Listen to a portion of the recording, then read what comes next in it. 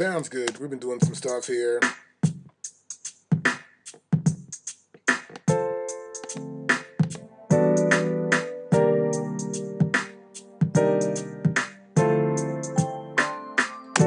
Okay, that's good.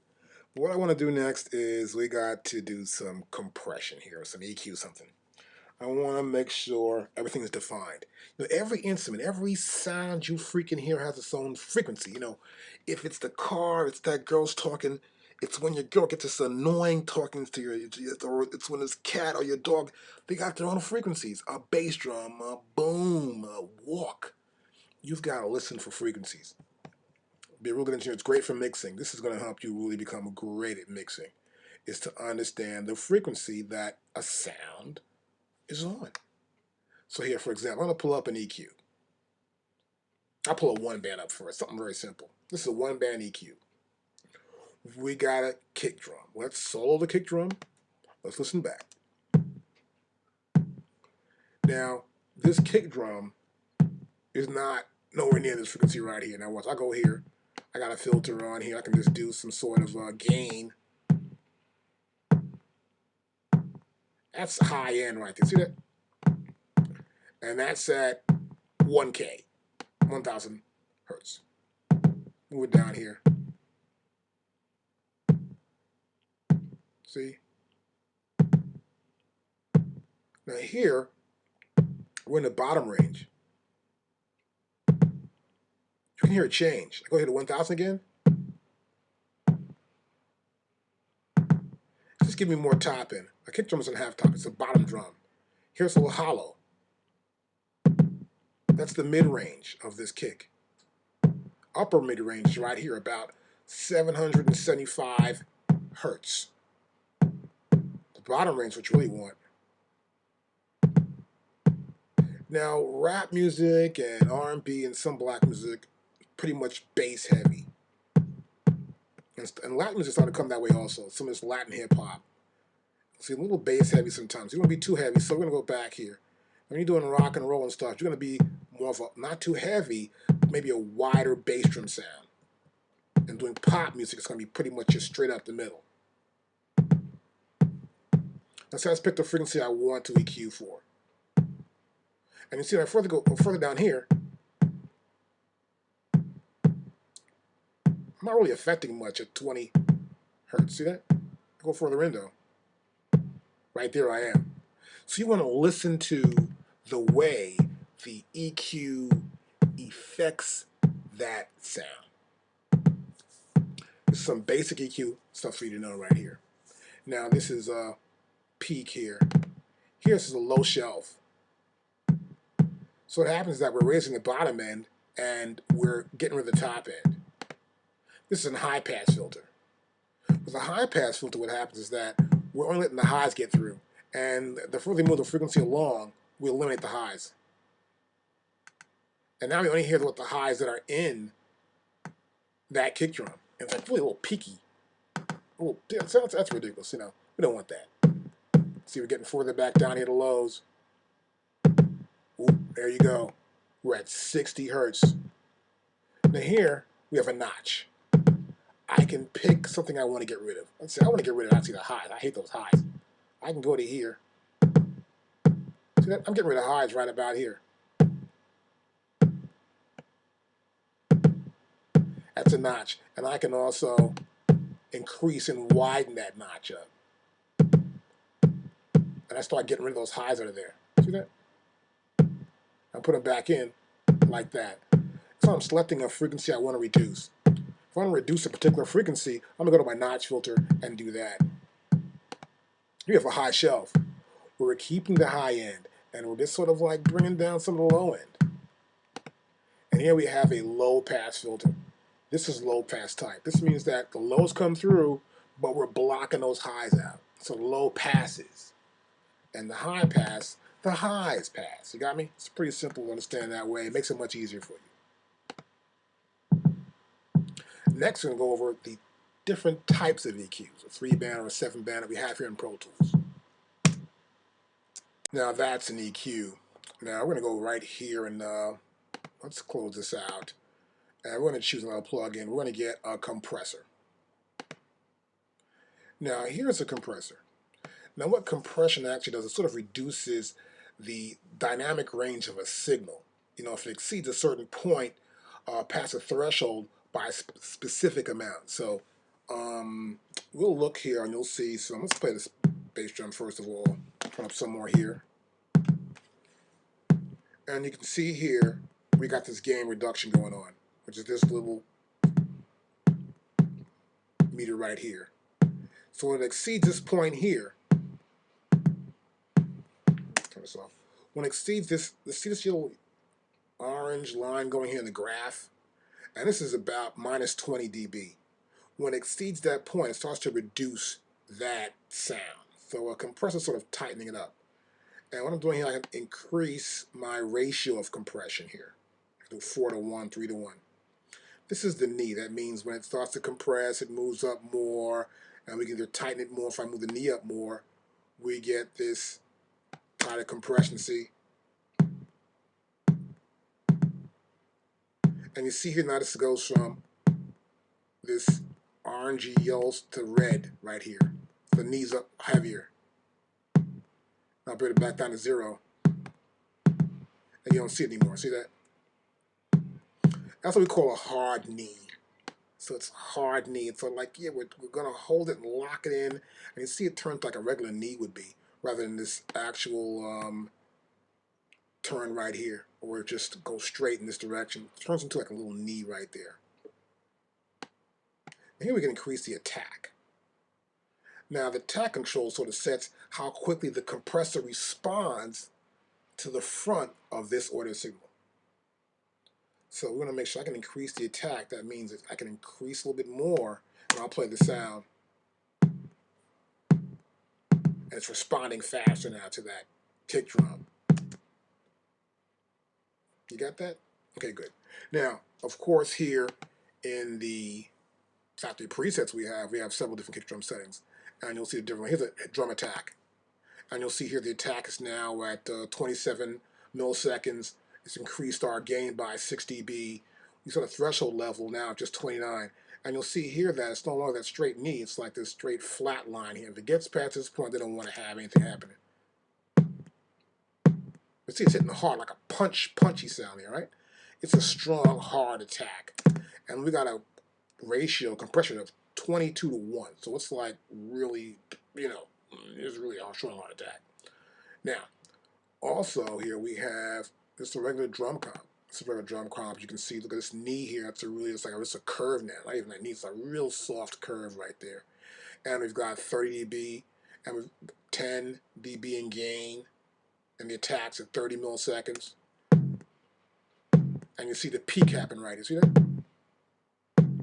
This is mainly for drum comp. I put it down if I was going to have all the drums in one particular session, and we had live drums that would probably use this sort of compression. Here's just separate compressions for a kick drum. Here's a kick drum thump.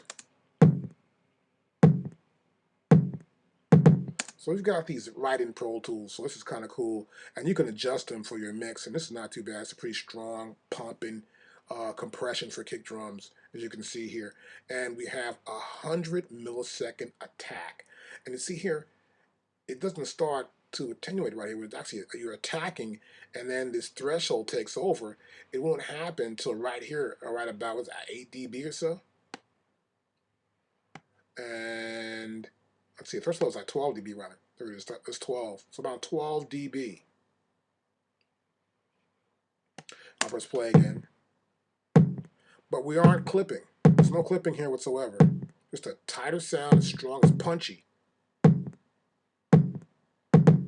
So when you're compressing, you got to make sure that you're compressing to match your kick, drum, snares, or drum elements. You need to match up when you're doing your mix. And the Wimble's a tighter sound. Not so punchy, but tight. And you can see we're only doing 1 dB of gain. A 30 attack again. And you can see here, the threshold is no more than 20 dB. So once this sound crosses 20 dB, the compressor starts to react. Now we can compare it with a bypass.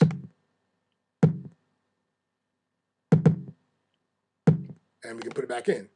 And you can hear it, how it's affecting that sound.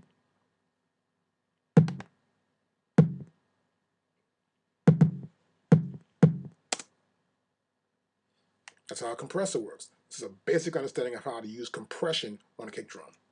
So we're going to do the next EQ band here, which is going to be, let's see, we're going to do a 4-band. 3 is a 4-band.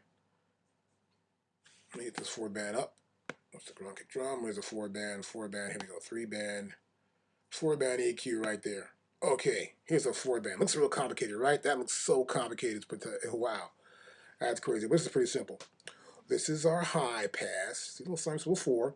This is our low pass right here. This is the low frequency. You can do it here or here with our shelves. And here we got our low mid frequency. We got our mid frequency, our high mid frequency, and our high frequency. So this allows us to attenuate different frequencies. Low, mid, high, and high. Get that? And we control the output and input right here. We've got output and input, and we've got a low pass and our high pass right there.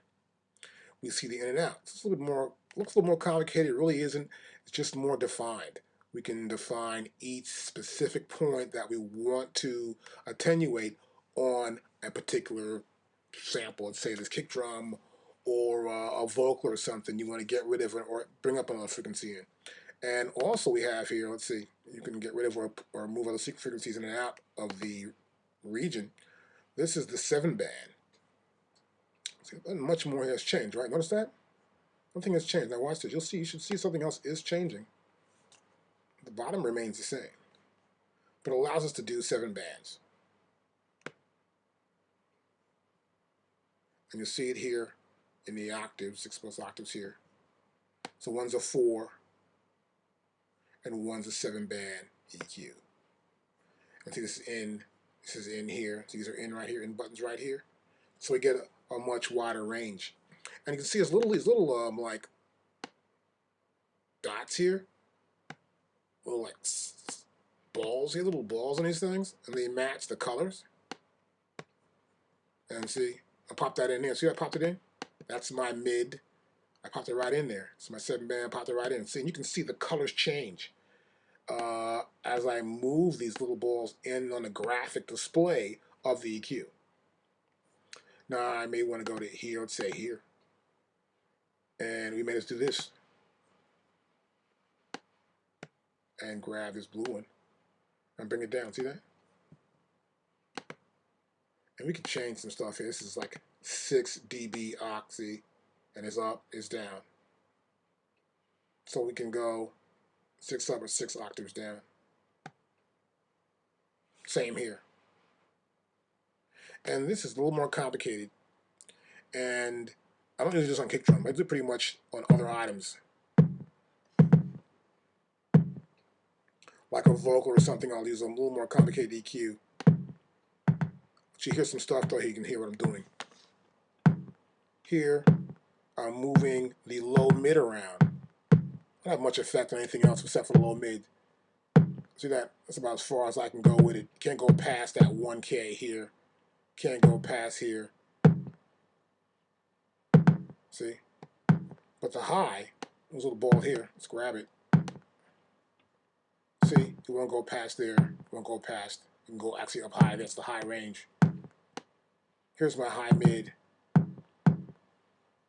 And that's where the high mid range is. See that? This is the mid. And this is the low.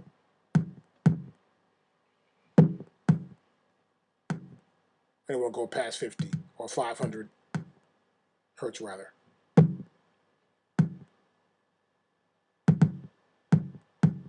And you see here we got a little clipping going on. Watch out for the clipping. Make sure you know what you're doing. And you'll notice the clipping happens here as well. And so of course I said before, you go to your track, you go to clipping, clear all clipping, and it's all gone everywhere. So be aware. So you want to know what is happening and how it's affecting that particular sound you're EQing. Now we'll cover more EQs later on, just specifically to get really intense on EQs. But for right now, just covering EQ for the specific mix. You see more also in the school. We're having special plugin lessons that appear in the school next week. Just plugins only. Just going to do a whole bunch of stuff, just plugins itself. So, next we're going to cover more EQ and a compressor. That's pretty cool with a compressor. Now, the standard thing to do a lot of times is to use an EQ and a compressor. And what you need to realize is that what comes first is what's important. So here, for example, I may want to pull the EQ first.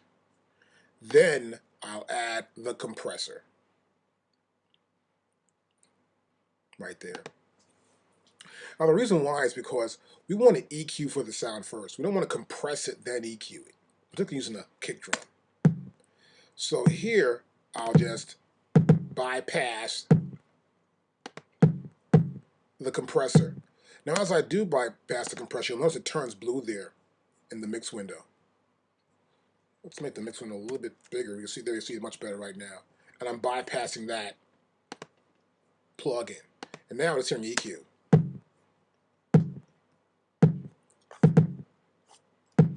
So maybe I want to take this, okay, I'll go back to, let's say, maybe I want to use a 4-band here. I want to do two things. I may want to, first of all, eliminate some sort of high end here. So I know I'm going to be here in the high end.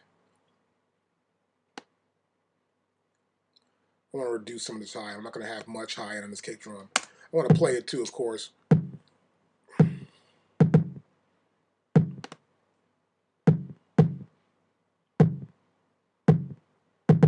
First, I got enough punch to it, and it's not going to be very, very loud where I get this peak happening right here. So what I want to do, of course, is go back up here to view, rather go to track and go to clip all, and we're better. And so you want to EQ for the frequency you're trying to get first of all. So see here, I'm EQing somewhat, so I want to get it down.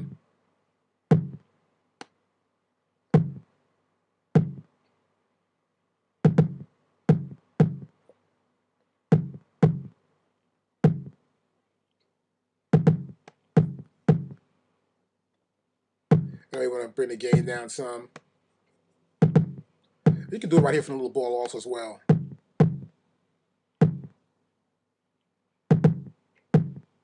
And I may want to get some of this really mid-rangey stuff, little noise in the mid-range here.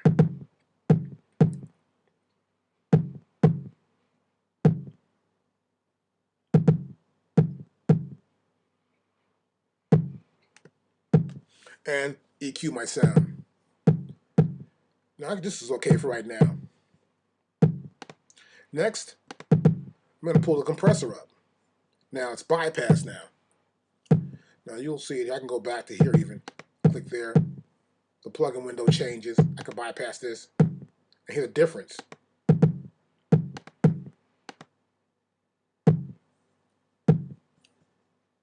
I prefer to hear it with the snare drum actually, so I have the time.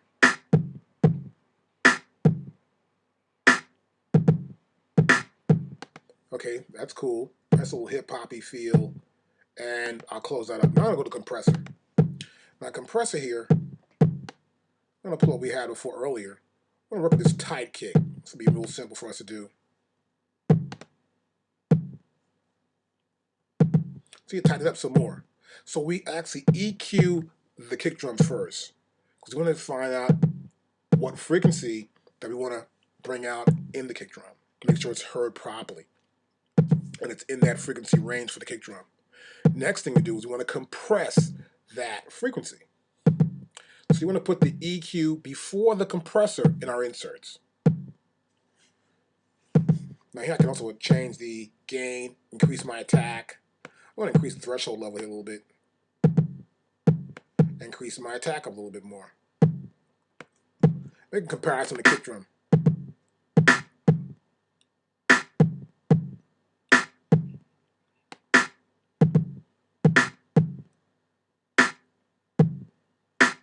Okay, that works for me. So for right now, we'll keep that. Now sometimes when you're doing this and you're adding an EQ and a compressor on a drum, you can also bring another insert in. Now I'll bring another one in here right now. I'm going to go down to looking for something I want to probably use that might add a little, here we go, an enhancer. Now, this may add something I want to add. I'm thinking about using something here I heard before. It's called Make It Thicker. See this? So you have an output and then put a gain, high gain, low gain. We got an output. I can bring my, so you can change this. A little too dark though for me. So I can go back to the EQ. I may want to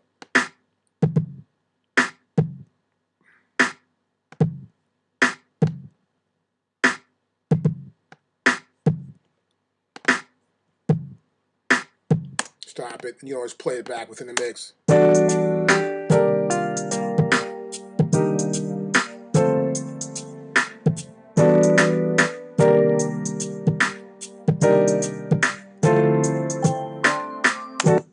So you get an idea of how that EQ, your compressor, and any kind of effect you want to add after that sounds. You can always go back, solo it. Also with the hi-hats now, the ride cymbal and the hi-hats, the 808, and get an idea what's going on.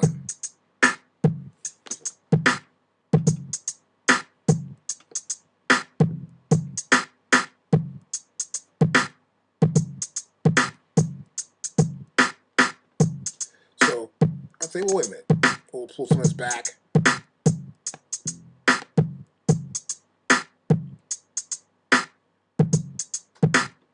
And you can even bypass it.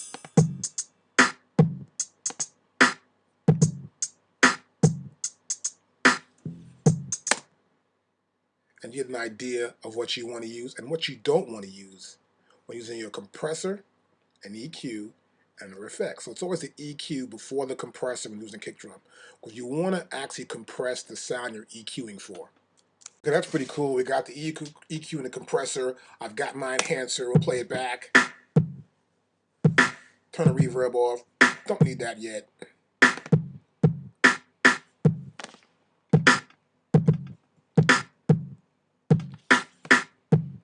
Okay, so I've got this dark drum. We're doing some hip hop here, so hip hop feel to it, more of an R&B hip hop feel. So your standard thing, of course, hip hop's had this punchy, somewhat dark drum. We'll take it later on the mix when you hear it back first. But the next thing I'm going to do is try to add some sort of EQ to the snare. Snare sounds good to me. I really don't think it has that top end I like on it, so I'm going to go with a one band and just look for something I want to get rid of. So I'll turn the kick drum off and get an idea of what I'm hearing here in the snare drum. It's crisp, a little chunky, got some high end. So here, I will probably look at something here and look at the filter. And when it's probably gain. See that? It's going to gain maybe. And float it along here. I'm trying to find there's a mid crunching that's happening here somewhere. Right there.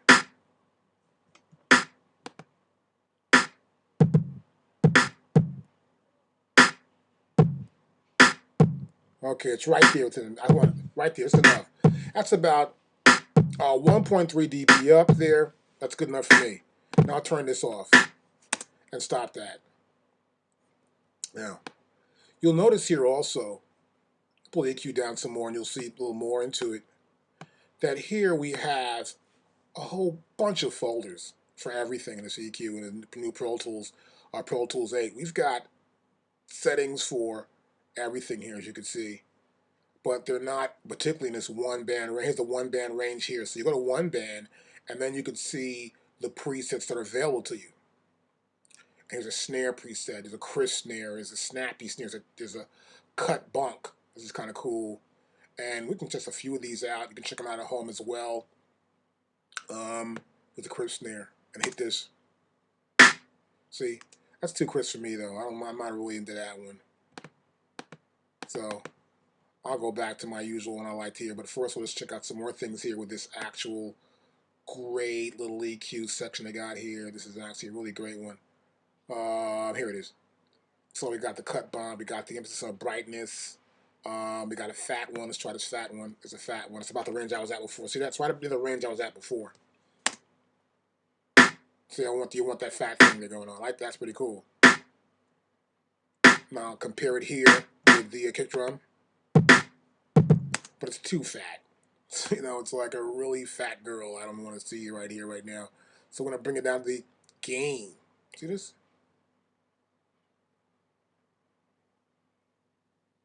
I thought right about here is good.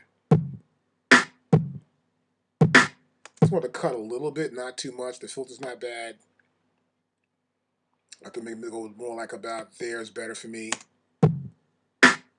That's much better. So you can adjust your EQ. Now, once I have my EQ there on the kick drum, or snare drum rather, I'm gonna put a little compression on it. Make sure it's pretty tight. Even though it sounds tight, I mean it sounds butter. It's tight. No complaints. Here we'll see also we have some sort of compressions you can add in our preset folder. And we can go right with some presets. Here's a pretty cool preset. It's pretty simple. It's a simple compression for a snare drum. Now we'll just turn this kick drum off, and it's off now. And we'll do a bypass. So see, it sounds a little louder, right? Put this on, so it's tighter. It's a little punchy there, but we're compressing. As you can see, as it crosses this little yellow line here, the gain reduction happens. And once the gain reduction happens, it's starting to say, hey, look, bring it down some. It's forcing it not to be so sharp, so punchy. And then, if you got the right one you like, I'll go back to here, just compare it.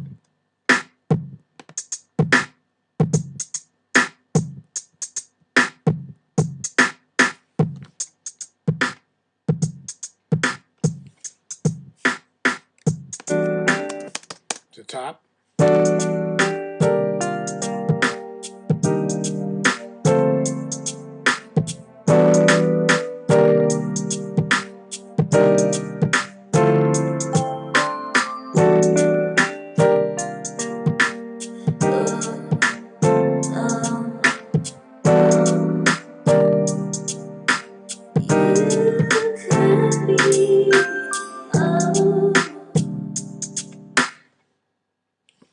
So you get an idea of what you want, compare it. For me, the bass drum's a little bit too dark, but I'm going to probably bring it down some and get a good idea.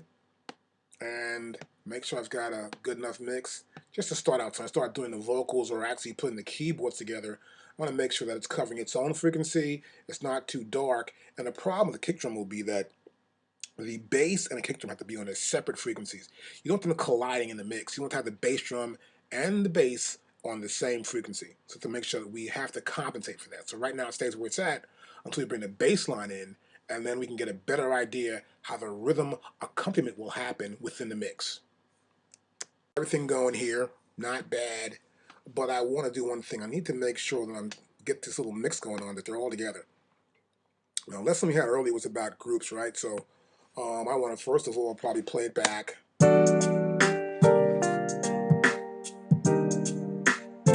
I just want to really get an idea of all the drums. And I'm going through them one by one. I don't want to do that. That's crazy. I'm going to press Option, click on the solo. I want to go here first to the bottom, and I'm going to hold the Shift button down. I'm going to select each track that is in the drum mix. Here we go. Got them all there. And then I'm going to go here to Track, and I can press Apple G, Command G. And here's my group. So I've got a group here, and this is the group. And I can take and add stuff. I can say, I want to get this reverb. The reverb sheet part of the group, so I'm going to put that in there. Bam, it's in there. It's all good. Now it's going to be an edit mix group as well. So I could be just editing sections of it or just a mix group. So in this case, I think I'm going to leave it as just a mix group for right now. And I'll call this my drum mix. DR. And of course my drum mix group. It's already been a group, so it's called drum mix. Now, I can link with the groups, the mutes, and of course the solos can link together or unlink them. I can link my sends, send mutes, mute all my sends, and mute my levels, send levels as well. They can all be at the same time. In this case, I'm going to push the buttons, the mutes and the solo buttons, for just for now. And of course, there's a list of groups I can have here. And the only one available is the N. See, we have 4 banks, as you can see there, right? So I'm going to go with the N. That's what they got. So they give you, you use it, hey. And we go right here and we'll press OK. And now they're all part of the same group. So I move this one, they all move. See that? They all move right there. So I can sit down here, get my levels right, say, okay, I want a solo. Bam, I can solo them all, play it back. It's less work for me to do. Let's say I got the idea, but I want to change something. I can go to here, in the group, my new group's right there. I can select it, and see now it's not part of it. We've unlinked. We're not linked anymore. So we delinked from the group. We delinked from the group here, and I pull this down, and I'm linking back to the group again. Bam, we're linked again, and then hey, we're up and down here, and now I can judge what's going on. Press play.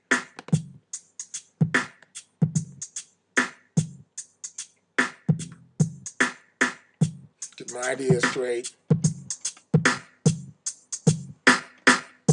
Let me play it again from the top. I may want to just delink one more time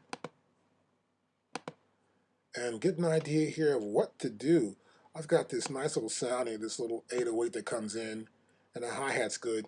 And panning's important for me all the time, so I have to pan stuff. These 2 tracks I'm not using right now. I'm going to do those next. But first I want to get an idea of this kick and snare relationship and this ride cymbal. And of course, my 808, I'm going to keep that straight, maybe a little left or right, not too direct middle. And keep my hats about there. And press play.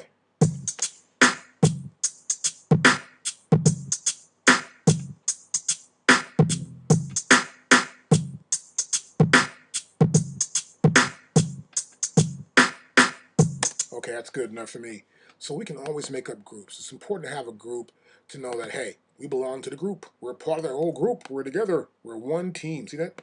It's not in sync, so I'm going to bring this down a little bit more, the reverb, and then go back to here. Make sure it's linked to the group. It's in the group.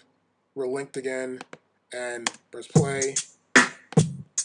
Bring it all the way down, and go up. See? Get your level.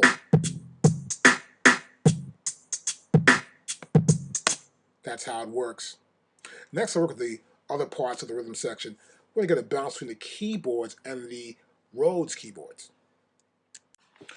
We're going to continue on with some more effects on the drums, and we're going to do some live drums now. Now here I've got a live drum track. Turn up some so you can hear it.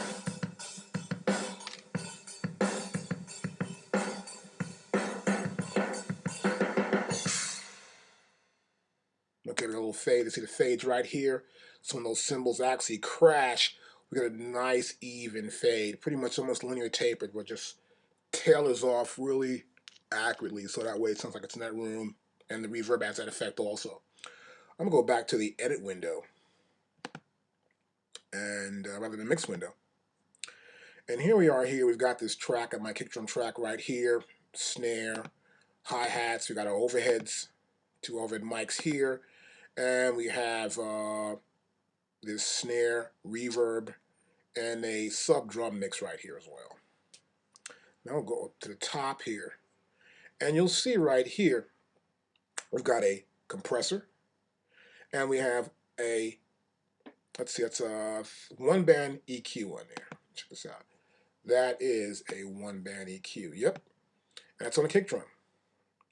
And we're boosting the frequency right here at about 1.65 kilohertz. And that's gained by about 8.9 dB. Okay. So we're peaking it up. Got a peak type EQ setting there. Now sometimes I'm doing a track or using live drums, let me tell the tracks here. We have these overhead mics, and I may want to get more sound out of the drums, particularly the kick drum sometimes. And so here, I've muted the other drums, and I'll press play. Now you hear the other drum. It's a mic that's on the drum itself. And then we hear the other drums in the background. We hear the cymbals. We hear the snare drum, which is close to that kick drum. But that's a floor mic, obviously. So I'm going to go back here to this section here. As you can see here, these are the tracks we have here in this kick drum track. I'm going to take this track and highlight it. There we go. I'll play it from here. And I'm in loop playback. So now,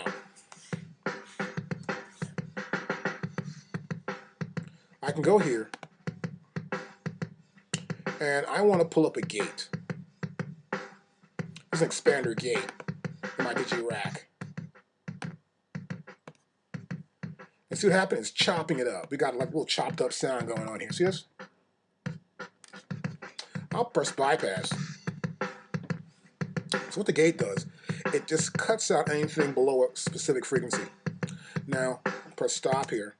I'm going to go to this gate preset. I'll use, let's say, here's a kick drum. Here's a kick gate. Now this kick gate comes with a side chain. That's what that SC stands for. This is the side chain here. And it's a side chain to an EQ, obviously. We've got a high filter and a low filter, as you can see right here. Filter the highs and filter the lows out. And these are the settings for this gate for the kick drum.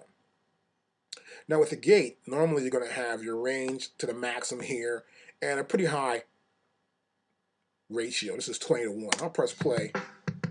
I'll put the gate back on. And you hear how some of the sounds are coming out. We're only getting just the kick drum mainly. Now if I turn the ratio down here, see what happens? Now let's turn the range up. Everything's coming through now. It's all coming through the gate. The gate's not reacting whatsoever. If it opens up, it leaves it open. But when you bring your range down, it gets a specific range that it wants to start the attenuation at. And here you see, as this line here turns, just be a knee and a compressor. Here it's like just a little straight line here, and it curves in towards the threshold level.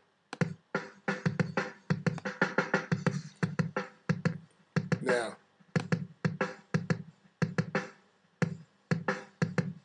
I'm going to bring my ratio up here.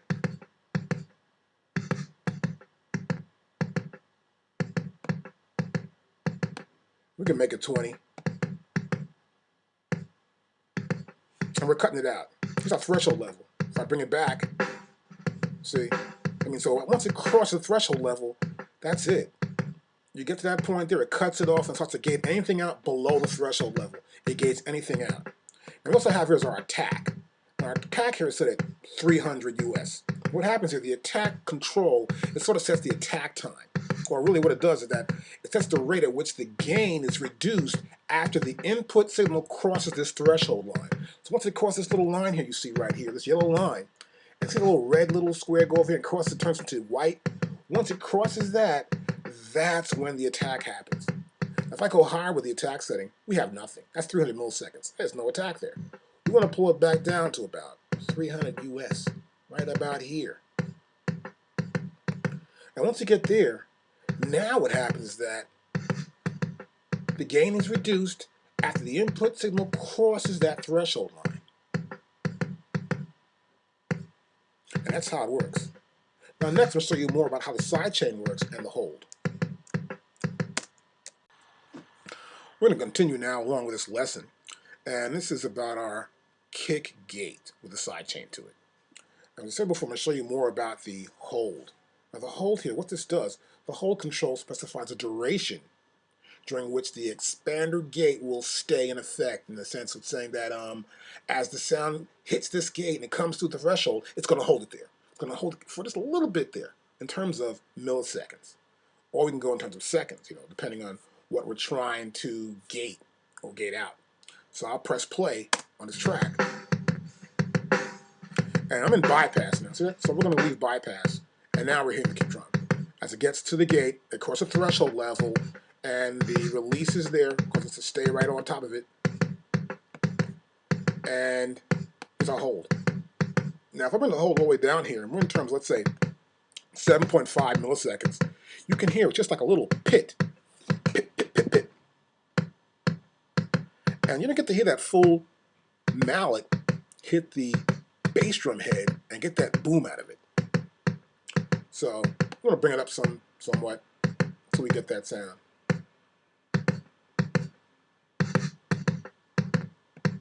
We get more of it here, but we're gating out more of it also as well, as you can see.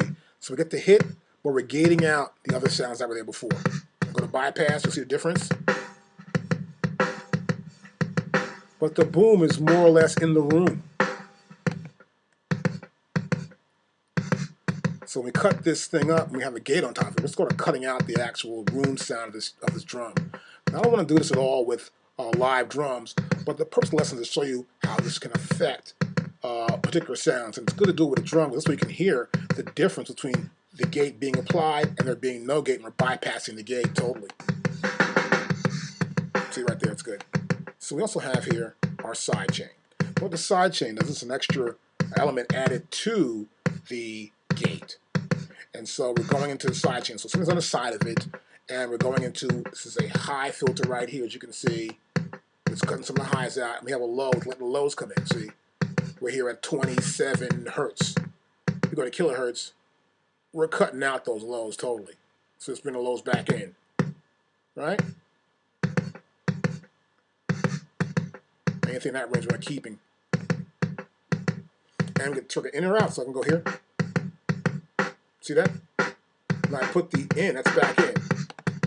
Now there it's in, there it's out. Here's the end of the bass drum. We'll take them both off. You can almost hear both of them, right? So we'll leave it in, and now you see the highs have been eliminated because that high filter's right there at 278 hertz, so it's cutting back those highs. We want to hit a little snap in the snare drum, and the gate's working pretty accurately here.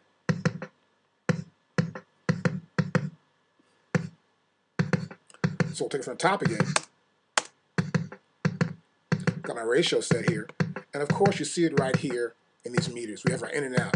This is what's coming in, and this is what's going out. Just about the same. You see, once it comes in, we do see that the gain reduction is happening here. That's happening once it crosses a threshold level of 21.4 dB. See, I can increase the threshold level right here. And see that gain reduction? It's even harder. And we're cutting a lot of it out. Or bring it back here, we get more of the snare drum. So we have to adjust your gate and make sure that you do get what you're trying to get and keep out what you want to keep out, because it is a gate. Continue our lessons here on gate and expander, which there's almost one and the same. We're going to look at a track now with some vocals. The thing I like to do is I get a track going on and say, look, I'll click here and I'll drag it down. See, I can get rid of all the tracks I don't want to see. And they're gone. That's kind of cool, right? And see, I only want one of these tracks here. Let's see here. Nope, that's good. I don't want this one, I think. Yeah, I think so. Let me see here. Yeah, that's the way we want. So now I'm going to just go here and play this track back. All right. So we got a vocal going on here, and we see this little see this noise here. Turn it up. Baby, let's take it. Okay, so she's starting to sing, but we still hear the headset. See, we can hear the headset, and we can hear somewhat of the control room noise, a little bit coming in that room in the booth itself. So we don't want that noise to come off the headset. Typically, vocalists will move their mouths or move their head around. She might have something, a little earring. I try to get them to take earrings off, any kind of bangles they're wearing, heels, make sure I see the little carpeted area right where the mic is at, so just keep those heels off, and then make sure there's a good relaxed environment for them. But a problem you always get is leakage thing. No matter what you're doing, you're getting this little bit of leakage here. And there's a little her talking, says, I told her something. She said, all right, okay, good. Now I'm going to hear the... She's getting into music, and we hear the background noise. Okay, this is established. Now, we want to apply some sort of gate, of course. Now, what I tend to do sometimes is I will apply compressor first. And I'll get a compressor and I use a vocal leveler. I want to level the vocals out just in case, like, if she sings something really soft or gets louder or gets softer, I want to make sure it's even, that the vocals come out even, whether it's low or high. They get the same feeling as you can feel the emotional content what she's saying, but still it's not losing the volume. Okay? It's important. Particularly great vocalists. It's important, rappers or whatever you're working with, you want that feel to be there, but you don't want to lose the essence of it. So, that's cool for me right now. Then I might apply the gate. If I'm not applying an EQ right now, which in a vocal in this case I would probably apply an EQ, and as I said before, I generally don't want anything below a certain frequency, so I'll just find like a low frequency. There's usually nothing right around here for a vocalist, and I'll go with this reduce that right there and play it back. All right.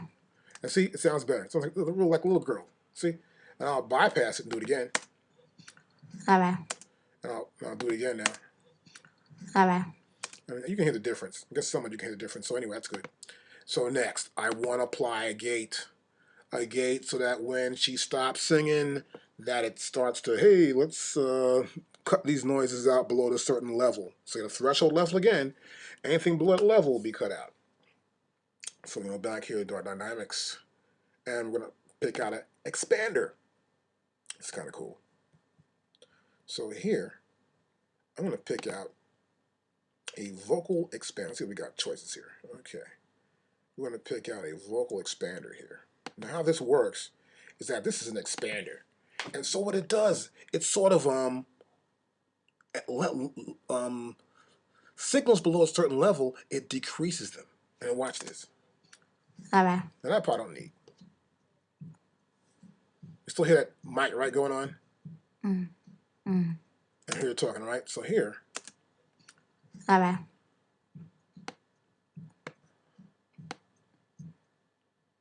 So I cut it out. I raise my ratio up and cut it out. Now she'll sing. Baby, let's take it slow. And the levels are good. So as you can see, I'll play it again. We'll hear the all right in the beginning. All right.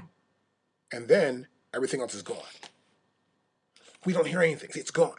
And this is great because now that headphone noise is not in there. We just hear this that stuff out of it. Baby, let's take. But I will get rid of that later on. But I just want to make sure the headphone set noise doesn't come through. So later on, during the process for doing the song, and let's say you're doing a mix and you have a certain point where you want to drop everything out, you don't want the headphone set noise to be there. And this is a great way to use your vocal compressor. This is called an expander. And there's more about this in our online school, of course. We're going to do a big feature on that. It'll be in the plugin section. To continue on with our lesson here with our gate, as you know, I have a compressor and a little EQ here on these vocals, going back to the bottom. And let's close this on the side, get rid of our tracks and our groups view. And I want to talk more about the expander. Now, expander sort of decreases the gain of a signal that falls below a chosen threshold level. So here's our threshold level. That means that if the threshold level here, if it goes below that level, it starts to reduce anything in this area. It reduces anything in this area, and it reduces it right below it there. So anything below here gets reduced drastically. You got me? And the difference, of course, between a expander and a gate is a gate typically will have these high ranges. Let's see, the range will be cut down here, let's say a minus 80 dB. Low range right there. And we'll have our ratio, maybe 21 to 1. You got me? And we can go here to our presets and see that. Let's say we go to this gate for a snare. You see this? The range is now 80 dB, minus 80 dB, and our ratio is 30 to 1. That's a typical gate. Once you set these levels like this, you're just trying to chop anything out. You got a threshold level of 24. Anything above 24, we're going to help the attack boost up. Anything below that, we're just cutting it out. And we got a hold of about 200 milliseconds. That's really a short snare going on right there. But here's the settings for an expander. This one's for a vocal. You'll notice now that the ratios are very low because What falls below this level, we're just trying to just let it slide out the back door. And so I put this on the vocals, and you'll notice, of course, that you hear less of that headset noise. Now, what I tend to do also is I will probably bring the range down to something. I'll listen to it again. First level's good. The hold's good. And you see, we're sort of trying to cut out those background noises in the background. And that's all we're really trying to do here. And you try to adjust your levels for what you're trying to get rid of, and get your hold times to be accurate, and get your attack time to be just precise enough for the vocals. Now you see here, once there's no vocals going through, our gain reduction is pretty low there. We're sitting there at about a minus 60 dB because we are in the range here of that range. I go to here, I'm going down to 80 now. There you go. See that? And we got more gain reduction going on here. So what I'll do also is I'll tend to look at the track. I'm going to go back to the edit window here. And I may go in here, for example, and say, well, this section here, I don't want. And so I'll go in here and I'll just cut it out, we'll say. So as you can see, both these tracks are doing it at the same time. So what's happening here is that they are part of a mixed group, but I won't worry about that. I can go here and say, cut that out. I can paste it back in. Then I could just gray it out. They don't want to hear it at all. Then it's gone totally. Now some sections I want, some sections you don't want.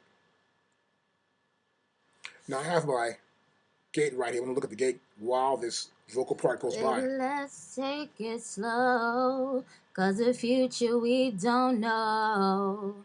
I want this thing to last, so let's not move too fast. Given a chance, I believe. Some transient problems there. Taking slowly, you could be my love. See, and we got rid of some of that noise also. That's in the headset. We don't want that noise at all. So to make sure as you go along with your compressor, it's also leveling out the vocals at the same time, so that we do have the lowest sounds that you have. Say might be here. It feels just like a dream. And then the highest, the peaks right here. So we want to make sure we're in a certain range, that we have the compressor making sure that it doesn't get too high, and then the bottom end doesn't get too low. So we make sure we compress and make the certain range tight enough. And so if we have something very low, the gate will help to get rid of the sounds that are below a certain threshold level. And we get a nice clean vocal that way. And you'll notice it also when you see it here in your levels. So let's not move too fast. You see here I am at about minus 5 dB. Taking slowly you could be. That was the lowest part of the whole track. So she was anywhere between this -5 and -10. So you always want to watch and see where those vocals are, and you can adjust your compressor, of course, as always. I can change this threshold level, raise it more, and get some more compression out of it so that I don't have too many lows and the highs don't get so out of whack that we're just out of range. And it's important to do that with your vocal tracks. Now continue on with our use of plugins and getting ready to do a little mix here. First of all, I got too many tracks I'm showing here for this track here.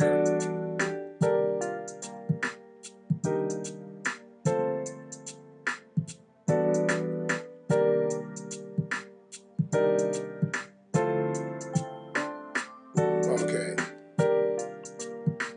I'll press stop, and I want to go to my view right down here, and I probably want to get rid of some tracks, or better yet, what I think I'll do is we're going to open up the view a little bit more. There we go. And I want to look at these pianos more than anything else. So I'll go through here, solve that group right there, slide over the other end of this thing, cut some other sounds off, so I can apply it to the mix and get an idea of how I want to use these pianos. Now you see here, I've got like the pan set up. So I don't like my pans to be too full spread. I wouldn't mind those spread, but I don't want to have them both spread at the same time. We're using two different pianos. I may want one to lean a little bit to the right, one lean a little bit to the left. Or I want to change the panning, like you'll see here. and listen back.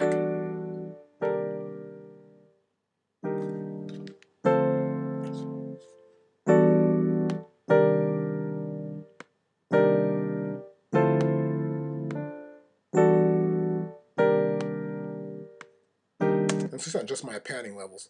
So you can see this one's, the keyboards here, the piano, is leaning a little bit here to the left. And I want to make this one lean a little bit more to the right a little bit.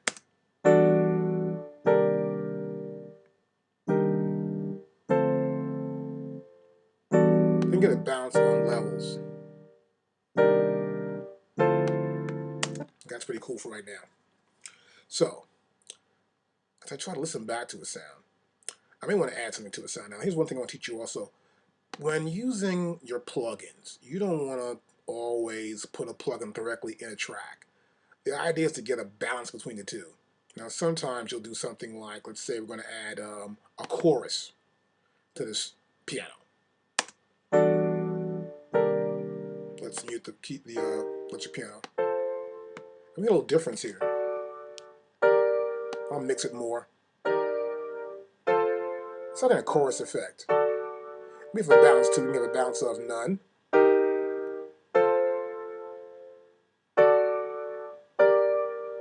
Have a pre-delay also.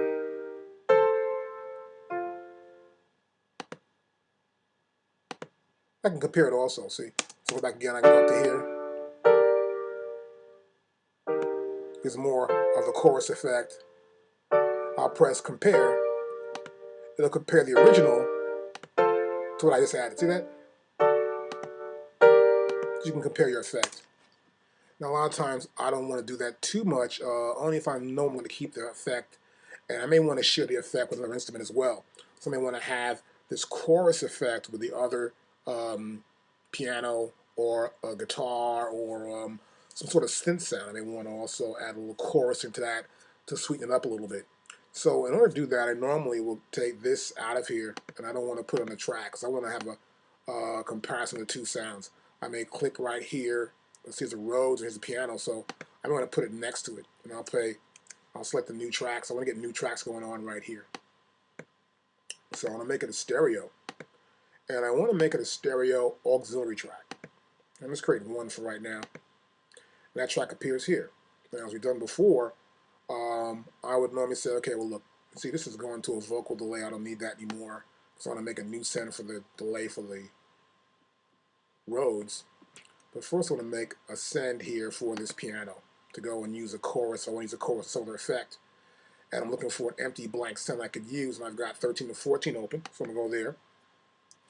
And as you can see here, I can send a little bit, what's about, almost here to about minus 15 dB, just to see what it sounds like a little bit. And I'm going to make sure that the input to the auxiliary track will be the same, which is 13, 14. See right there.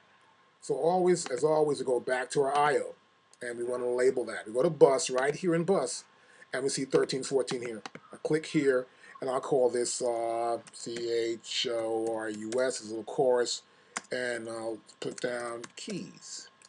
There you go. And press that, we're good to go. I'll go here and press OK, and now I see the appears there, and I know I'm good. So I go up here, and I'll apply the chorus to the auxiliary track. Now here we're going to go here to modulation, and we're going to go to chorus, and here we are in the chorus. So now I've got it in there, so I can say, okay, well, I like it here, I'll leave it like that, and I can I get a comparison now. And I want to make sure going in there, let's pull this back over here. There it is right there. Now I'll bring this down, and I can bring this up and center. We get a blend now of the two, of the effect and it. So in this case, using this effect right here, what I do want to do is I want to get more of the chorus effects. I can get more full with this effect mix. And say, okay, I want more of the chorus effect in the auxiliary, and I've got my regular right here in the piano. Get a blend now.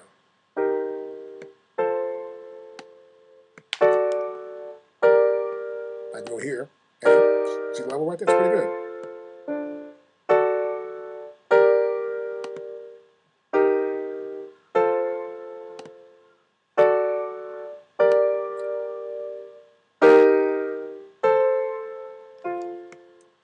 And check my level between the two instruments, we'll say. And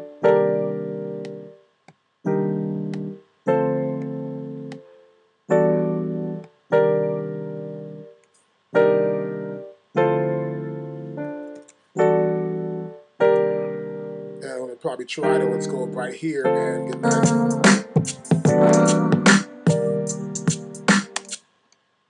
Hey, and we get an idea what the mix sounds like. Now there, I unmuted everything, so there's too many things that I don't want to use. But the idea here is to at least get a good blend of the keyboards and your auxiliary.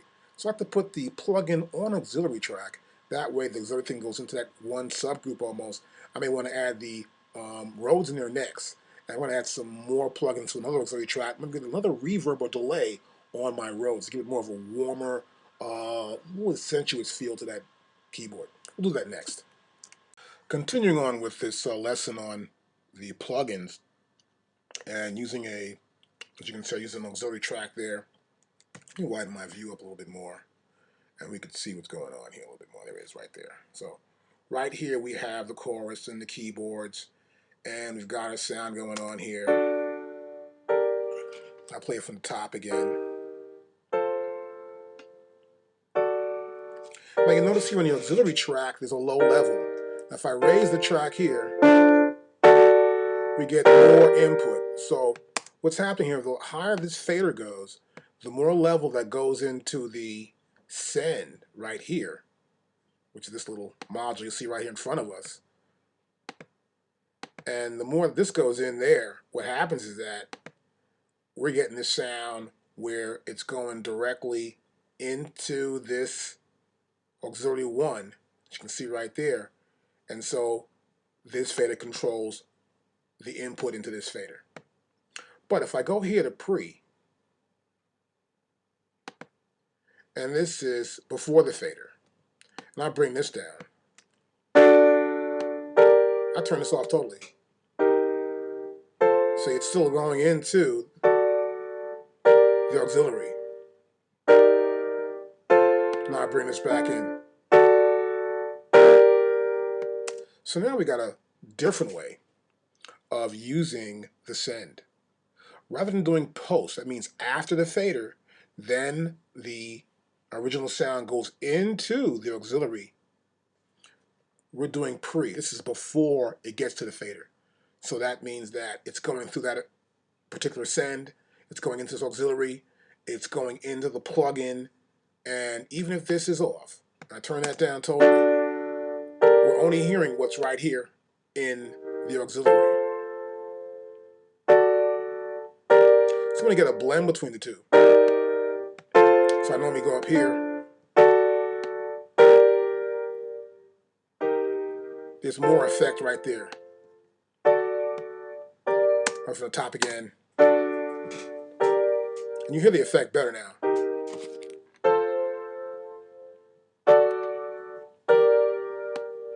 And I can control it here.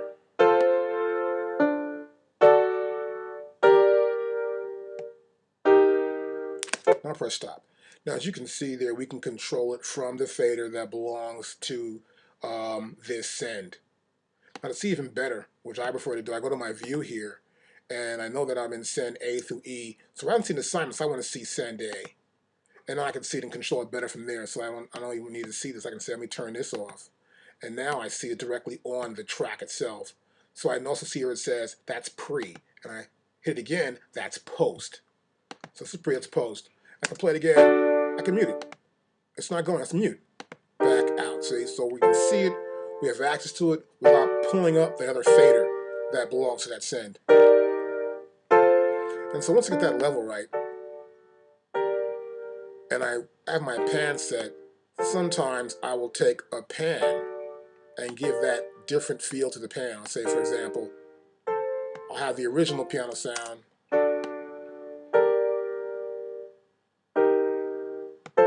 I'll slide pan one way, and then I may have my auxiliary either a dead sound the other way, or almost similar to the original, and just go straight up with it, for example.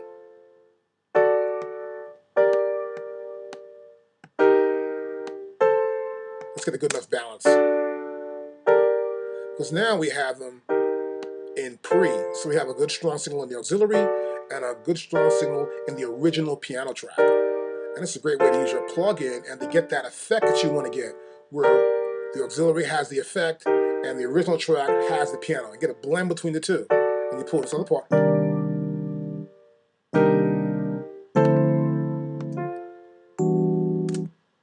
you're good to go.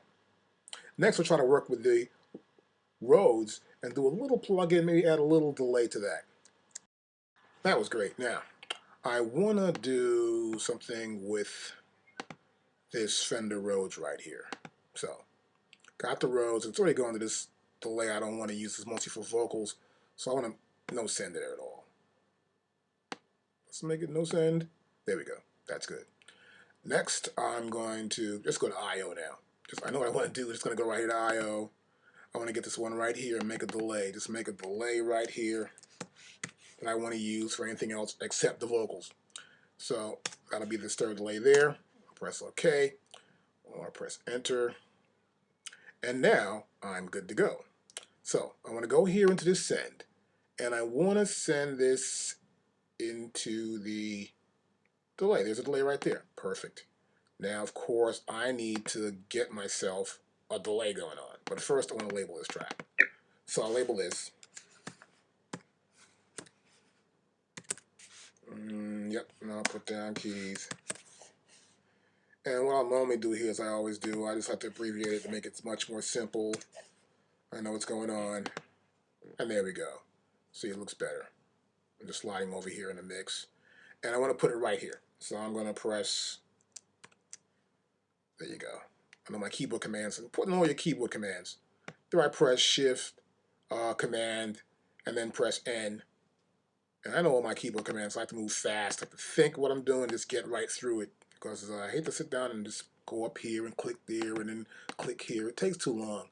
After you get used to this, you have to start using the system really quickly. Then you start to think and listen rather than trying to, where's that at? Where's this at? Makes it much easier.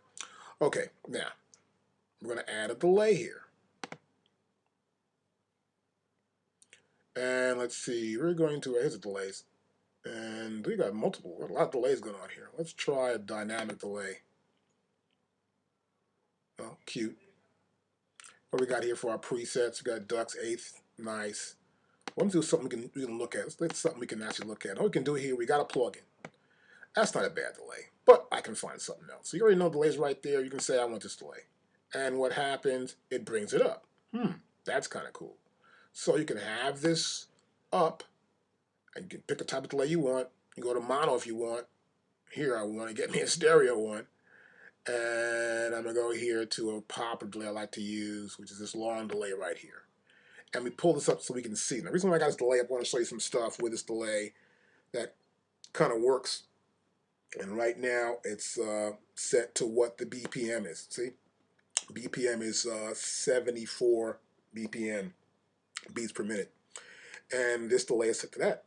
So what we'll do next is I'll close this window for a second, and I want to make sure that this keyboard is going to go, I want to do a pre, there you go, and I'm going to turn the keyboards off. Turn this one off, turn that one off, and I'm going to solve this track right here, bring this down. Always keep stuff down. That's when you start hearing it back.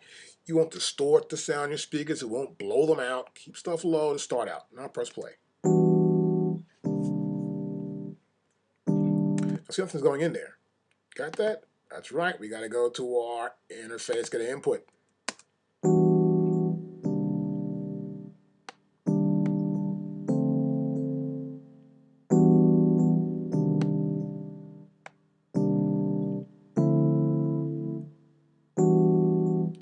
You can hear the little delay, right? A little delay going on there. Now I'm going to go here to delay, and we can change this delay. Now, sometimes, see I hit that? I went to an eighth note there. See that? I can go here to a 16. When you do, it changes the delay setting to exactly what it should be. It's kind of why I like this delay kind of. I go to quarter note. Can't do it. See that? Start going that way. You can't go backwards again. See that? I can't go here or here. Notice that always. Now, if I go to here, can't do that either. I can go to here, I can go to here. See that? Observe that.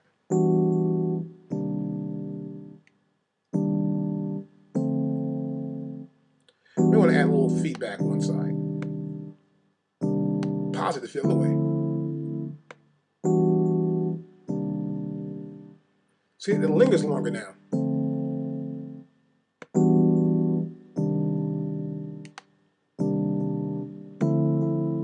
It's like a double hit almost. So I bring it down in the background.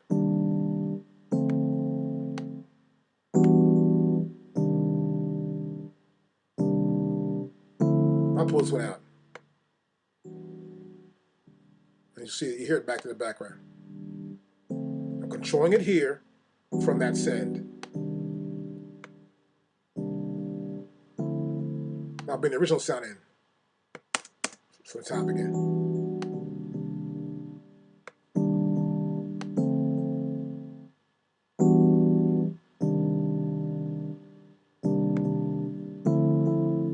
I'll bring this down. Now, I can do two separate delays.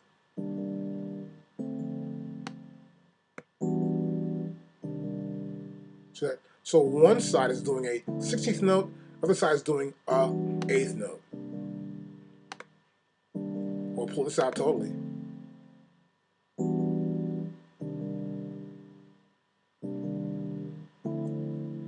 What you can also do here, we can write in, of course. We can go to here and say, well, we know we want to get a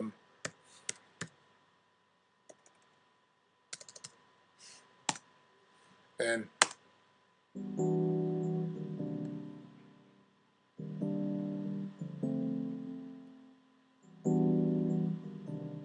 see two different sides here. I mean the 16th here. Turn my feedback up. So it depends on the kind of delay you want to use. You need to experiment and find what works best for you. Now, in this case here, I have to use this on my own. I go back here, for example. I might just pull it out to no insert and get back to the original one I had from the beginning.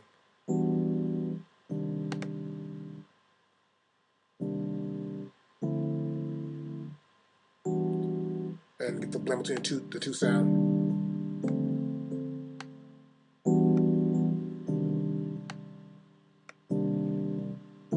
And this gives you the amount of repeats here, the feedback will.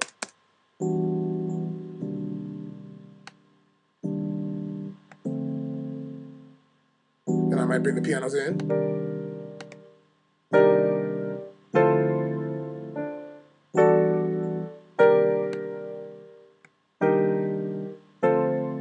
I get sort of a feel now. It's a little warmer. You see that? I get a better feel for what I want to have here. Because the Rhodes is lasting a little bit longer here.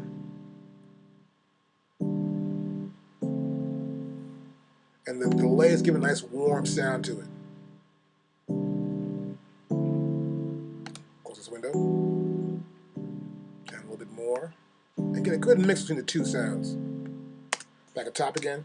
And then I want to make sure it fits the mix, of course, so I'll generally go back in, get this narrow view of the overall sound.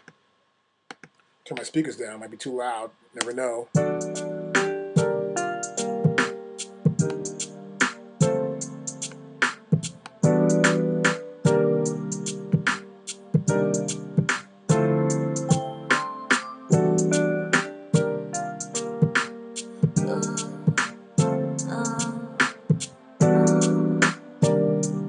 I like that, sounds good. Good, and I want to make sure here that I'm going to know this is delay. I'll put DOI, and that's okay. Great.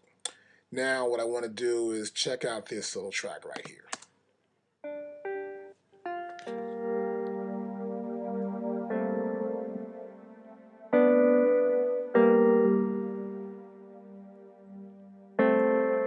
So you can see right there, we've got a little guitar, and it's a guitar string effect. Little bell at the end there. We did on the opposite end of the keyboard. So it's a keyboard split, and sometimes you're splitting your keyboards. You may have one sound on one half, other sounds on the other half, and the players make up the sounds. So we're going to go back to the mix. We're back in the mix and saying, well, look, this sound's got a guitar in the front, a little string in the middle. So I want to probably adjust that in the mix somewhere. So normally I go back to my mix window, edit window rather here. And I'm looking for that piece. There it is right there. And here it is. This is the guitar string. I'll make it jumbo size so I can see it better. There we go. That's much better. Now we can see here earlier I cut this note out right here, got in the way. I'm going to change my tool as well and get from this time compression thing and go into a more of a standard trim tool. Good. Well, we've got everything lined up. We're in slit mode, so I prefer to probably be in grid right now. Then again, maybe not. We'll find out. So, there's some automation here. For example, I'm going to go here, click this little button here, and see our volume. We can adjust the automation. I can make the automation here a little larger. I can see this better. And I want to shrink this down somewhat and look at this sound. So, this is the current volume I have here. Now, this might last. I'll just keep this volume for now, let's say, and I'll play the track.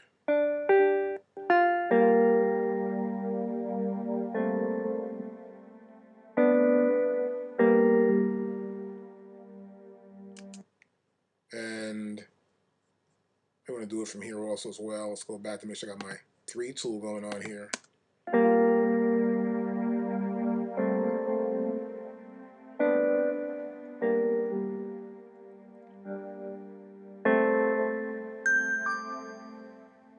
And the 2 bells at the end. I'm got 3 sounds going on here, right? That's a lot of sounds. So what I'm going to do right here is I'm going to just check out this thing from the top.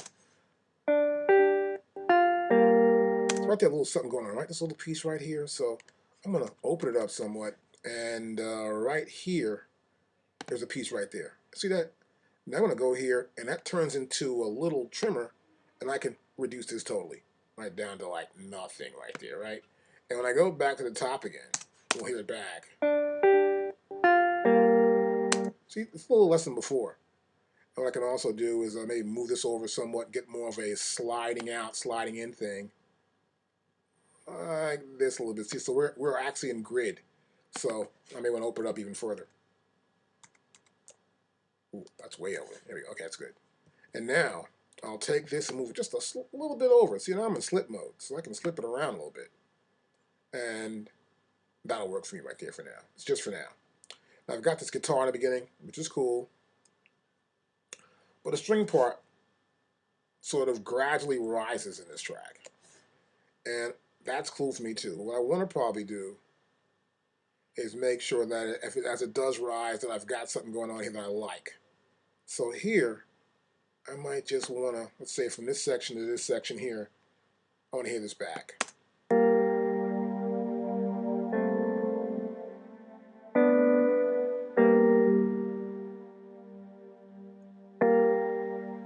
So I'm trying to hear where the guitars come in and where the strings actually come in.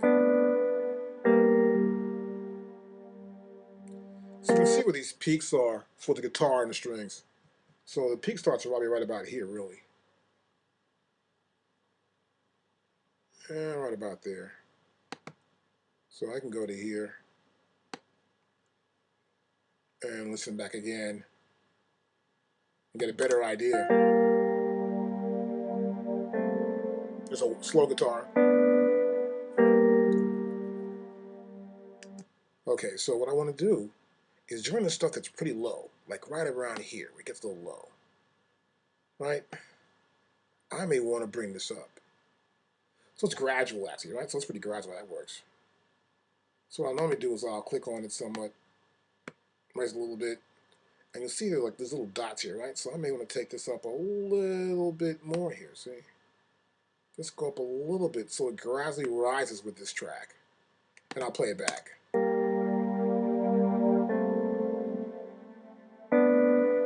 See that?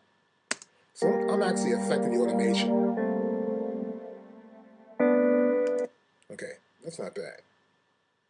So it's not bad at all. So right here, I want to maybe do it again. And sometimes you may say, well, look, I like the way that sound length could be the same. You can copy it and paste it someplace else. Say I'd copy this, and I went to here and want to place it, let's say, here, for instance. And I say, well, the sound's getting lower here. I want to probably elevate it more. Paste it to there. Hear it back. Now I want to get it loud enough before those bells come in. So I can say, well, now I want to adjust this part of the mix. And say, okay, that's not bad. Let's undo this little piece here at the end we just did. And bring this out some more. And then say I want to bring this up a hair more.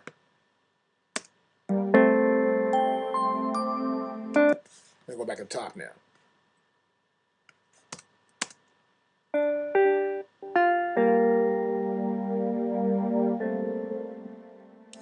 So here I may want to raise this one up a little bit more.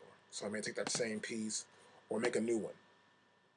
I'll say right here, that string is like really soft. That comes down, so I want to say, well, look, best thing to do for me here is to maybe raise this up, period. So I get here, got my 3 tool going on, and I want to keep it up till that next part comes in right there. And I may want to just keep this up also as well. So see, we're adjusting the mix levels here. And we'll go back to here, and this is all done through the volume.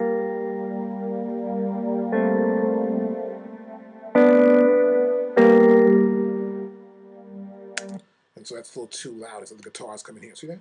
So you're going to come here, bring it down some. And here, with the guitar level comes in here, I'm going to bring it down a little bit here too. Just a little. And from here, play it back again.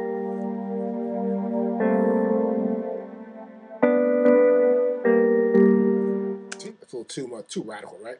So the purpose here, though, is for you to understand you've got to just adjust your levels as you hear it back. And the best way to hear it back also is in the mix. And it's not bad there. So what I'll do here now is I'll probably say, well, look, we did a lot already. Let's go back to the main window. We get not a narrow view, get a much better view here. And I'll watch it. See the fader rise up here? The fader goes down.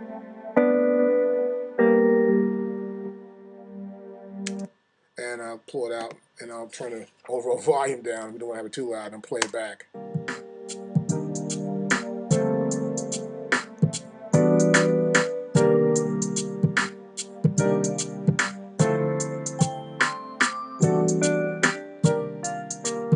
So we get a difference there. And you want to adjust that in your mix. Now what I normally do is pretty much get all my levels set first, then go back and adjust my volume once everything is set, and see what I want to do with that little string part between the guitar and the string and the bell. And that's how we set the automation up for the volume automations in your Pro Tools system. Okay, so we've got the volume controls there set to a level that we like. It's not too bad for right now. Just to show you how some of the stuff works. What we're going to deal with the panning of a particular sound in the mix. Look at this wah mix selected here. It's just the sound right here.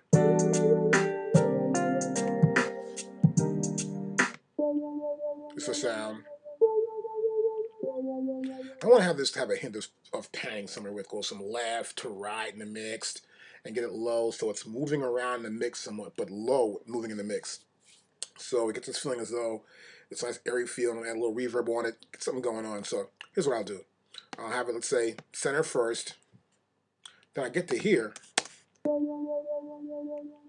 I'll just say, okay, from here I want to do something else. So I go to here, to this point, and I'll say I want to move this to the opposite side. Bam, like that.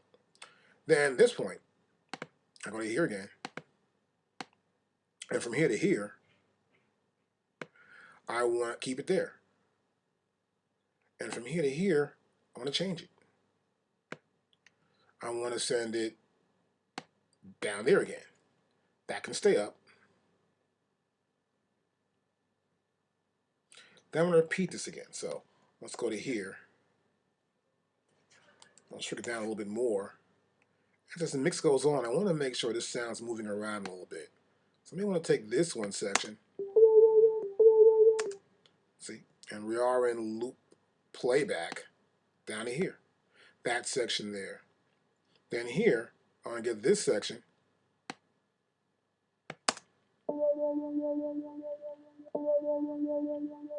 Yep, I want this one to be on this side.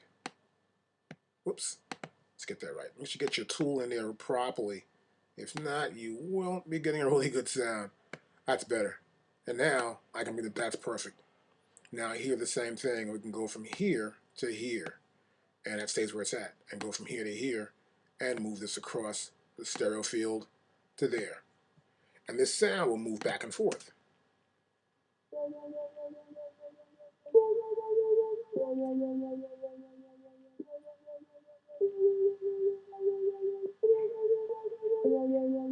You hear a little noise right here when it moves. And this is typical when you're actually doing a mix like this. A little slight noise there. So you want to check that out and make sure you're not moving it at the time. See right here, you'll see that when it moves, there's something there. So what you normally do, I'll just turn this here, go to the bottom, move this over slightly, and move so slightly too. So I don't want to get too much in the way. I want to make sure when it does move, it's no sound.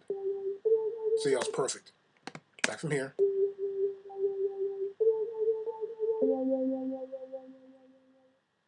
So make sure the sound moves back and forth in the stereo field.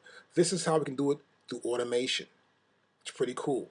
Now I go back to here. We're going to go back to the window, and we're going to see it here in this little pan knob right here. See moving back and forth?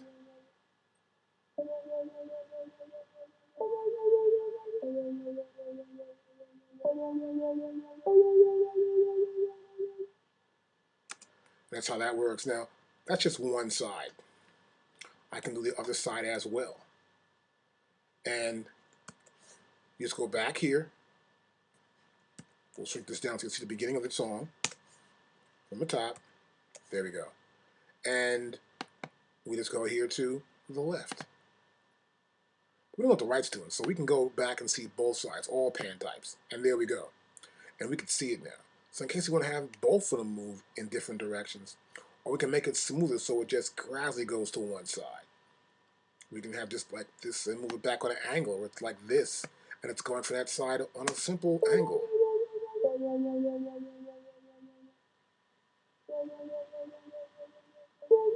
So you can do it when the sound is happening, for example. Say we can do it from here, and it's going right to that side automatically later on. We'll get closer to it there. It just happens during the sound itself. It's going from left to right. And you can automate all the pan levels in your mix. That panning was pretty good we did right there. I'm going to do some more panning, but with a mono instrument. This is a shaker. I'll play it from the top. So I got a shaker here, and it's pretty much just about dead center. And what I want to do here is I'm going to expand the view and move the cursor here, move the pan to center 0. And you'll see the numbers come up right here. And once you hit the right number you want to be at, you set it right there. You're in that position. So right here, I want to have it do a little shaking around. But I want to change my grid first of all. I want to get my grid to be the right kind of grid. I want to use maybe an 8th note grid. And now we're set for 8th notes. See that? It's pretty cool. So I still got my 3 tool going on here. And I may want to make the first chord or the next chord to go. I don't want to get too crazy here. So I'll go from here to there. And I want to have this one. You raise it up a little bit. You see your numbers coming in. See the numbers there? The arrow? That's 59. And that shows you that we're going left. Right? And I could take this one here. And select the section I want to have right from here to there. And I can go over to here. It's not grabbing the end. See that? Not grabbing the end. Let's be aware of that. Sometimes you don't even grab the end. So you're going to go here and so undo and see if we are grabbing the end. We're not. So when that happens, as you go here, and I get this little hand. And I put a dot right there. See that? Now, I go back to my 3-prong tool here. Well, and we're still not doing it. So what I have to do here is go to here and try this. And we're doing it. But I'm going to do this one up. So sometimes it works, sometimes it doesn't. You got to be careful when you're doing it. Okay, now I can take this one and go down.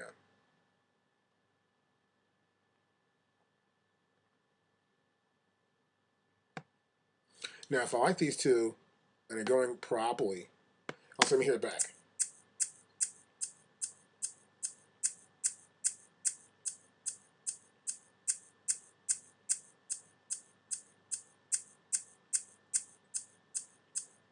And if I like it, I'll say, well, it's not too bad. I can go here and copy. I'll press duplicate. So it'll be Command D. Shrink my view down a little bit so you can see it. And go back to the top. Left, right, a little more right, a little more left, a little more. But it's not all the way. So it'll be a little subliminal in the background and mix. And I make it even smoother, which you can always do. Let's undo a couple of these here. Go back to my first one. Let's expand the view again. And we can do this. We can take this, grab this hand here, and get it so that it just goes there on an angle. See that? So I'm almost mathematically, I'm going back to the opposite end of that rectangle there, and that's the angle directly across. Give me a linear progression to the next one. I can go here, I'll go from here again, and so I can take this one, go to this angle right there. See that? I got a V going on. That's pretty cool, right? Now I'll play it again. And now it's going back and forth in the mix. See that? And instead of having this direct cutoff where it's going to be in the right, be in the left, left, right, it's gradually going from left to right. Now this is really cool because when you're doing a mix and you do this, the listener never really hears it that well. Particularly in a big club, but the sound is moving on it. And it moves pretty well when it's in a reverb. It gives it this effect as though the sound is like everywhere and it's just like really in the mix. So once that's properly set up, you can go back to here, we'll press Command D for duplicate, and look at this. Got this little V thing going on. Play it from the top again, and it's moving around in the mix. I like my mixes to move, particularly doing dance music, man. I just do some dance mixes, and when the sound isn't moving sometimes, it's really great, particularly when you're doing above, let's say, a 110 tempo, you know, from 110 to 130 tempo. It's really good when the sound's moving this way.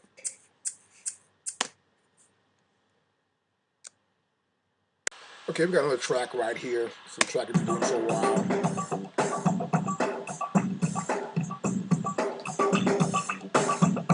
So we got some stuff, here's some guitar in the background. Okay, that sounds great. It's going to be cool when we get the mix going on here. I'll explain this mix a little more later on, but first I'm going to talk about one thing, your master output and how to set your master output up. We do not want distortion, okay? When you listen to a record on the radio, there's always some sort of headroom. There's a room between or a distance between the loudest sound and the ceiling. That's our headroom. And I know this is like something that's abstract in your brain. You got to think about, well, where's this headroom at? I don't get that. So the idea is never to distort a sound. You know, when you hear a sound in a club, it's not really blasting when we're recording it.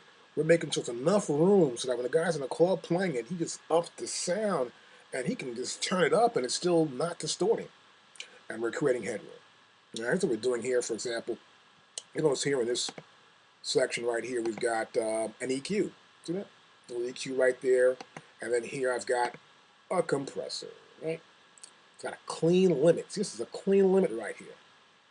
What we're doing, we're limiting anything to go above a certain threshold level. Now, I got a knee here. This is about an 8.0 dB knee, so it's a really short knee right there. And then we got a 20-to-1 compression ratio. It's kind of cool. And we got at least about a 120 release. And I'll play the track. Turn the sound down some. You'll notice here that this little square goes white there. When the guitar comes in, it's getting louder. But it's not going past the threshold level. We're not allowing that. We're keeping headroom in this mix. It's only about a 1.8 dB gain, a little bit of gain there. Threshold is 5.0. We're 5 dB away from 0. We don't want to get to 0. 0 is the top. 0 is the ceiling. That's the top, man. You don't get past the top. We want to be somewhere at that 5 dB level there. So when these sounds coming in and out the mix, they're not going to just boom. We're going to just have to go back again and say, well, what happened? You don't need that. We need to make sure the levels are clean and that our top of the ceiling is there, but we don't want to go close to it. And this is how we do it. So I got a little compressor there, and I got an EQ here. This is a one-band EQ. That's what I'm doing, one band. I'm not going to EQ anything pretty much. If I have to, I will later on. I'll refer to the EQ someplace else.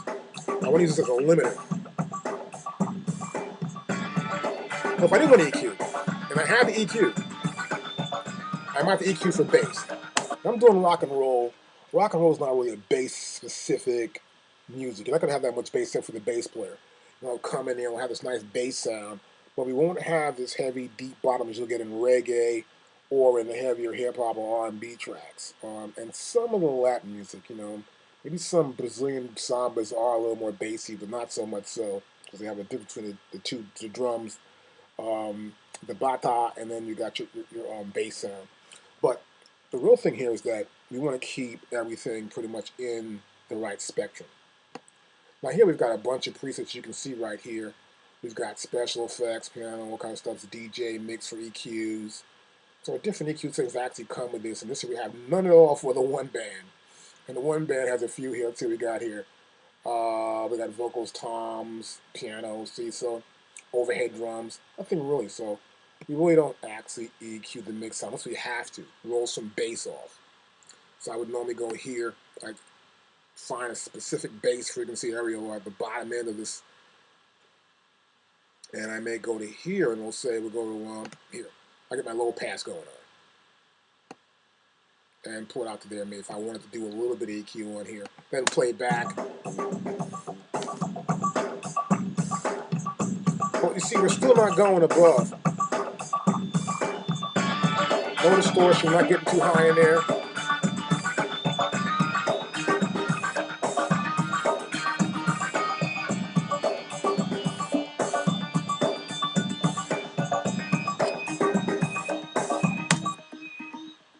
Now, another way to do this is to, let's say we get rid of this EQ here. Don't really need that. You can take this and move it up to here. See that?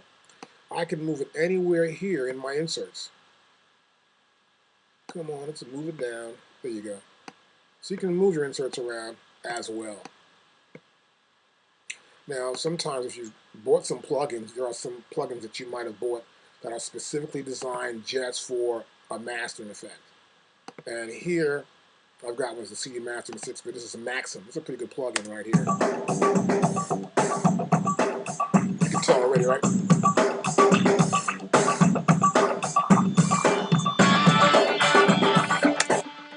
Great plugin. It works really well. But the whole idea here is to make sure that we establish some sort of ceiling on the master fader output. This way you start mixing, you've got an idea where you're going, you know what the peak is going to be at, you're going to hold that ceiling down so that you never go above it and create this headroom in the mix. It's important to know and always do that. Okay, so we did that, we did some mastering stuff there last lesson. This lesson is going to be about guitars. Now I know using guitars, all kind of music, I know a lot of our clients are doing hip-hop or rock or whatever. And here's some stuff about guitars I could do myself. I've got a lead guitar here on one track, the first track, and some automation here. This is part of some several lessons we've had already. I'll play from top.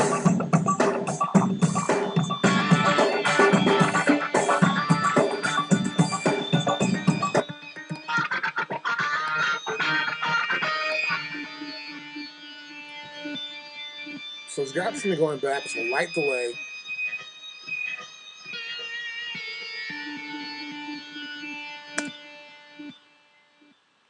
Okay, so you see here, I've got a lead guitar here, it's automated. Starts from the top, comes back again, as you can see here. It starts to rise here. That's a steady lining note guitar players tend to use. He'll hold one note, he'll bend it, and he'll bend the bar slightly, and let some reverb, and let it just shine on for a minute, then come right in with a chop. Now, you generally want to make sure you have a lot of compression sometimes on that track. Make sure it's really tight so it sits the same level. It's important. Here I'm using like a lead fuzz plug-in. Add a little fuzz to that guitar. It's just got a little, so it has a nice guitar fuzz feel, and it simulates what a pedal pattern using a pedal and a fuzz box would do. Some modulation there, of course, and we also have this rate and depth and the type of the LFO or envelope we're going to use for the modulation. Okay, so I have it for about 50%. I can go a little higher than that if I'd like to make a comparison if we want to. Let me show that before I compare different plug-in settings. And in here, I'm also using a tight compressor or here on this chunky rhythm guitar. Let's play this back a little bit.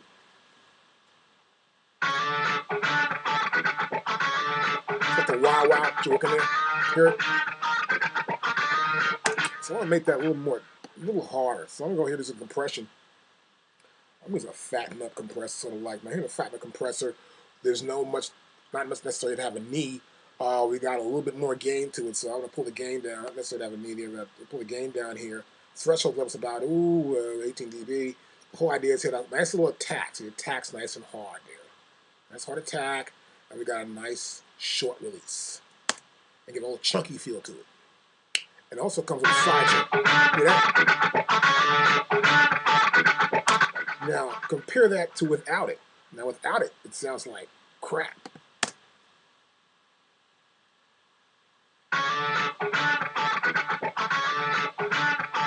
If you look at that definition where that pick is just strumming along that guitar and chopping it, you know? So what we're going to do is we have this effect here. It's like a fatten up compressor. That's a strong attack and a nice, really good serious release. Now, we'll play it back again, and you'll notice the chunky sound of it. But I'm not too sure if it's too loud.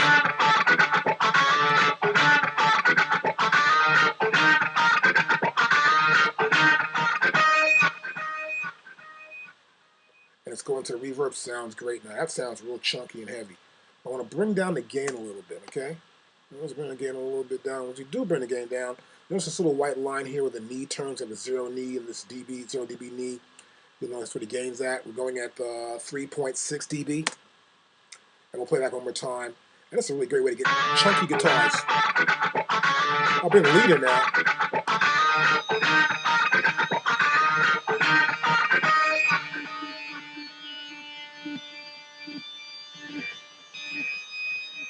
Now, if you like that, so you like that guitar, it's not too bad. Well, what you can probably do is you can copy it and put it over there again. But once you got this done, you've got a delay here also. And here, as you can see here, we've got delay set for the proper time of the song. It's 110 BPM. BPM. And right here we've got delay, so you got 818. Okay? That's our quarter note. That's on our left-hand side. The right-hand side is at 409, half that. That's an eighth note. And so we're using this feedback well about 30%. So we get this delay going on within the sound. So when something hits the delay, it's going to feedback, but it's going to do quarter one side, eighth note the other. So it's quarter note, eighth note. Got that? Quarter note, eighth note. So it means it's going to do one here, two there. Gives you a nice cool effect. And this is going to match also the tempo.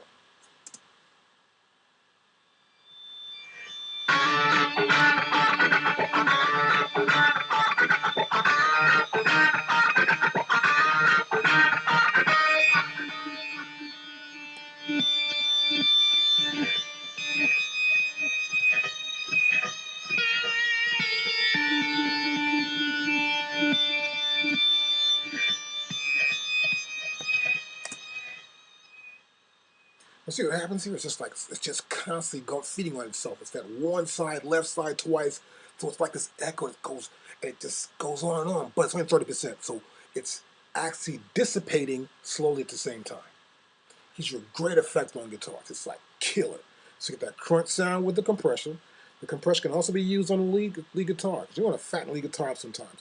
But if you do a live show, I mean, the guy's got to rip from the back of the room to the front. It's important. It's an idea of what you can do with guitars when doing your mix. Okay, so we got this chunky sound for the guitar. And that's a really great compression.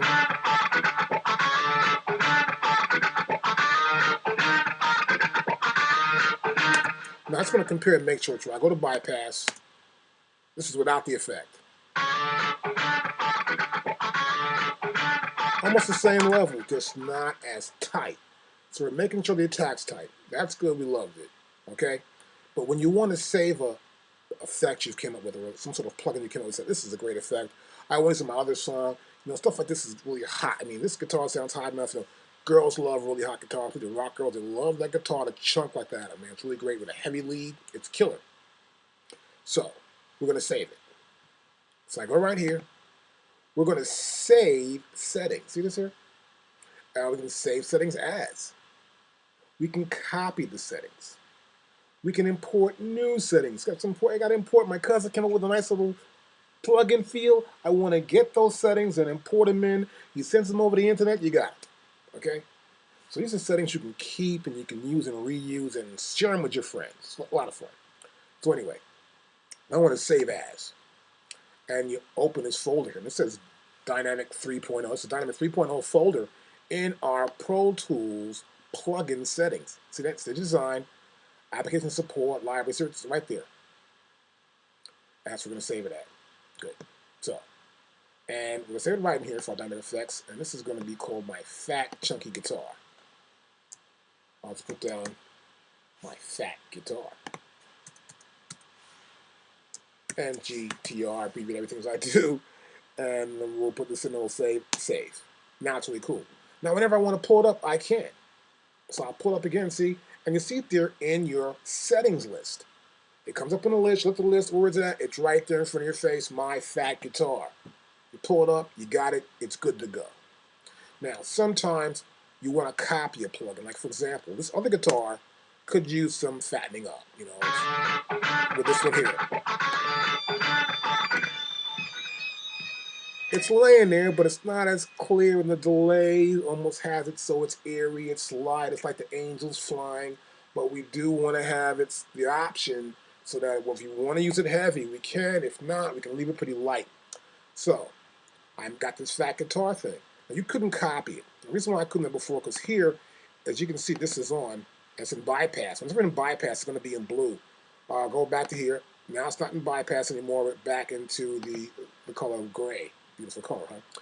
Anyway, you can press Option, you grab it, and you pull it over here, and then say, oh yeah, that's good. There go, you got it. But here it says, the plugin cannot be copied there because the plugin's number of input channels does not match. And the reason why it is because this is a stereo track. Everyone's a mono track. So that's why I sort of copy the settings. But sometimes you can take it, you go back to go to compressor again, and you may want to try and pull it up here. And it's my fat guitar, see it? I pull it up, and now it's a mono setting for the same setting I had. Now, I'll play it with this guitar.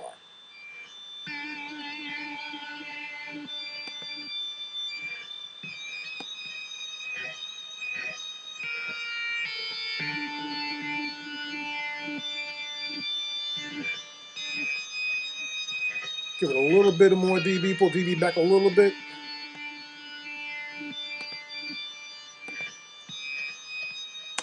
And so this way I can get these two guitars, have some similar compression to them when I'm doing the mix, and I get this nice funky sound of them. So I can play them back together.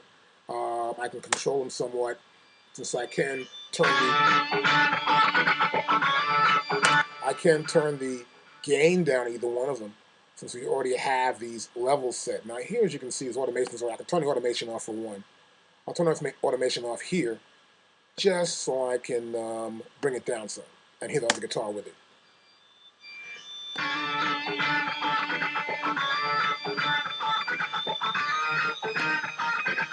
Now I'll bring up some more.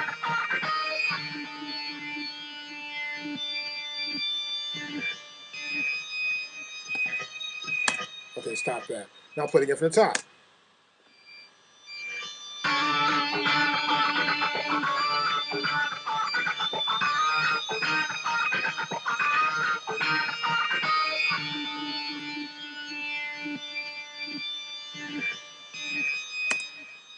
And the delay is really nice. Now I got another effect going on here. I've got this little virus thing going on.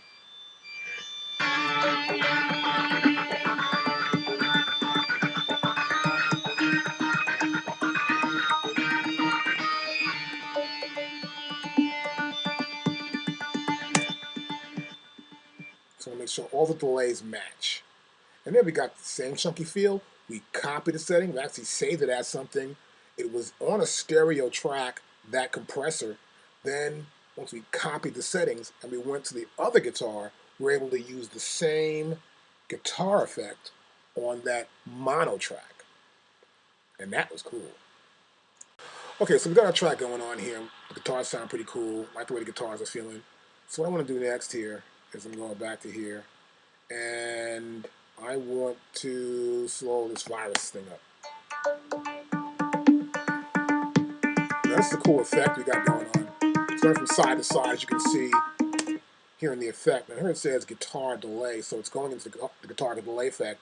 So this way it'll have that similar sound, similar delay, and when it dissipates, it will dissipate at the same time as the guitar effect does. So it'll sound good in the mix, and we know when it comes out, it'll come out at the same time, so I have no problem with that. And I'm using about a -8 dB, so it's not loud, but fairly loud enough input into that guitar, and it is post fader. Okay, good.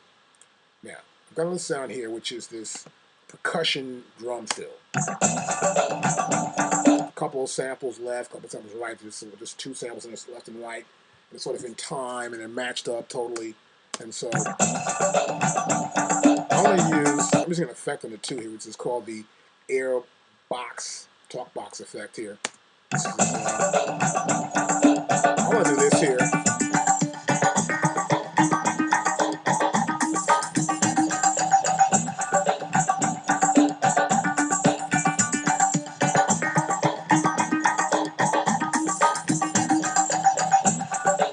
Sort of that kind of effect going on. But I want to automate it. I don't want to sit here and do it by hand and move the mouse up and down. It's like a little too cheesy to be doing. It's like really ridiculous. So I want to really just automate this effect and make it happen naturally. And here's my automation plugin enable. Okay, so what I want to automate is this thing here, the format. I'll add it here. See that? We add that right in there. That's added to my plugin automation. Now I'm able to automate that plugin with the mix. See, now this is save. That's on and off. You see that? That's my save button.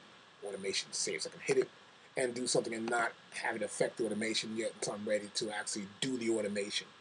So what I'm going to do is probably just going to just test it out, get an idea, and then we want to automate that section to go along with the rest of the track. Now that's how this works. We're going to go back here into the window, and that effect is right here. Right. And now I'll move it over to this window a little bit more. And here we got some things we can automate. And see right here, the bottom it says percussion effect automate. And see that? We can automate this. We can go right here. We can go to format, and bam. It's right there. Now I can automate that effect. I can select the area I want to automate it in. I'm going to make it larger so I can see it better. I'm going to maybe do a large sweep with it. You never know. So I'm going to make sure you can see it properly. There's right in front of me. Now let's move this out the way. I don't even need to see this right now. I'll move it over to the side just a little bit. And I know that I'm in the section I want to automate it in right here. See that? So I can start from, let's say, right here.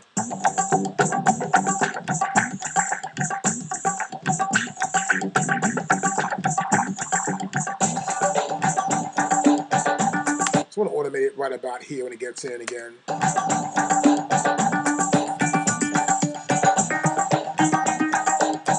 So what I can do here, I can just, let's say, grab a mouse, get a 3-point pencil here. Let's get a mouse. Let's get that little piece I want to start from here.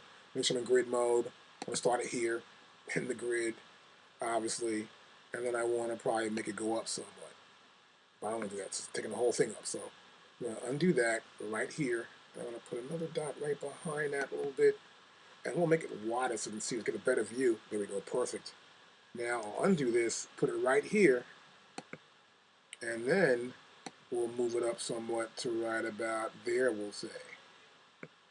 And I'll play it back from here. My 3 tool again.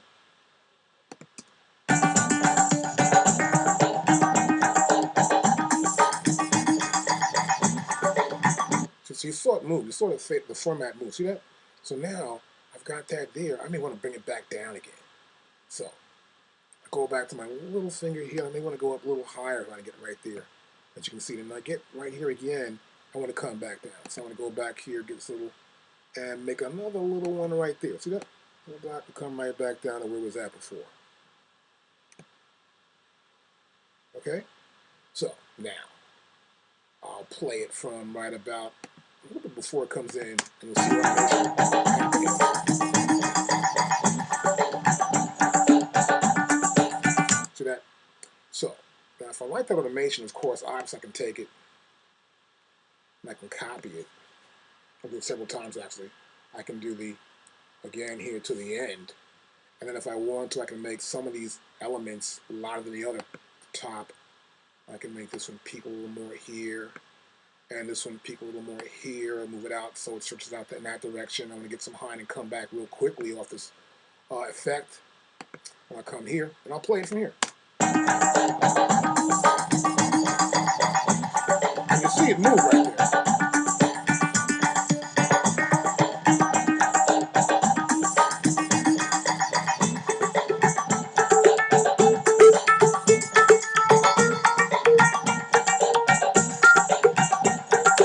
And that's how we can automate a plugin effect within the mix. Continuing on with our lesson, right now I've got some tracks going on right here. This is the drum mix that I have going on here. Stop this. I'm gonna bring this hi-hat's like really hitting too hard there, so I want to bring the gain down here on the compressor for this hi-hat a little bit and play it back.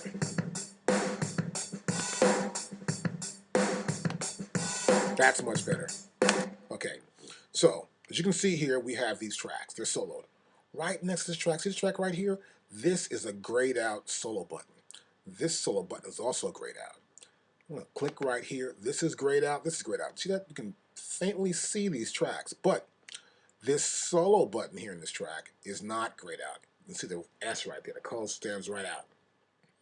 The ones that are grayed out a little bit, these solo buttons, are safe solo tracks. Now what this is, Pro Tools lets you safe solo a track. This could be an auxiliary track, an audio track, a track with effects coming through. I use it for subgroups a lot. And what it does, this feature is useful sort of like for tracks that I want to just keep in the mix no matter what. And it allows these tracks to be heard even if I solo other buttons. No matter what I solo, I will still hear these tracks.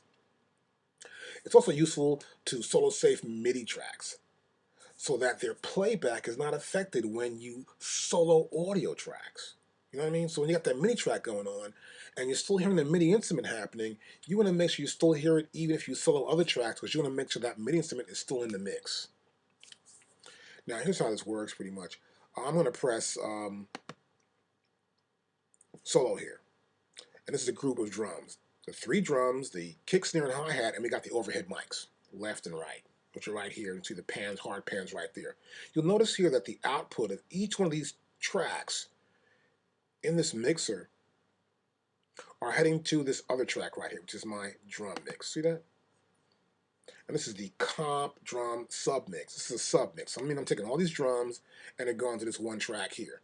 Now, since everything's solo, that means we should only hear these 5 tracks. Watch this. See, this track is not soloed. This track is not soloed also. I'll bring that down. See that? That was the reverb for the snare drum. I'll bring it up some more. See that? And I'll bring this one up.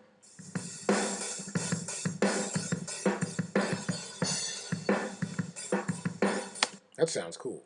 Now what's going on here is that even though these tracks are soloed and their audios are sent directly to the subgroup, and the other one, which is this reverb, snare verb, which is going in there, there's a deverb here, and the snare is being sent there, we still hear it because these 2 tracks are solo safe. The snare track, where we have the snare auxiliary coming through here, and this other one, which is just a subgroup track. This just happens to be a track that's a subgroup. And you can tell, as you can see here, this track type right there is this track type, and this track type here is an auxiliary. This track type is an auxiliary, and these track types are just region tracks. See that? And so what's going on here is I press this button, I will still hear this overall mix. And it helps me to adjust the mix. I can adjust the mix from here, even though the drums are soloed, I still have the ability to adjust the snare verb and the drum submix as well. And this is a great feature. This helps you actually mix up these tracks. You may want to hear something else at the same time, and you get to hear it, and you'll say, oh, great, it's still in the mix. I know where it's at, and I know that track is going to come up no matter what. And when you're mixing, you want to make sure you can hear the effects for that particular group. For example, it's the drum groups, I'm hearing the snare effect and also the submix. And see, it works really well. You can still mute the track. See this? You can still mute that track. There's no problem with muting it. Just that when it's not muted and you are in its solo mode, you will still hear the track. That was pretty good there with the solo save track. I want to show you one more thing, something to watch out for, and what to do. And we're going to do a little setup here. Now, right now, let's see what we got here. I'm going to turn these solos off right here. And you'll also see here that we have the overheads. See these overheads here? These overheads are solo safe. So I'm going to go right over here now and turn up this group and close this window. And I could just solo the snare drum. See that? We're now hearing just the snare drum. I can mute these tracks here. They're still muted. But we still hear this track right here, which is my comp drum submix. We hear the snare effect. Now watch this. I'll mute this.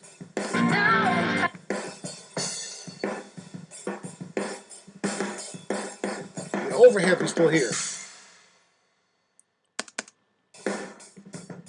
I'll pull the overhead down now. We don't hear them anymore. And that's all we were hearing, just the overheads. That's all that is, just the overhead mics.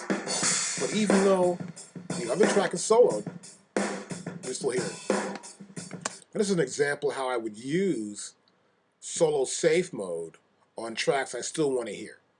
Now, these are overhead microphones that are right around the drum set. And we want to hear the crash cymbals and the ride cymbal and whatever cymbal he has rolling on there in his set. We want to make sure we have it in the mix. We can hear what's going on because these sounds are going to come in and out the mix. But when I press solo, I still hear them, and you want that. So this is a case where we have solo safe on audio tracks. This is solo safe on auxiliary tracks right here. Now another example of solo safe we have here, I've got a guitar track. Let's make sure this is out solo right now. And I'll pull this out, and I'll move everything else over here. Right here I have a guitar track right here. And I'll press play.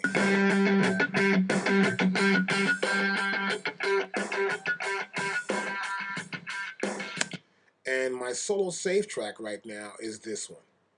As you can see here, I have a delay here. And this is delay for the guitar. Now, even though the guitar is playing and it's soloed, we still hear the delay of the guitar. And I'll turn this up so you can get a chance, you can hear it even better. I'll turn up the send fader, and I'll press play. And see, it's still going on and on, because even though I've soloed the guitar track, we're also hearing the solo safe track as well, and which happens to be delay in this case. Now, problems will arise in a mix if you're not really aware of what's going on. You could be mixing a record, let's say, for example, we got this girl here, let's put this girl here, and put her into this track here, and we'll send her vocal to a solo safe track. Now, since her track is muted, even if it isn't, watch this. Her track is not muted now, and we have the guitar is soloed ready, and solo safe is on the long delay track. We don't hear it because this is already set up to be a post fader send. If I go here and go to pre and I play it,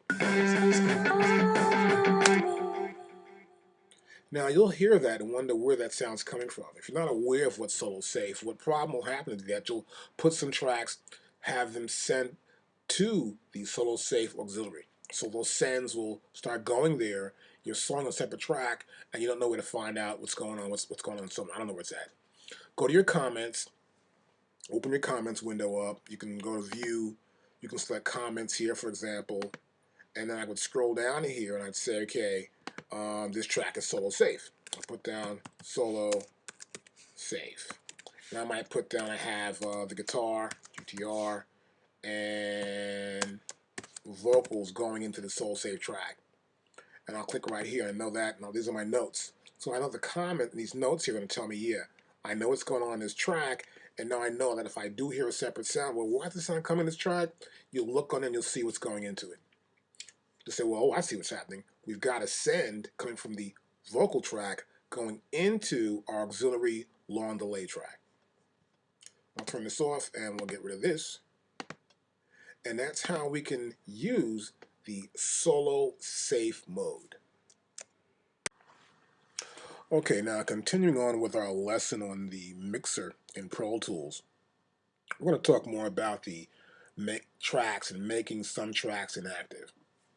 Now, to make a track inactive, I'll click on this track right here. You click on it first, you go to View, I'm going to go to Track, and we select Make Inactive. Now, as you can see, the entire track has been grayed out. Now, audio tracks, auxiliary input tracks, master fader tracks, and instrument tracks can all be made inactive. All of them. And I can also make them active again. Go right down here, click here, make active, click on the type. That's all you got to do. Make active, make inactive. Inactive tracks use no DSP power. That means you won't use all the power up in your computer, in your CPU, in your memory. It won't be used with that much power at all. To make it easy for you to run your session. Also, these inactive tracks, once they're disabled, you won't be able to use the plugins or the sends or the voice automation, but those also take a power. So it'll make it much more easier for you to get around your session.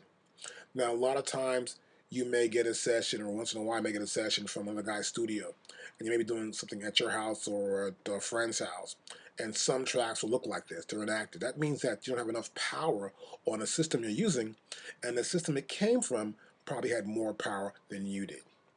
So that's okay, though.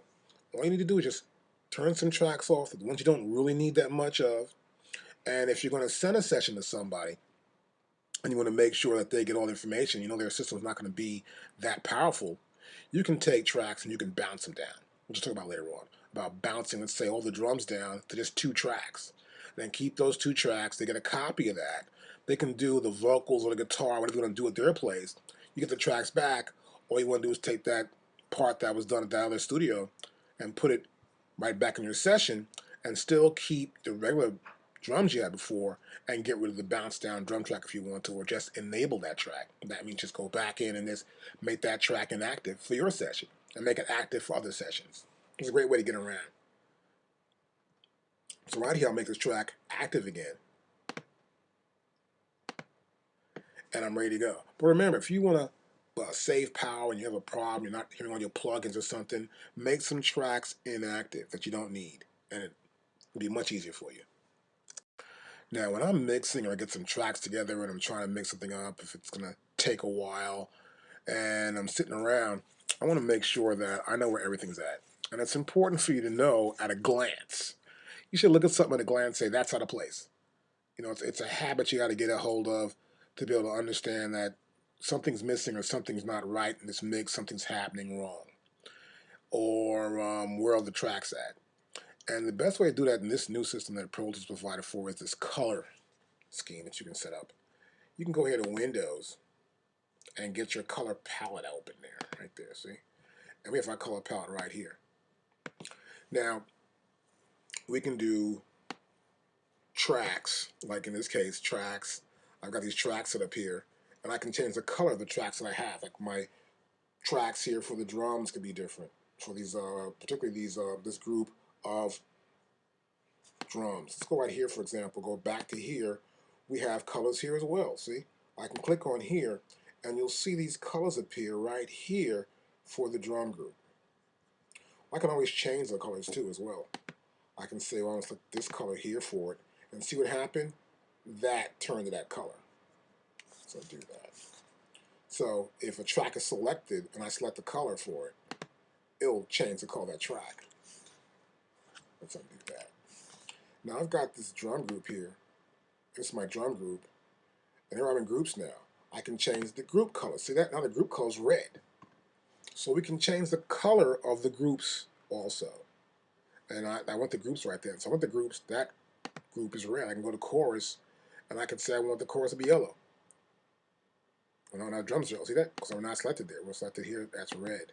So that's selected. So you got to make sure we're selected at. Make sure it's selected. I can't just grab this and say it's going to be red. I got to go to where the chorus is at. And when I see the chorus, it's right here. This is the chorus. And you can tell because, let's go right down to here. You can see it's green here. See it's green right there?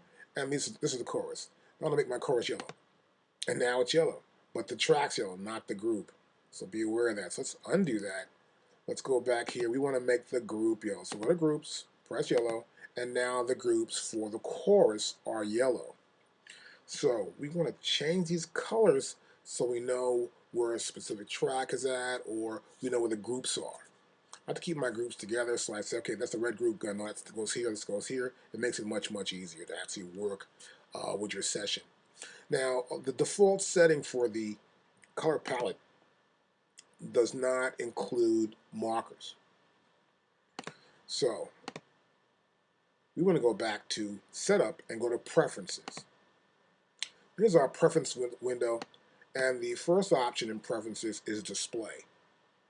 We want to go to Color Coding, which is right here, and always display marker colors. Now click here, and I'll just press Enter for OK, return on your PC. And now I can use markers as well. But we can also do that here for tracks. See, that's the tracks. You can do the color coding for tracks, which you did already. So let me close this window, the side window here, and go to our edit window. Here we are. Now, a lot of times I use colors when I want to make sure a certain section of a song has just one color. Like I might just want all these regions in this one section of the chorus to have one color, and all the regions in the bridge to have the color, and the verse to have a certain color. So I can see them and say, okay, here, here, here, here. And so, as you can see, I have markers. See the markers now have colors? This is my marker. Move this marker out here. Marker 2 has a color. Marker 1 has a color. I can go to here and add a marker, plus sign, right there, put it in, and marker 3's got a color. Now I can say I'm going to go to my markers, and marker 3 has that color. I may want to make that color red. See that? Or this brown color. Or the green. Or a lighter blue. Or a darker blue. See that? You can change the color of the markers. So you know where each marker is at and what the color that marker would be. And if we want to get rid of that, we can go right back up to here, go to Preferences, say we don't need colors for markers, we go to here, we'll press Return, and as you can see, there's no colors for any of the markers. There are no colors there at all. Now, when I have a region section, say I have this region right here, I've got these pieces right here, and I want all of them to be the same color. Well, see, I clicked on them, and now it says Regions in Tracks. So I can make, and see it has a different color, each one of these regions, right? I may just want them to have just one color. I don't want to be all just red. And I do that, and they're all red now. I know that this specific location, which is at location 3, my marker, this red area is an area, let's say I want to do something later on with. Well, I've marked that area red. Those regions are all red across all tracks. And it's something special I want to do there. And I know it is because I've made those regions all same color. So undo that. And do that. There we go. Back to the normal, to where it was in the beginning. And so it's important to set these markers at times. You never know. Now, what I can also do is press this hold button down. And then I would select a color. Say this color, set the color first. All right, there's the hold button, right, exactly. And now I can say I want to get this track, or this track, or the tracks. And now you'll see that I have the hold down, and then you'll see that this color I selected here has like a white outline to it, right? So I can select many tracks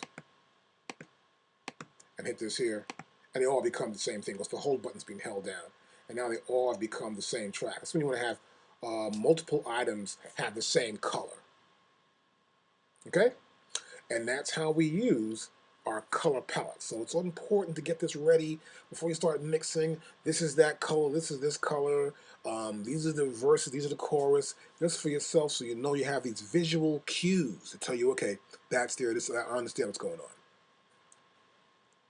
Now, to go further in the colors, you'll see here that I have certain sections of this mix in different colors. Now, let's take it from the top here. You'll see this beginning section is in colors. It's all this brownish tan color. It's like a little thing for like doing something for a little theme song. And you can see here the colors change in the next section. Here's why it's important to use colors. You'll see in the universal view we have right here at the top, this is the universal view, you see that the colors are selected right there. I can say I want to go to this color.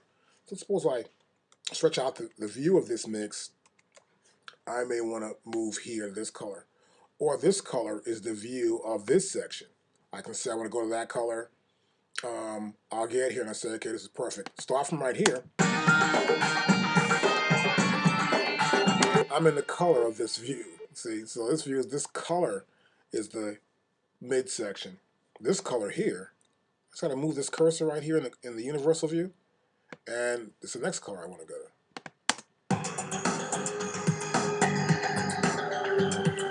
It's a great way to get around your mix. See, this makes it much easier. I can say, okay, I know where this verse is the chorus or this part here, where this car goes by and they're getting ready to go in this club, and bam.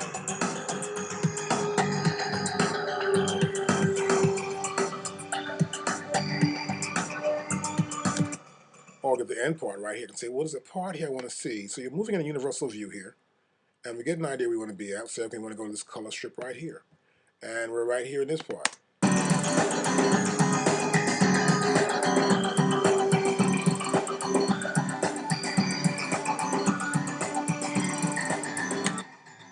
And we're right there. So the color view is very important. And I have to use it all the time when I'm mixing. Particularly mixing with other things. I go to tracks too. I'm going to say, okay, for example, you'll notice here, all these tracks are almost the same color. I'll just go to a track. I'll bring up the palette again right here. And I'll say, well, I don't know, I want that track to be yellow. And there it is. Select my next track. That could be yellow. I make all my guitars the same color. And the effects for those tracks. So I got my yellow guitars here. I know what's going to happen there. My drum mix is here. My colors match up. And I can know where I'm at in each part of my song. It's really important to know. And this is why you have to start getting used to your colors and setting colors up in your mix, in your regions, in your windows, even here in your regions list. You'll notice here, we can set colors here as well for your regions. You can set these regions to specific colors. You can go right to it, make a color for that region, and each region will have its own separate color. And it's important to do this because the visual views that we're working with, particularly when using Pro Tools, and some other software like Logic also as well, but it makes it much easier to get around and to view items. You may want to just say, I want to have a temporary color for this part of this lead track. And it's great when you start to mix, you've got everything ready and you're coordinated, I guess color coordinated we'll say, but you've got everything that you want to see in front of you and you know what color it is and you know what this section is and what that section is. It's important. So set up in your mix before you start mixing, get your colors right. So now I've got my vocals ready to go. I've got the beat somewhat going here. With the music, I'm going to probably look at these vocals now. We've been working on a lot of stuff already. And you'll see here that some of these regions appear louder than others. Like, for example, here we have the lead ads, which are right here. And they're pretty much not as loud as these are. I can go to here, and we saw in our other lessons, we can raise and lower this to get an idea. Just get an idea of how loud tracks are. So you have to make sure that when you're actually looking at your vocals, which are probably an essential part of your mixing, is going to be your vocals, going to probably be up front. And we're going to make sure these tracks are perfect. And we want to make sure we need the correct stuff. We're going to make sure we're going to keep what we're not going to keep. So you always look at the tracks. You want to play them back a little bit. You guys got some noise, some headroom noise. She's in a booth, and we got this headset on her. Baby, let's Now take... she's singing in the mic. We don't want that noise. So get rid of that. We'll tend to probably cut it down or squash it a lot, get rid of it so it has a natural feel when she comes in. And then we'll see, this looks really loud. Ever express. That's really loud, obviously. So we need to compress most of this stuff. We need to get it so the compression ratio does not clip the vocals. And what's happening here, she's getting more emotional about the project, see? Together holding hands. From a soft voice to a much louder one. So she's getting more intense and building up some sort of peak here in this chorus section. So to make sure our compression is going to be tight there also as well, as you can see. We got another piece here, which I believe is an ad-lib that goes in here. Let's turn this off. And we don't hear it. So we're going to go back into our tracks view. Here we go. And look at our tracks and go back to here. I'm going to probably really hear it by itself. Yeah. Okay, good. She's doing a little ad-lib there. So we want to probably check that out also. So once you go together, we want to put them into a group. I prefer to put them into a group so when the compression comes in, we're ready to go. Now I'm going to go here, set the track. We're going to make a new auxiliary track, and it's going to be stereo. Now watch this.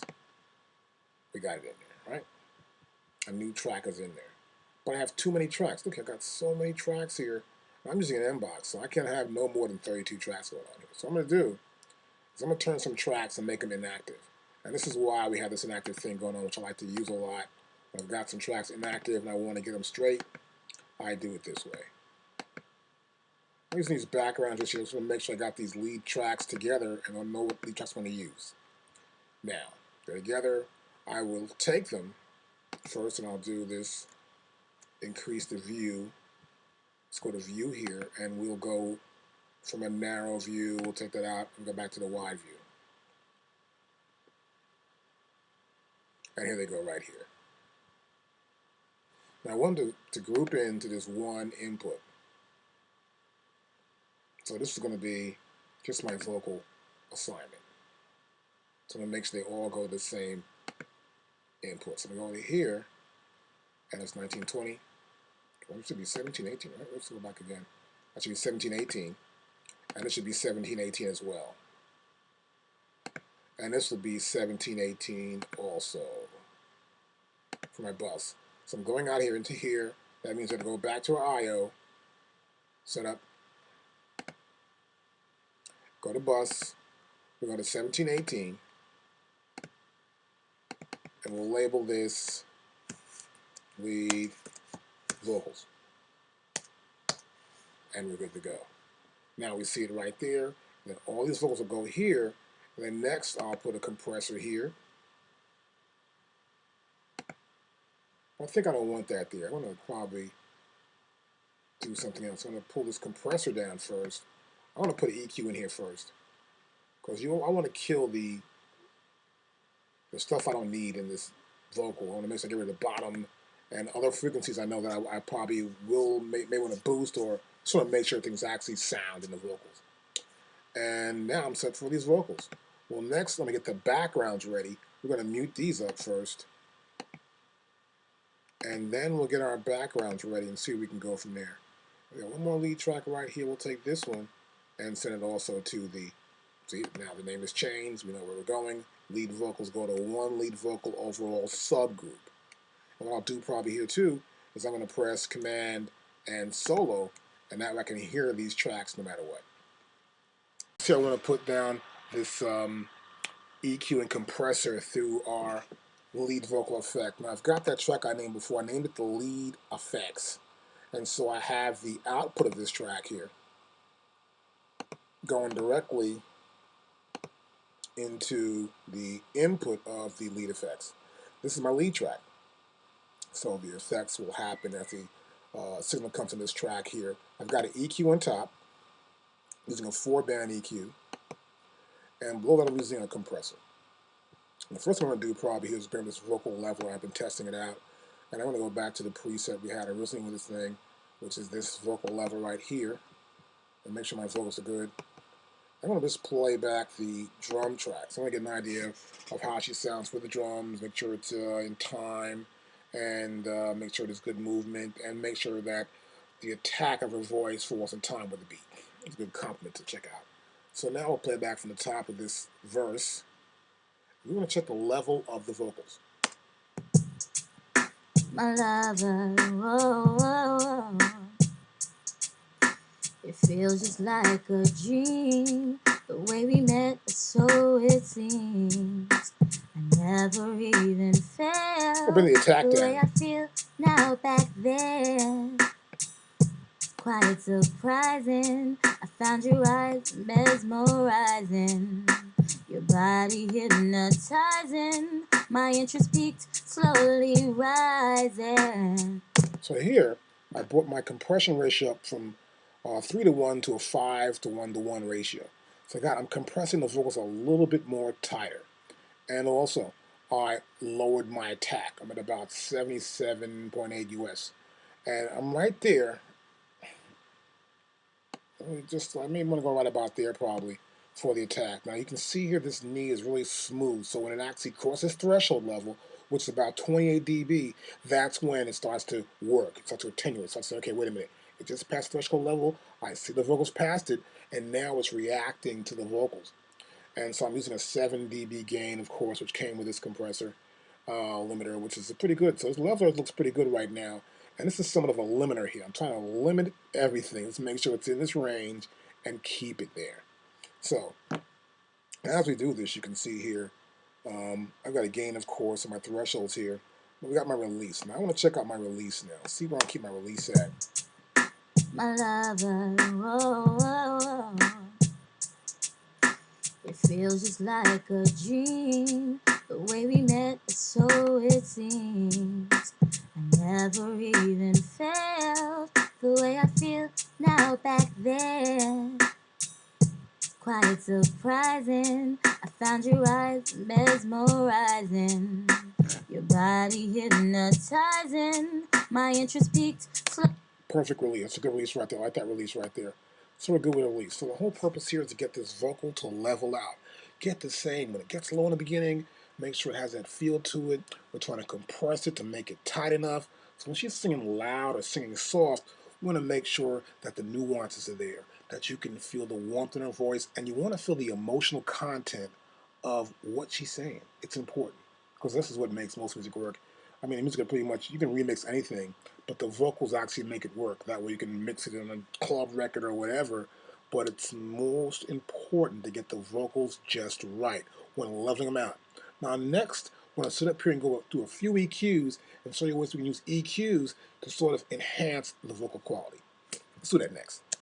Okay, next what I want to do here is we're going to close the compressor. I got what I like, sounds good to me. And next, I want to EQ these vocals up. So the EQ goes in front of the compressor. You can see here, our send A is the EQ. Okay, because we want to EQ what we have. We don't want to compress something and then EQ. In this case, we're just leveling it out. So that's not really a compressor, it's more like a leveler right now. But with a little bit of compression, you saw I just added to it. Now, you'll see it's a 4-band EQ. It's got a low pass, got a low mid filter, a mid filter, and a high mid filter, and a high filter. We're separating the 4 bands here. As you can see, we have these 4 little balls right here, and this is a purple, and then this is like a brown, and this is a green, and this is a blue, and the yellow's right here in the middle. This is the other area right here. So, to help you out with this, we got some stuff here we're going to use. We have this folder, and these folders have different EQ settings that I like to probably use once in a while. This will help you get started, particularly if you're a beginner doing this. Now we're going to go here. This will add more air. My lover. So you see what it does here? We're along this frequency range, and we're about at 14 kilohertz, and the dB is up by about 6 dB for this frequency range. And of course, the full set to about 30.30. So as you can see, it's a nice wide high end. So it's going to be more air to the track. We don't need that. I'm not using that for this particular song. And this one will add more presence. See, in the presence range, we're getting more of the high mid frequency. It's going to be about 5 kilohertz up by 6 dB. Okay, and the Q here, as you can see here, is set to 0.30. So we can, like the Q here, actually, see that it's sort of like, why does that range of this 5 kilohertz frequency, so it makes it into like a mountain? Here I can just get that one frequency, But no, we're trying to get this overall frequency. See, right about there. And we're going to widen it enough like this. That's what the Q does. So we're queuing into this frequency and sort of making it pretty much, as you can see here, it's going to be pretty wide, right? So this whole little, like, mountain here, this little hill is where this is at. This is going to add more presence. It's going to add more of the mid-highs into the track. High mid, rather. My lover, whoa, whoa, whoa. Now, here's clear. I think what I'm going to do, I'm going to go back over here, and I'm going to mute the drums. We'll turn them off, and now we'll play it. My lover, whoa, whoa, whoa. It feels just like a dream, the way we met, so it seems. Okay, that's pretty cool. Now, I'm going to check something else out here. We're going to try, this is thickness. Now here in thickness, you can see it adds the low mid frequency. Remember, about 450 hertz. And the same Q, about 30, you see right there. See that? And it's only going to gain it by about 3 dB. So it's going to make it thicker only because it's adding more bottom to the vocal. My lover, whoa, whoa, whoa. That makes it it's much more muffled. Hear that? You can hear more of that background headphone set. You can hear it more now because there's probably a lot of low frequency in the headphone set for the mix. And it's bringing out more with this thickness EQ. We're not going to use this, of course, obviously. What I'd like to though check out, we've got this female EQ. See this? And this is a pretty good EQ I have to use now and then because we have these 3 different settings. You can see right here, we've got this low end knocked out pretty good here. Where we're not going to go past a certain point. See that? And here, we've reduced some of the low mid frequency. It's reduced by about 1.8 dB. Now here she has a pretty much a little bassier voice, so I'm going to bring it down a little more. Right about there. And here, in the frequency, the Q, as you can see, is a pretty small, really small Q, so I like it like that. I may widen a little bit. And then we have the high mid. It's about 3 kilohertz and up by 1 dB. Now let's hear it back one more time. My lover, whoa, whoa, whoa. It feels just like a dream, the way we met, so it seems. I never even felt the way I feel now back then. So it's giving us more of this nice, airy feel. We get a little more of the mid-highs, and she's starting to sound like a little girl again. And that's because we have lowered that bottom end out of there, totally eliminated. We're not even going to keep it in there, as you can see. And that ball's no longer red. See that? That is now gray. Okay, so that frequency is totally gone. And what we're doing, we're just having this one right here, the mid, the high mid, and we just flatten right out here, right about 10K. And this is a good EQ setting. Now I'll play it back one more time to get a little more idea, but what I want to do here, I like the way that sounds. I want to probably get this Q a little different here. Just to bring it down a little bit more, a little bit of psst. Just so let's get rid of that. Let's go here now. My lover, whoa, whoa, whoa. It feels just like a dream, the way we met, so it seems. I never even felt the way I feel now back then. It's quite surprising, I found your eyes mesmerizing, your body hypnotizing, my interest peaked, slowly rising. Okay, good. So we have the nice little feel there going on. And I want to do one more thing. I want to probably move the frequency up a little bit more from where it's at now and get to right about here. Yeah. And you can see here, we add a little more of the bottom end here. I'm going to pull that out some. So I don't need too much of the low mids there at all. But listening back to it here in the end of it, it sounded as though she was just up a little bit more. So we reduce it, let's reduce it a little bit more now. I'm going to go down to about, yeah, minus 3 dB. Or 2.9 is even better. My lover, whoa, whoa, whoa. That sounds much better. Because now we don't have much of that bass in her voice. But girls don't need any bass in their voice generally, You want to make a girl sound like a girl, even a woman. You want to make her have that almost girl-like quality in her voice when she's singing. So that when she's singing and it's level and it's perfect, no matter what you do, a club mix, whatever behind it, that vocal sits up and stands right there in your face. It's important. EQ sounds great, like it. Play it back again. Sounds good. Like where everything's going so far. My What I lover, want to do next, whoa, though, whoa, whoa. is just one vocal It feels compressed just in EQ. like a dream. I want to widen the track up. Now, I want to also say one more thing. Those EQ things you saw before, you can do them for anything. There's also a male set also in that folder also, where you can just adjust for the male frequency. But watch what it does, because that way you can always adjust what you have and get the right feel for that particular person that you're actually EQing the vocals for. So I want to make it wider now. So I'm going to go here and look for something to make it wider. Now what I like to use is this stereo thing that sort of widens it up a little bit. So you can see here I'm in the plugin list, and this is a stereo um, track. That's why I like to also send the vocals to a separate track. It's stereo. It widens it up a little bit. It's not just this mono one track of the vocals. It's going into an auxiliary and putting them into this one auxiliary. So now what I'm going to do right now is look for one more thing I want to use here, and I'd like to use something for the sound field. And here it is right here. I want to use what is known as a stereo width device. This is made by a company called Air. And it's a pretty cool device here. What this does is sort of makes the, I guess whatever instrument you put through it, wider. Now watch this. My lover, whoa, whoa, I'm gonna go to whoa. wider here.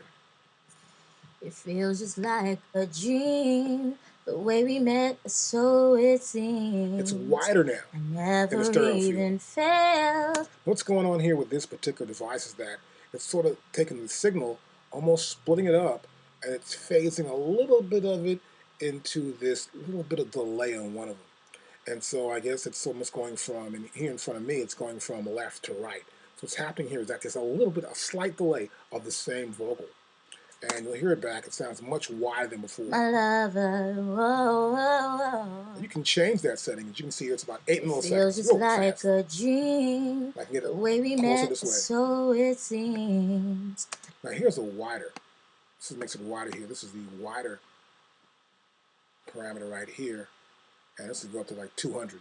So I'm going to keep it pretty wide pretty much. You see our pan right here? It's dead center. It's good. Here's our level of the trim. Right there. And here we've got our low.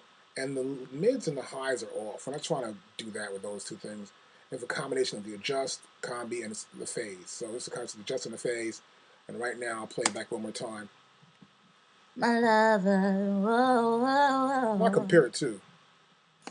It feels just like a dream. The way we Now met, turn it off. so it seems. That's the bypass. Now it sounds dead center. Never even felt. But now it's the wider way in the I feel track. now back then. Quite surprising. I found your eyes mesmerizing. So what you want to do is you want to make sure you can widen up that vocal.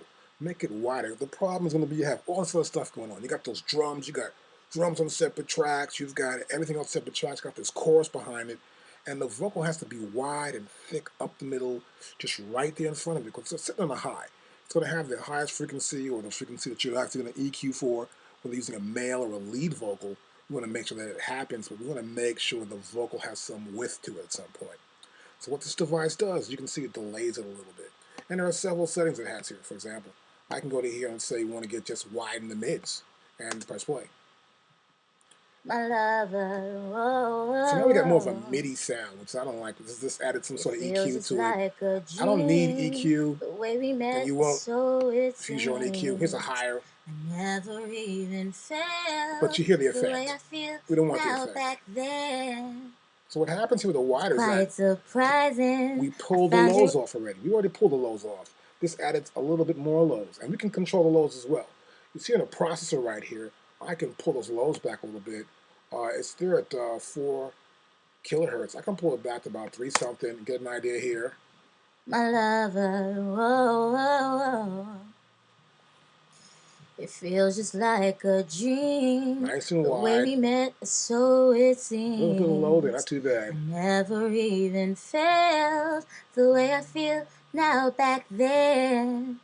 So it gives us this Quite feeling that surprising. it's I wider. found your eyes mesmerizing. So remember, it does a little delays. That means it's splitting the signal up. It's splitting that signal. It's no longer dead in the middle. It's sort of making a little bit left, a little bit right, but boosting the right a little bit so it sounds like it's wider and it's in both speakers now. And it gives you a real cool effect in the vocals. And check it out. This is the stereo width. It's by Air, Advanced Instrument Research. Now that worked out pretty good. I like the way it widened those vocals up. They sounded pretty thick, really good. Like this total thing where the feel now, My it's got this wide lover, feel whoa. to it. Okay, next thing I'm gonna do is I want to look at some other effects I can do with the vocals. Now here's how they work. I've got some more right. You see these green, all these green things here are all like some sort of effects. I'm gonna put one of them over here, and this is the reverb. So this is a reverb. It's got its own setting here. Right, I've put here ready. Let me bring this back out. And this is the vocal verb. And I have the something going there. Let's turn this off here. And I want to get this lead to go to vocal verb. Now, what I'll probably do is do it from here. I'll do a bus assignment, and I want to go to the vocal verb right here. So I'm going to send it from the send in this track, and that's send number A. All right, it's vocal verb, send A. It's going to go into this reverb. I'm going to put a reverb up here, and now I just want to see it go into this track a little bit. Turn My this up. lover, whoa, whoa, whoa. It feels just like a dream. The way we met, so it seems. So you can hear it's already going in there. So now what I want to do is turn this off. I don't need this anymore. I can see the fader right there. It's in my view. And I'm going to pull up the reverb. Now we have several reverb settings here. This is just another reverb by Advanced Instrument Research. So they have several presets in here, which aren't too bad at all, really. And I'm looking for something I want to use for this particular track. I want to go with a small room field. I'm about 74 dB. It's a light, simple R&B type track with a little bit of hip hop feel to it. So a little more jazz than R&B, but we'll make it sound like that. And I want to bring out, let's see here. I might just go with this small room feel right here. My lover, whoa, Not much here. See whoa, this? whoa. It feels just like a dream. The way we met, so it seems. Now with the wider feel and this effect, we get a nice, really warm sound. But to make it even warmer, I'm gonna go right back in here, and we're gonna look at this thing and see the density. You can see the high frequencies right here and the low frequencies right here in the time. Is it a frequency? And this is the time. Here's the time, frequency, and the cut. So I can cut and boost certain high frequencies in the reverb. Now I have the ambience right here. It's about 85%. And the density is not too bad. It's 100%. So not really a too dense a room. And of course, we have our in width and our out width, and our slight delay, as it would be in any verb. Now, I'm going to go here and play back a little bit. I can change the room My size. lover, whoa, whoa, whoa. It feels just like a dream. The way we met, so it seems. I never even felt. Let me get a nice feel for the room. So it's better to probably hear it back with the track. But in this case, I just want to make sure we're set up. We have that auxiliary track right here, which is labeled verb. So I'm going to go back and call this vox verb for vocal verb. Right there. It's labeled. Right here we have our lead vocal effects right next to it. So this is where I know and I'm set to go. If I need to hear something and I'm going to do a mix with this song, I got to make sure, wait a minute. I want to make sure that I have a vocal verb. I've got my effects and my vocals already. And next I'm trying to set up for is get a little delay in. You never know when you need a little delay. So I get a little delay up next, and we'll do that next. That sounded pretty good. I like the way that vocal came out, but now I want to add a delay. I've got this reverb now. We've widened the vocals up, EQ'd, compressed it. They're on a separate track right here. And then we've got our Vox reverb here, and I have a delay. You never know. I want to set a delay up anyway. Now, the purpose of this is to always be ready. You want to have a delay, a reverb, and probably a chorus somewhere in your setup. So when you start to mix, it's there. Even if before you're mixing and you got the vocals doing her vocals, or the guy's doing a rap track doing his stuff, get the stuff on your mixing console first So you're ready to go. In case they want to do something, you've got everything set up, and it makes it much easier when you're doing the mix. It's much, much easier. So now, I'm going to go in here next and set this up here before I start doing any kind of mixing. I'm going to get a delay up. I'm going to get this long delay. Extra longs here too. I think let's do the long delay first. And this is the maximum this delay, so I'm going to go back in here and see if I can pick up. We got a bunch of delay settings. This is pretty good. Dotted double. This is pretty good. So right now, I'm set for 74 BPM. You can see that there. And the delay setting here is for 678 milliseconds.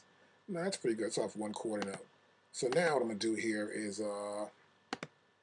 I'm going to give this maybe a 16th note, maybe a 8th note's good right there. And right here, I'm going to play it back. Before I do, I want to show you one thing. Right here, I have the vocal delay set up in my send. As you know how we do already, as I taught you before, we have sends. But you're only seeing the view of just one send here because I'm in the view, and here's my sends. I'm only viewing send B, not send A. If I want to view both of them, so that's why I know where my sends are going, or view all my send assignments, so I go to assignments, and I can see each send assignment where it's heading to right here. And if I want to use a fader here, I can do that right there like that and pull it up rather than having it in the track. But for the purposes of this demonstration right now, I'm going to just go directly to the view, and I'd like to view send B. And here's my send B. Now, as you can see here, it's pre-fader.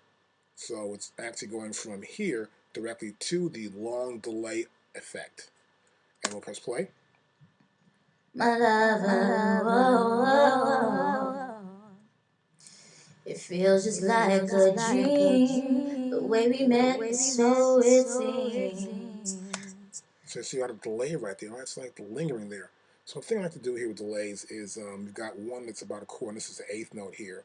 I want to make this one repeat a little bit more here. So I'm going to go here to the plus side here of the feedback. And I'll do about maybe 18%. Now, on the quarter note side, I'm going to make it just do this 18% minus. Listen to this. My lover, whoa, whoa. It feels just like a dream. So it's going on that kind of like dream sequence that like thing you hear in the movies, or just like constant repeat going on here in a club song. And this is like a basic effect. It's really cool to have this set up so you can get an idea of the counterplay between the 8th note and the quarter note. And also, since I have a negative on my quarter and a positive on my 8th, so my 8th's going to repeat faster, and my quarter's going to repeat a little bit slower. So it's like they're almost counterbalanced. One's going up, one's going in, one's going out. It's like a little wheel going around in a little dream wheel sequence.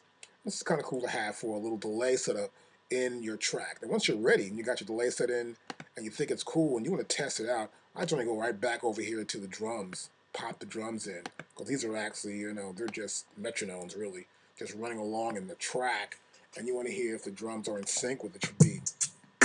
My lover, whoa, whoa.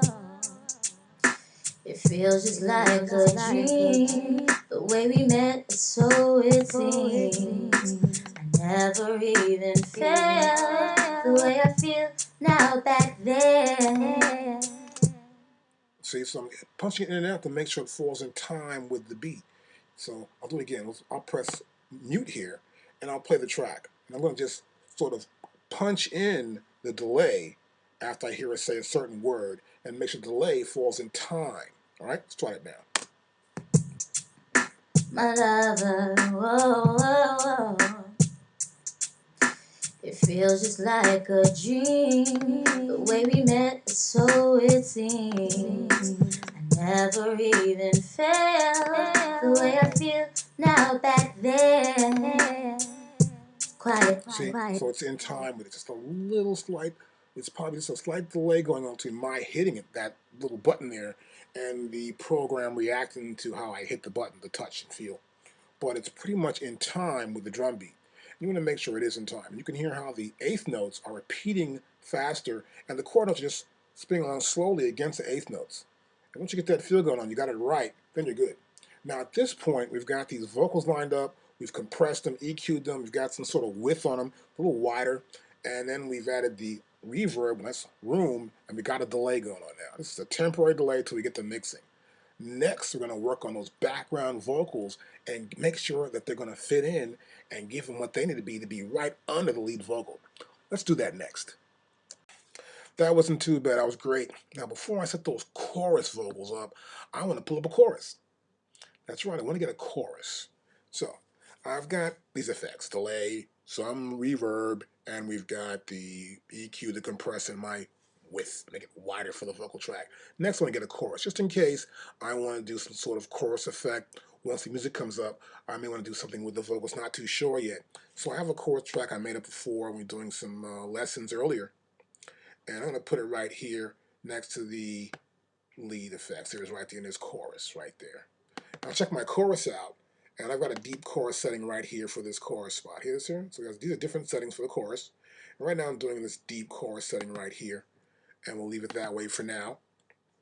And we've turned off our delay. So we had a delay going on and a reverb going on. And now what I need to do, I need to send the vocal that's here in the lead vocal track and send it to the chorus. Like before, you see here we have send A is the reverb, send B is our delay. So that means send C will be our vocal chorus. We go here to our left and right chorus, we'll select it, and now we're ready to go. See that?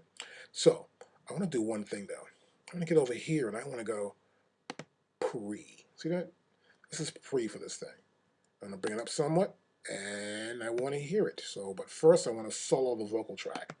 And there you go. Solo this vocal chorus track, and hear how it sounds with the chorus.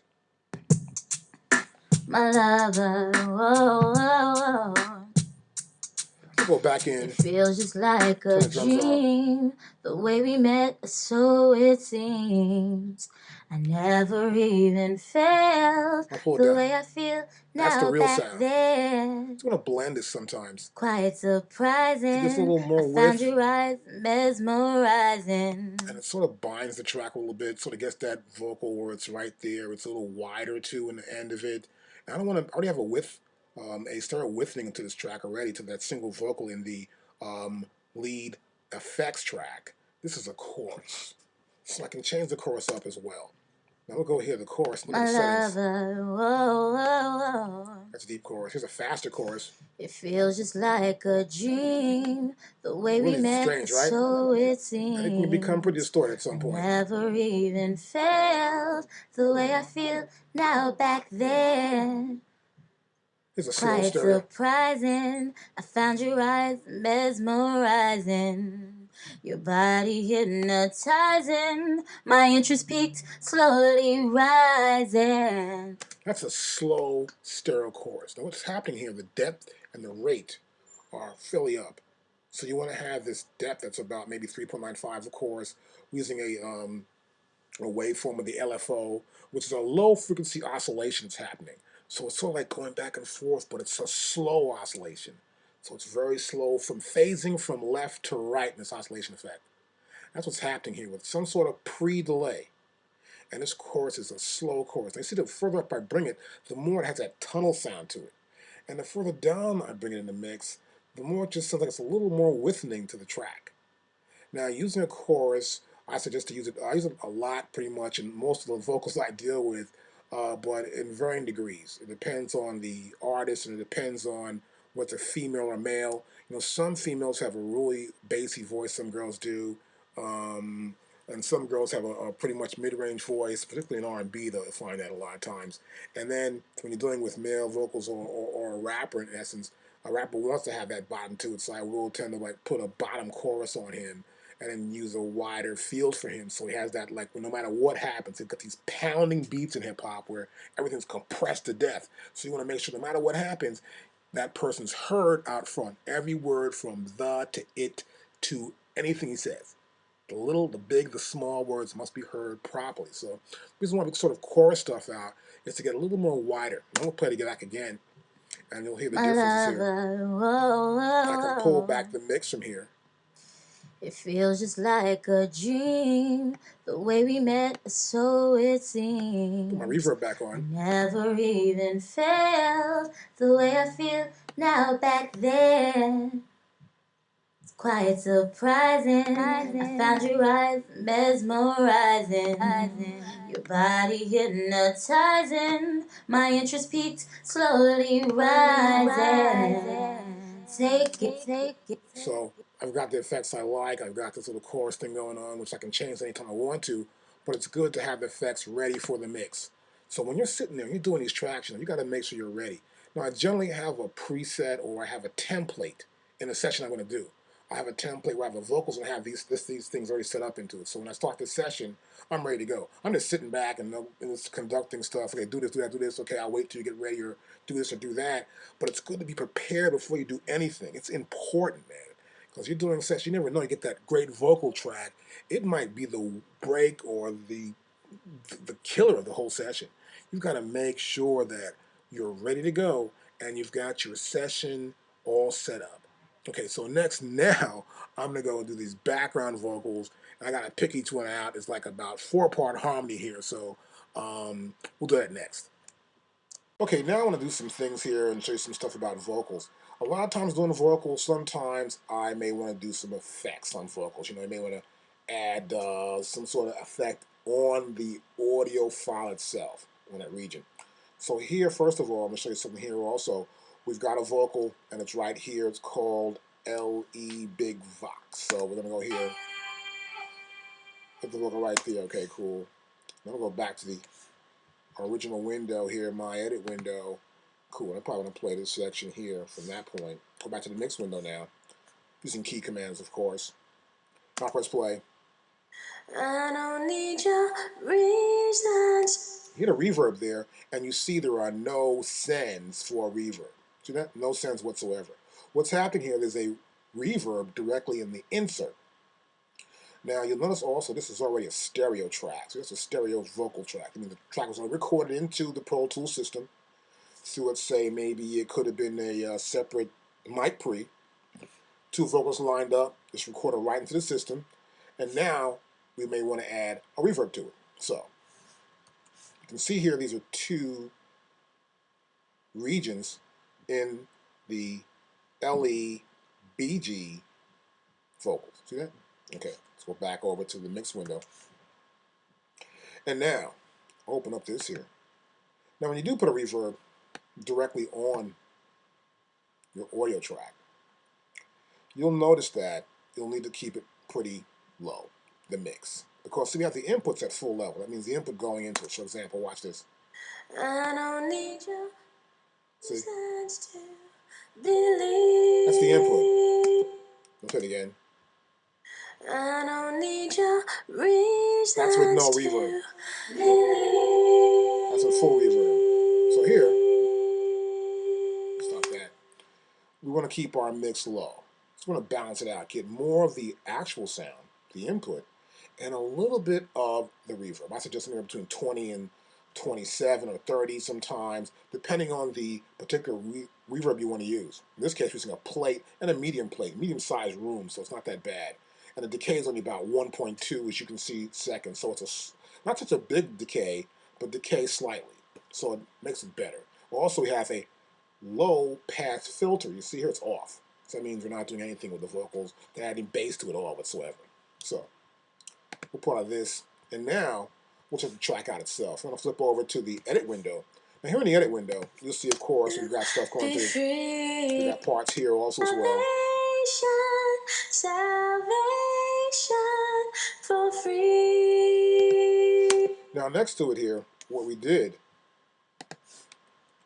you'll notice here, is that this is a regular EQ in these tracks. This is pretty simple. It's regular. It's going straight through the whole system. Then right here, it starts to churn. So a little sort of effect with that, like it's almost stuttering, like a little robotic sound. And here, this is a chop. See, we chopped that piece up. This piece chopped. This piece is chopped up here, and so is this one. So all 4 of these are chopped up. There you go. So you see that? It's playing over and over. Of course, we were in loop play. And what happened here is that we just went for mid-range. So we got rid of the highs and the lows and get a nice mid-range sound. This is a pretty classic sound today, used by a lot of rappers, of course, and sometimes, of course, in some vocals, to get that sort of balance between the vocals being in the room with you and the vocalist sounds like they're somewhere else, you know? Gives a really cool effect to it. So here, you would take a file like this, for example. You go to Audio Suite, and you pull up an EQ. And then you would just actually just EQ in the mids and get rid of the highs and the lows. And just sort of have just this big EQ going on for these parts. Okay, here are the next parts of this part here. Let's go here.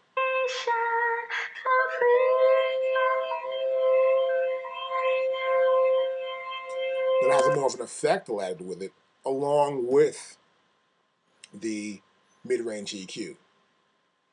Then here we have a gain. Don't try to save me. These are different effects you can see. This is gained a little bit more than this track, as you can see. So it adds an effect to the track. We go from the actual dry vocals with a little reverb to some effect, and the stretching of the effect, then a blending of the two effects. And not so much mid-range. Don't try to save me. And that's how you get some effects on the vocals. Now this is really cool to do sometimes when you want to add an effect in the middle of a vocal. I could do it sometimes when I'm working with a soundtrack and someone needs to add some sort of effect to the vocals within the mix. This is kind of cool at times also. And right here also, sometimes the vocals cannot sustain the note as long as you want to sustain, or you may want to sustain it longer because of the mix. You say, well, wait a minute, I need to make this mix a little bit longer and sustain the vocals over a certain period of time. What we'll normally do is we'll take a piece of the original vocals and we'll chop it out, the part we want to sustain, and then we'll add crossfades over the vocals. Now, you see this here. We have these crossfades going along here. There's a crossfade here, 3 crossfades on this track. You'll see each one of these parts are the same. It says Latrice and vocal 2 gain underscore 01-09. And all 3 of them are the same part. Except all we did was just make sure we sort of add a little effect to it and a crossfade. Now here's how it sounds. There's a little effect to it there. It's not too bad. And then we just die it out. Give it sort of die it out using a automation. Makes it much easier. And that's how we can do a few effects within the vocals in audio sweetening and also using some of these crossfades to stretch the vocals out and to give it a little bit different feel to them. Sometimes you're doing vocals might want to do a lot of different tracks. You know, I understand that they want to do all this stuff, but sometimes I'm really not with it. And sometimes I am. So, fix a few things here so I know what I'm seeing here is nothing I need to worry about. Make sure that's good. Now, I've got a lot of tracks here by this vocalist, and you'll see here, let's widen this up a little bit. We have 10 vocal tracks, which are a lot of tracks to deal with. And a problem that happens sometimes, you got all these tracks, is you're not too sure if every track's right, the same level, whether she stopped or started at the same time. And you'll notice here sometimes, at some parts of this, or some portions of this, you'll see some vocals that are a little ahead of others. And that all depends on whether the headphone set mix, whether she hears the first track's already done and she's doubling those up or not, and whether she's actually singing on time or in cue. So sometimes you have to get these tracks, you put them in, and they won't sound all together. And you'll play them back. Take it slow. Here they are right here. Future we don't know. I want this thing to last. Well, the purpose here is to get a big enough chorus so it sounds big enough. And also, I want to probably chop it up. She went a little too far at some points, but this is we did this on purpose for the lesson, and also this way you can get the balance between the different vocal parts. Now, some parts it could be 4-part, 3-part harmony, whatever. So what I normally do is you'll see here in the groups, I've got them all, background vocal. I also have subgroups. So you'll see here, it says here, this is the group, all members of the group are selected. Now here, when I go to this other group here, which is this BV4, it says here, all members of the group are selected along with other tracks. So it means it's already selected. So I'll turn this off for all of them, and you'll notice here that there's no longer this color code at the top of this of the pan knobs. So I'll go ahead and I'll select them separately, each one of them, and each one of them has a separate color. This is kind of cool. So that way I can just move these two, or these three here, which are 3 parts, and these are 3 parts here, and these are another 2 parts here, and 2 parts here. So if I play it back, take it slow, I can find out which ones are the highs and lows. I want this thing to last, so let's not move too fast. So see if we can get an idea of where the parts are. And it's always good to do that with your vocals. Make sure if you got this harmony going on, and you got this chorus happening, that you've got them separated, so you know where the highs are, where your mids, where your soprano is, and where the bass is in the chorus, and you know what's happening. This way you can blend them much easier. You say, okay, well this is the bass, and we'll bring this up. Take it slow, 'cause the future we don't know. And this is great because you can match it up with the lead vocal and get a very good idea of how it's going to sound with the lead vocal, because you can set up each individual part of the harmony. Now, I like to do also, once I get this part together, I'll sit back and go over these things here. As you can see, this is a mixed group, so I can move stuff around. But in this case, if I grab something, I can only move like these 2 tracks here, for example. And I can edit those 2 tracks at a time. So I'll listen to 2 tracks at a time, or 3 at a time of that particular group, and then I'll try to make sure that they are even and they're perfectly right, or just take a piece of them apart and put it in there. So I have this big long part going on, which repeats in some sections also. I believe. And so here again, it repeats the ending. My love, my love, my love, my love, my love. And some parts are rushing there, so I'll chop it up and make each part fit perfect. And this is a great way to get the vocals done. So sometimes you're doing the vocals and you get all these tracks, don't worry about that. Get them down, make sure you got the great headset level where she can hear maybe on one side the track already recorded and hear what she's doing presently in the other side of the headset, and give her a good bounce in the studio room, in the booth room. And then you can get even better tracks. And make sure if you do put them down, you separate them and you label each group part. Okay, so now I've got a more narrow view of this track here. As you can see, I've got my drums over here in this end. Take it slow, 'cause the future we don't know. So we got the drums right there, but we're not using any music right now. We're just trying to get these vocals right. I want to make sure the vocals blend together, and then we'll bring the music in later on as we apply the chorus in the spots you're supposed to go along with the lead vocal. So here, I've been choosing the first 2 parts here, right? These are the first 2 parts here. See, they're still in the group. I got 3 more parts here actually. This is the group also. I'm gonna hear this group only first. So I'll just bring this group down and bring this one down and the last group down there. Good. Now next, I'm gonna go right back to the edit window and view these files. So it's not gonna start directly on the beat. So you see here, I'm in the grid mode. See, I can start on the beat right there. So I can grab these files like that and then go like this, hold the shift button down, and I'm on the beat. Okay, because I'm in grid mode. Got that? All right, good. Now, I'll play the part. Take it slow, 'cause the future we don't know. So some parts I really don't want to keep, some parts I do. So, but I may want to shift these around sometimes. Sometimes working with lead vocal, these parts may need to move ahead or behind, so it gets more of that natural feel that the background vocals are playing to the lead vocal. It's important to make them very malleable, so they're actually just like clay. You can just mold them the way you want to mold them. So here, I'm going to go here and I'm going to press Shift and then click on My Slip. And now you see we're in both slip and grid mode. And I can go to here, of course, and use my trim tool right there. And so I can cut right back in.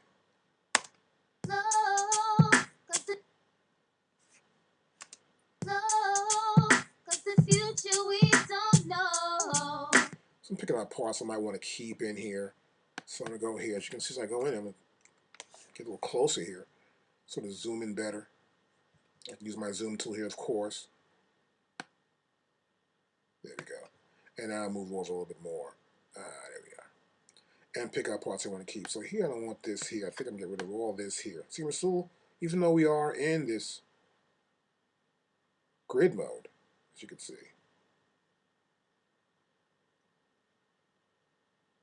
Let's cut this out. I think I can get rid of this one too. Let's hear it back from here.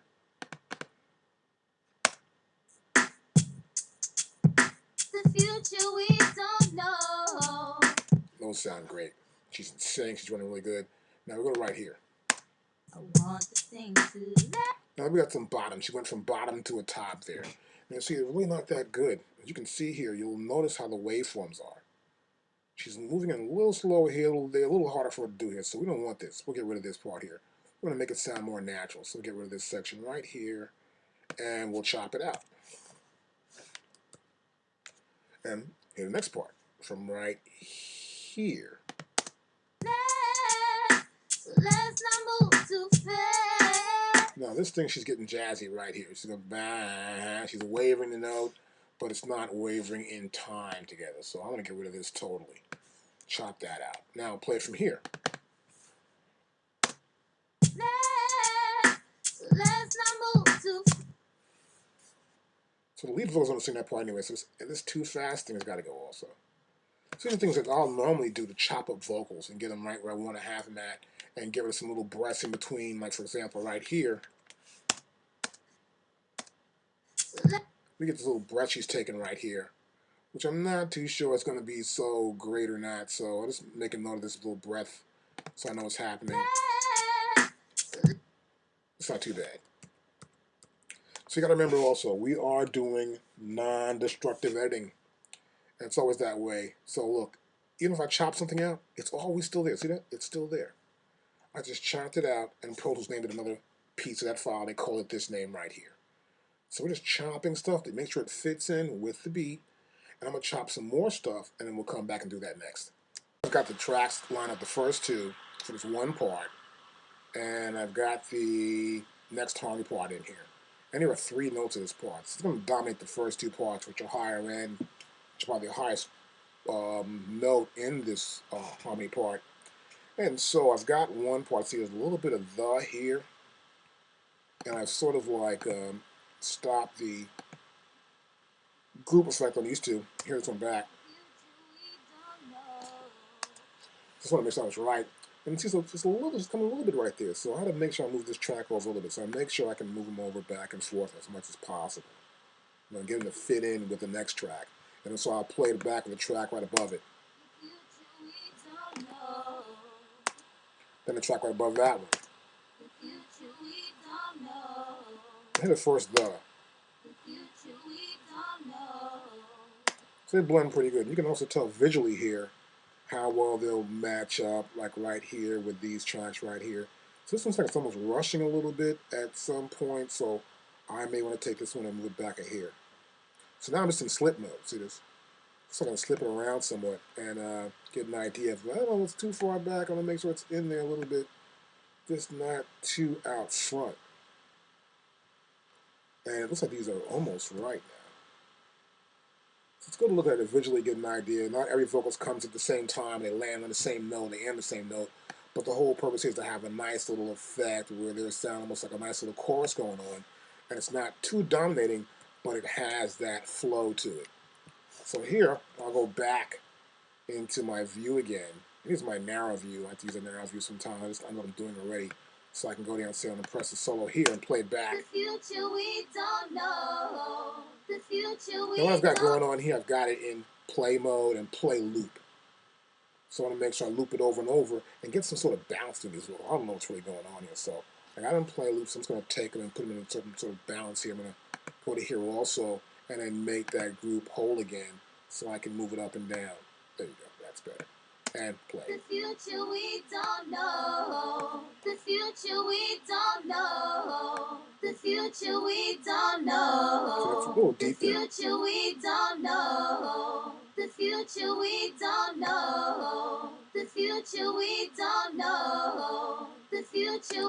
So when I get a little level I like pretty much, I have to also balance it out. This is dead in the middle, so I may take this a little bit this way, this a little bit that way. And the other ones are so full, so they will dominate. I may put that a little bit more here, and then lean this a little bit more to the left in a sense. and try to check my balances with the panning. The future we don't know. The future we don't know. It gets a more fuller, wider sound in the vocals. So we got those two parts done. Now next I'm going to work on the next two parts and see how these flip. So I'm going to pull this up a little bit here and turn this off and then go back to solo as well. The future we don't know. The future we don't know. The future we don't know. The future we don't know. You want to make sure they all come at the same time. You'll notice here too, when you see the The view. future we don't know. The future we don't know. See those LEDs light up here? I'm going to make sure the parts are coming strong enough and they're right. So one more part here. I'm going to check out one more part at the end here, this bottom part. This bottom part I'm not too sure of, even if I want to keep it. The future we don't know. The future we don't know. The future we don't know. The future we don't know. The future we don't know. Okay, good. So you got an idea there. I think I'm going to really bury this part in the mix and add some sort of reverb around it so it's there and has some sort of presence, but not too up in the mix. You know what I mean? So next thing I'm going to do is bounce these off, and I'm going to go back into here and chop up the rest of the tracks and make the rest of this chorus have this one appeal to it. I'm still fixing these vocals up here. This is a really cool lesson. Now you'll notice here that I sort of want to keep a part here. This little part I want to get rid of, so I'm here, and this part here I really don't want too much of. This part right here, cut that out. Wait a minute. Let's actually bring it back. But the part I do want to keep is right there. So I'll just cut this part out from here. And get rid of that part now because it's out of here. So I can grab it. Grab them first. See, there we go. Grab them out and then grab them here. And let's go back and I'll cut them here using my 3 tool. Cut that out of there. So this part here, first part, I think is going to be kind of cool. Just want to get an idea of what they look like here compared to that lead. So they're starting at the same time. That's my main problem is. So I'm in slip mode here, just trying to make sure I get the feel I want to get with the first part. Now this is the bass part at the end, and bring this in a little bit more. That's not too bad there. So now here's the other part here, kind of funky. And when I play it, it's got this little wavering thing going on. It's like it's a little jazzy. So he's freaking out a little bit there with that. So what I'm going to do right here is check it. Now to check it, I'm just going to go through each one of these tracks and see which one's going to be my main tracks I'm going to base this whole part on. So it's the bottom 2 here, and here, this section there, and we're giving this one here 9, 10. Those don't sound too bad. I'll do probably one part at a time. Now here, see I'm doing that, I can press Control and click on that and just get one. So I'm still actually in group, see? I'm still in group, on and off, but if I just want to get one, so this one track, this one part, I'll push the Control key down and click on this solo, and I can do that. Or I can go to, want to mute those? I can say, well, push the Control key, and I can unmute one of them, see? I can mute that one. With the Control key down, I can just do one at a time, controlling which track I want to mute or solo. It's a real cool feature. So that's when I push this down. The bottom part seems like it's a little wavery there. Could be a little in front of it, so here, see I'm grabbing, right? So that's not good for me. I'm going to grab them all at the same time. So what I'll normally do is I'll look at it and say, well, let me see here. I'm not too sure. I'm going to go here and pull that one out the mix. I think that was C group again. Let's see if it is. Oh, not C group, so you got to find what group you're in. Is that B group? That's B group. So now, I'm going to take this and move this back a little bit. So I'm in flip mode and get a better view. And you can see how it is. See how it is right there? Where it's a little ahead sometimes, this wave is too much. So as soon as I get that going on, I'm not really going to use it because there's just too much happening there. And no need to have a lot of stuff just happening in your track when you don't even need it. So let's get rid of that actually. So I'm going to take this part here. and get rid of it. I just want to keep one of the parts. Nope, I'm not using this one. So cancel this out and cancel this out. And get rid of that part. Now here with the bottom part here. We're going to work with the bottom part. No way. So, I may just keep the top part for now. But the bottoms won't work because they're just too staggered. It's too far out. And we delete those out. So let's start from the top again. The future we don't know. Let's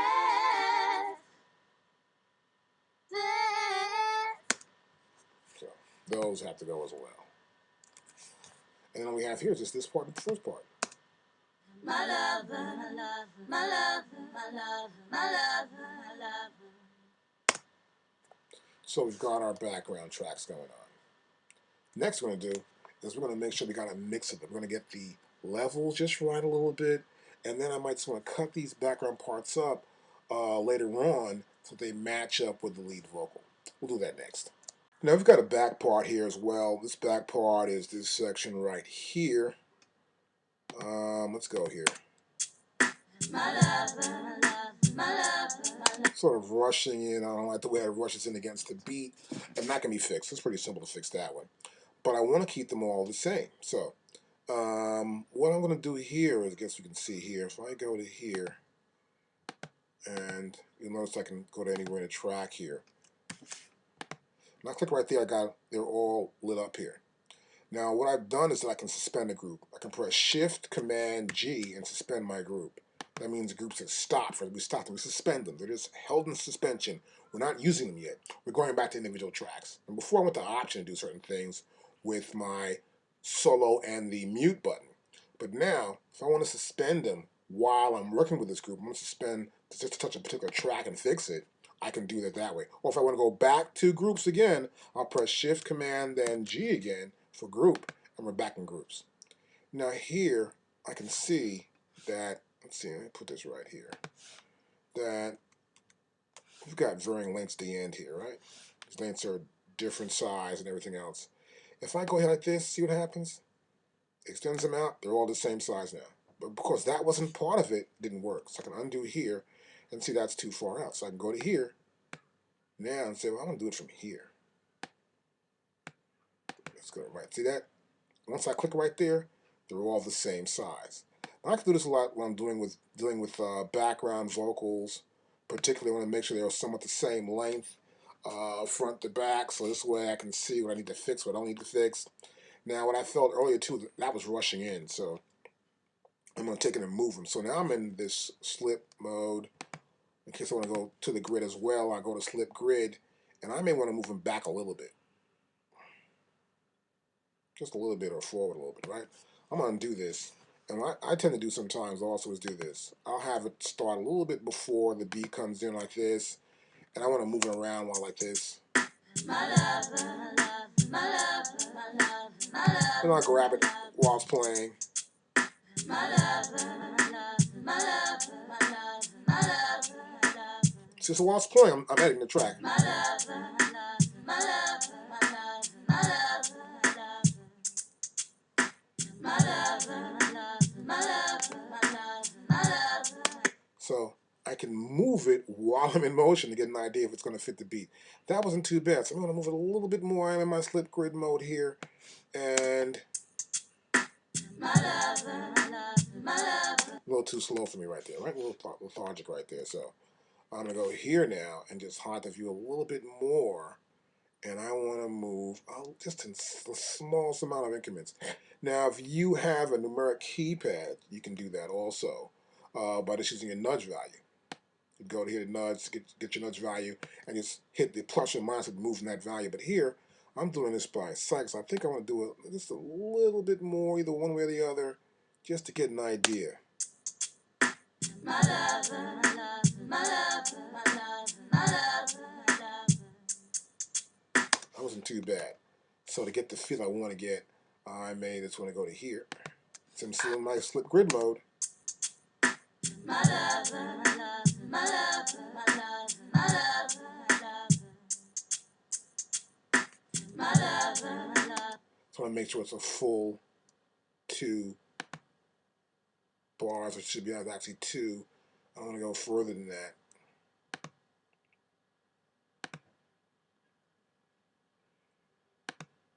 And it's a full 2 bars. My lover, my lover, my lover, my lover, my lover, my lover, my lover, my lover, my lover, my lover, my lover. So I want to loop to get an idea whether it matches or not. My lover, my lover, my lover, my lover, my lover, my lover, my lover, my lover, my lover. So some parts sound there in sync, some parts aren't. So once I look at it, I can see that a few parts, like here and there, are just a few parts closer. So my love, right? My love repeats here, and repeats here and there. So what I'll do next is probably just line them up a little closer, chip off the ends in the beginning here, get a little more tighter here at the end, for example. I might want to bring this in a little bit more. But see, I'm in slip mode, right? I'm in grid mode. So I'm going to go out of the grid, in the slip. I just want to get a little tighter at the end. It's also hair, not much. There you go, perfect. And here in the front, I'm not going to touch it. So I want to make sure now that it'll fit when I copy this whole section here as the chorus. Take this out here like this. I want to make this whole thing one big chorus. Now what I can do also, I can probably go to here, which you can do also, which I tend to do a lot these days, is I'll get the whole section. And I may want to consolidate every region in the section, because that way they'll all be the same. So you go over here, and we go to consolidate region. And now Pro Tools will, look at that. They're all one, it's like a movement's one big piece there. And they're all one big region. That way, you don't have to worry about this part here, that part, is that part move this part right? You got them as one consolidated region as your full chorus. Now, even though I've got this chorus where I like it pretty much, sometimes I want to pretty much chop them all up. So I can go to here, so make sure that I'm in group mode or not, which I actually am. I suspend it a little bit, and I want to get it a little bit tighter, of course. Now you can see there, it went right to the grid. Don't want that. I'm going to go to slip mode. Now, what I do want to do, though, is make sure that each part works perfect, and one's not ahead of the other one. So I'll just select the section right here will say, and I'll notice here in this section that they're all not coming at the same time. And this part of the chorus, I want to have it perfect. So I just want to see further on down the line, I notice here that this one section is a little late. This one here is a little late each time. So I want to probably look at it again from the front and bring it up some more. Just so it falls in time with the rest of these sections. See, these all, see right there? It should all fall in time. And this also, see, these aren't too bad here. These are a little bit ahead. So I'm going to take this here and move this back a little bit more. I want to make sure they're all the same start. That's important for me. So now I'm going to go back to unsuspend the group, then bring it back in again to the top, like that, and here. That sounded pretty good, right? They all sound the same. They start at the same time. They have that same feel to them. And if I don't like that, I would normally go back and chop them right back up here. See that? And they're pretty good. Now let's get the end. The end's a little off there too. I get back to here, tuck one of them in, get them on one size again. Now, I'll listen back to this part. My lover, my lover, my lover, my lover, my lover, my lover. And now they sound much better than before. You've got to go in and look at these tracks and make sure they're right. It's the most important part of any song is your chorus and the lead vocal or the lead rap track, whatever. All the vocals are. It's so important to have them blend right and go with the beat. That's really important to do. Now, once I got everything where I think it's at, that sounds much better now. Of course, as we did before, we'll go back in and we'll consolidate the tracks totally right back to here to consolidate the regions. And I get one nice big piece. Now, as you can see, it named each one as a new name now. These are all new region files now. See that? These are just all new. It's brand new pieces here. So there's no longer this non-restrictive editing. These have been made into new regions for me. So I can have them right here to deal with. And what I do is I'll take it, I'll cut and paste it and put it where I want to put it at. Now the important thing about making a region up, in this case, is to make sure, like you can see here, let me just widen this out.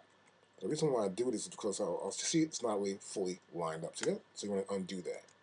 This is important. I undid that. See, I undid that. I want to make sure they're all fully lined up. So I want to make sure when I take them and put them in, I want to make sure they fit where they're going to go.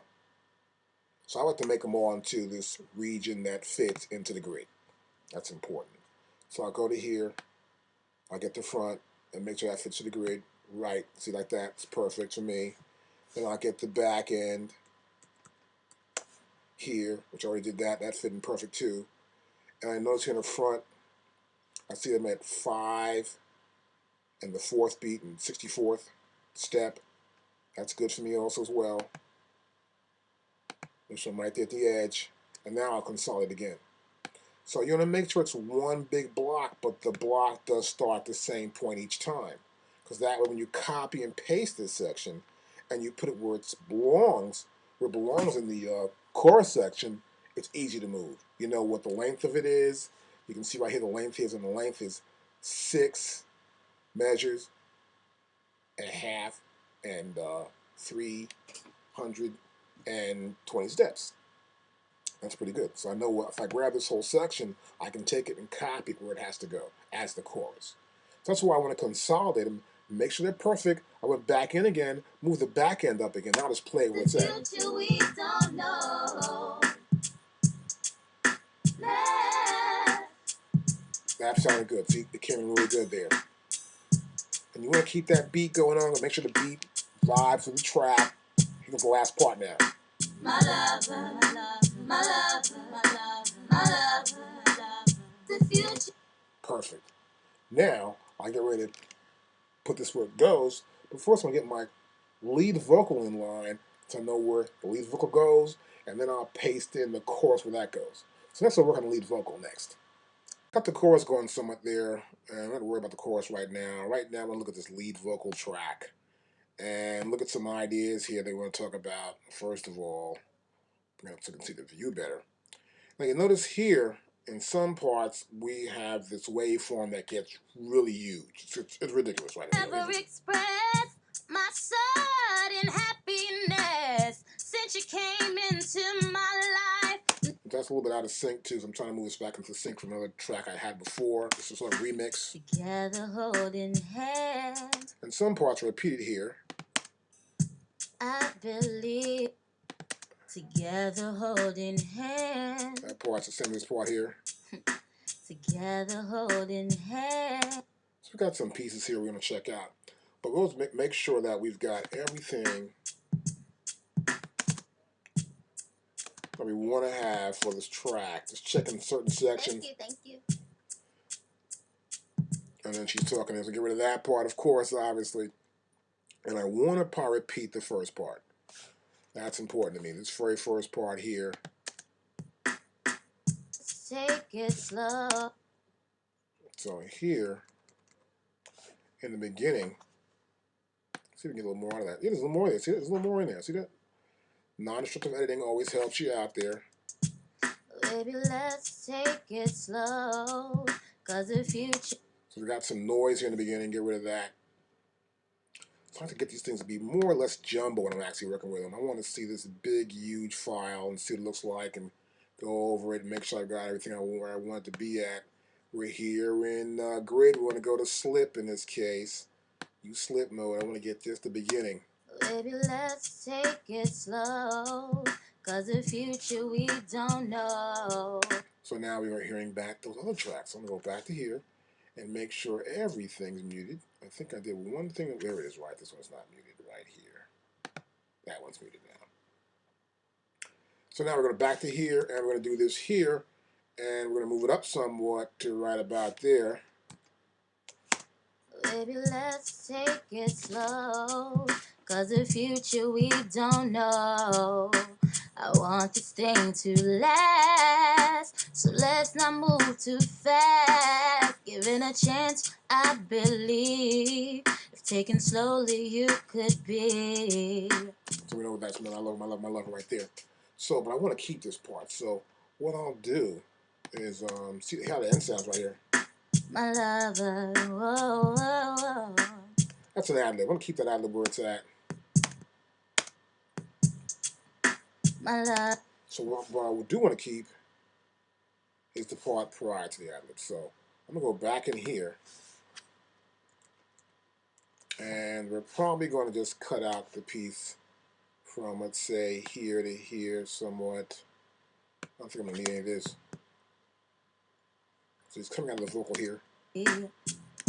Right there. So I'll probably take it out of here and cut to there and cut it. I'm going to use this every time for my chorus. It's like we're going to do with our chorus section. We're going to keep this section along with the chorus. This will be the lead vocal doing the chorus along with the chorus. It'll happen each time. So this one makes this becomes that chorus and keep it as such. So like what I normally do here is I'll call it the chorus. I'll call it the lead chorus. Let's go back into here. And I'll say this is my lead.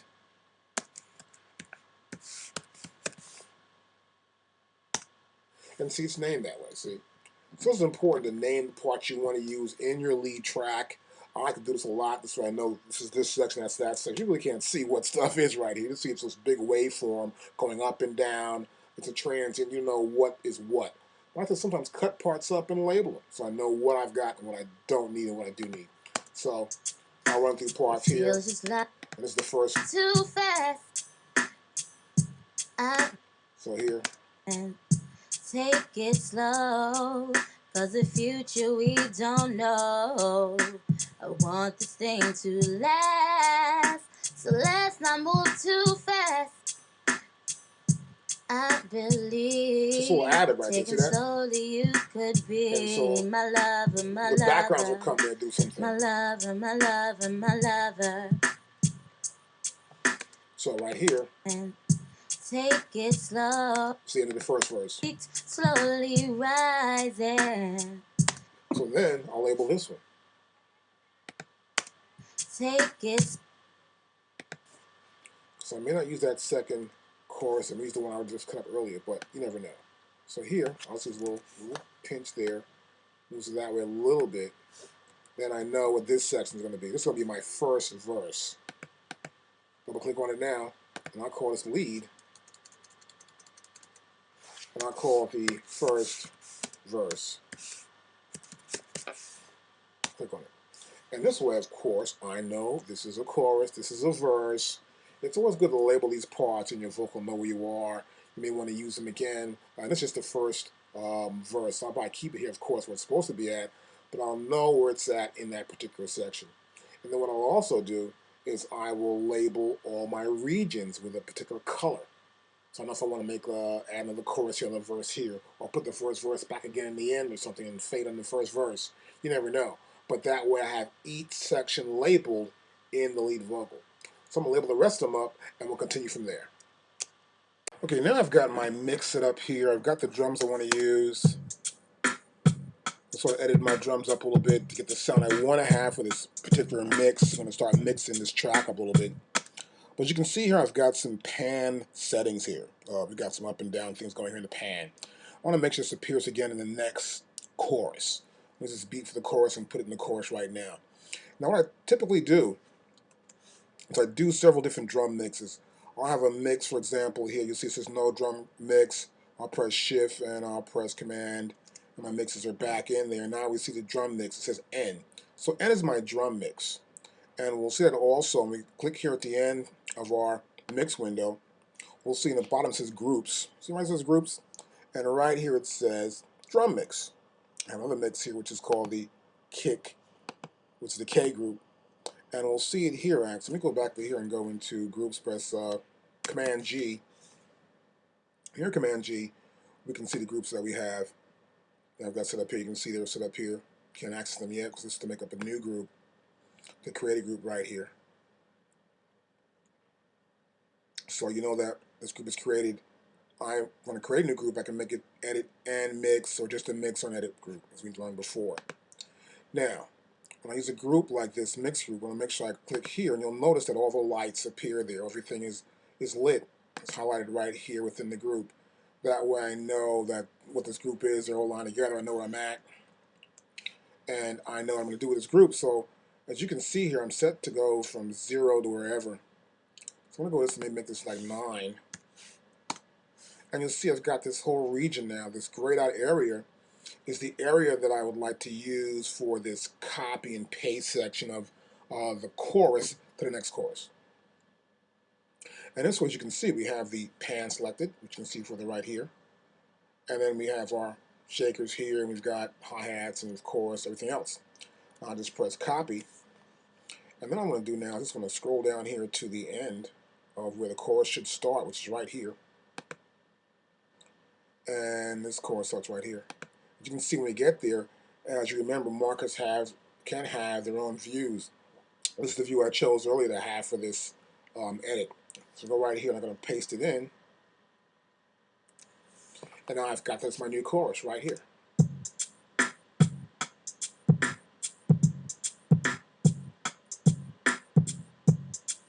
So a lot of times when you're working with a track, you may want to cut and paste some parts in and out of the mix.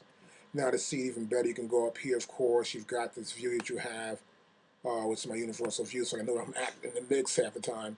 Makes it much easier for me. I want to see everything and see where it starts from and ends at. And now, as you can see, we've copied the pans as well. The pans are copied from the first 8 bars.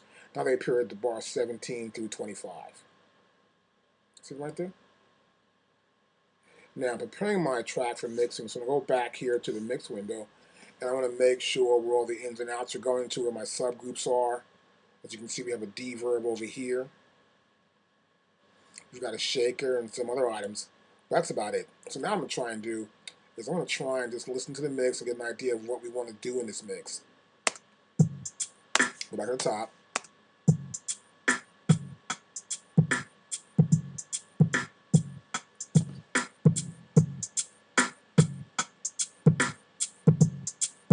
Okay, so you can see the shake is moving right here. It's moving around. I may want to add a little more reverb here to this clap as it comes through. So I've got some reverb going on right here, as you can see, right? So in this mix, what we're doing, we have the drums going through their main outputs, and they're all summing up to the main output, which is right here. Singing to the main master fader, as you can see. We're all going to master. This is a bus in. That's a bus in. I'm going to turn this back to where this won't confuse you. And then this is the main, the main, the main, the main, the main also. We're going there. And then we're sending the sends from the drum verb, right? We're sending all these sends to the drum verb. It's from the send going to the drum verb, as you can see, which is right over here. So we get a balance between the two of these things and make sure we get a nice tight balance of the drums. If I raise this, you'll notice it's part of the group there. So to end this group thing, what I normally do is I'll press Shift Command G, and you can suspend the group. Let's go back to here, and I do this a lot when I want to. As you can see, it's grayed out now. We can suspend the group. See that? That's Shift Command G to suspend the group, and to put it back in play again. I tend to suspend the group because sometimes I want to make sure I've got everything right. I don't want to have this too much verb and not too much verb. And we can also go back in here and then turn it back on. Okay, good. And I'll check my mix out again. So I got some more reverb now on that snare drum.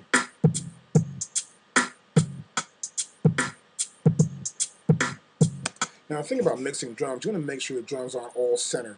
Like here, as you can see, I have some pan a little bit hard left, hard right. I may go a little bit more towards the center with the kick drum.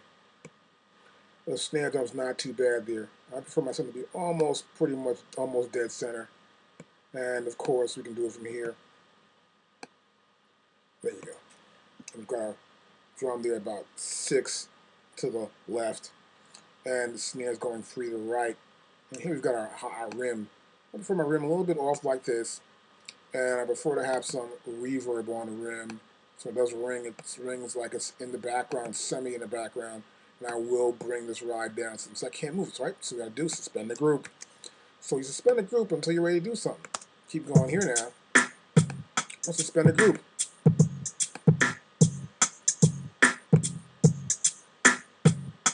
Get my 808 kick up. So by suspending the group, I get to get my mix tighter.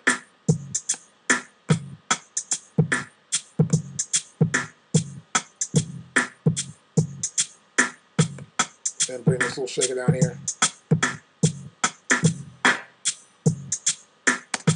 There we go. Once you get the mixture like, you can unsuspend the group. Go back to here and unsuspend the group. And this is a great way to get your drum mix just tight enough. Listen back to it again. Make sure everything's compressed. If you want to have a compressor, I've got compressed here and also an enhancer here for the kick drum. Let's make sure I want to make sure everything is in the right area where it should be in this mix. Okay, next thing I'm going to do is I'm going to make sure the drum mix is actually super tight. I'm going to do one more grouping. Now I've got my drums somewhat set up, and next thing I want to do is I want to talk about the ultimate thing here, which is our master mix levels. Now I'm going to do right here, I'm going to just go back in here and so just get the drums. I got everything else here, but it's mostly muted, so I want to go here, and I want to take the bass out. Then I want to get rid of the piano, and then the Rhodes, and this other key thing. What's this? The group there. We got this guitar and the wah, and the reason the track should go also. Good. And we're getting down a few more things here. Take out these vocals. Just drag it along here. Actually, let's go here and just drag it along there. See that? Got rid of those. And get rid of the vocals. Okay. So now, as we can see, got a few more tracks left. Let's get rid of those also. And this is a great way I like to do my mixes. I like to make sure the stuff is already muted I'm not going to use. And then I'll keep what I want to keep here. I just want to keep these few things I got here and here back. This drum mix. Now the reason why we're doing this, we want to check our limiting. We want to make sure that we're limiting enough audio levels so we don't get too much peak. Now here, I do this particularly when I'm doing drums, start out with my drum mixes. I'll make sure I got just enough, because the drum generally ends up being the most popular thing that you're going to have in a mix. You know, everybody wants to hear the drums heavy, loud, or whatever. And so you make sure your drums dominate in the sound. I prefer that always. So I go listen to my track here, and now I'm going to apply a maximizer. This is called my maxim. This is a limiter here, and it's going to help me max out the level I want to have and make sure it's proper. Now, what this limiter does, not just a limiter actually, you have to master with this plug-in. You have a CD mastering effect here at 16-bit. We've got a mixing limiter, which I'm going to use right now. We got this pop radio limiter. So sometimes you hit a radio, you can have so many different records playing, and here it's always squashed down at a certain level. So I use this pop radio limiter. And we've got a radio limiter also for this, I guess, besides doing pop music, anything that comes on the radio. But here, this is for mixing limiter, okay? There's a mixing limiter I want to use right here. And what this does, that the purpose is to apply limiting during the final mix down. You know, so you can flatten out the peaks. And the remaining audio material will have a higher volume. So, for example, we're playing it right here. You got this going on. And let me kill this group thing going on. And I'll pull this down, and I'll bring the snare drum up. It's going to be really peaking out here a little bit more. Anything else? That snare drum's really high. That's really high. That's peaking out too much, right? And the drum is sort of low. But the snare, as you can see, is the dominant signal coming out of this mix here, right? So what we really want to end up doing is sort of bring that snare drum down. And we can do that here at a threshold level, actually.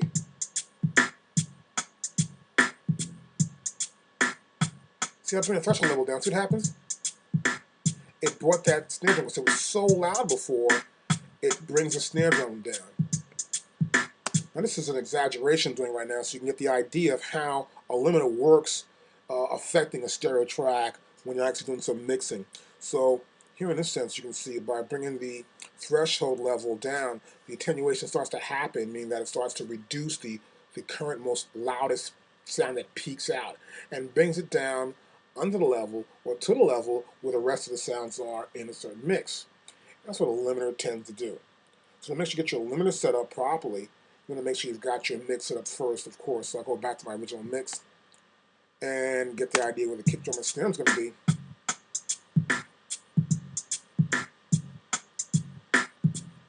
Now the kick drum you can see now is louder. See that? I'll turn this over here.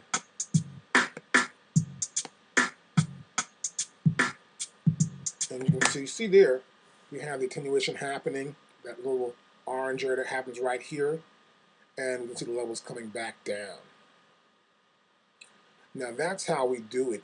I'm going to explain some more about that in the next video about limiting individual instruments in a sense and how this maximizes the difference from an actual conventional um, limiter per se.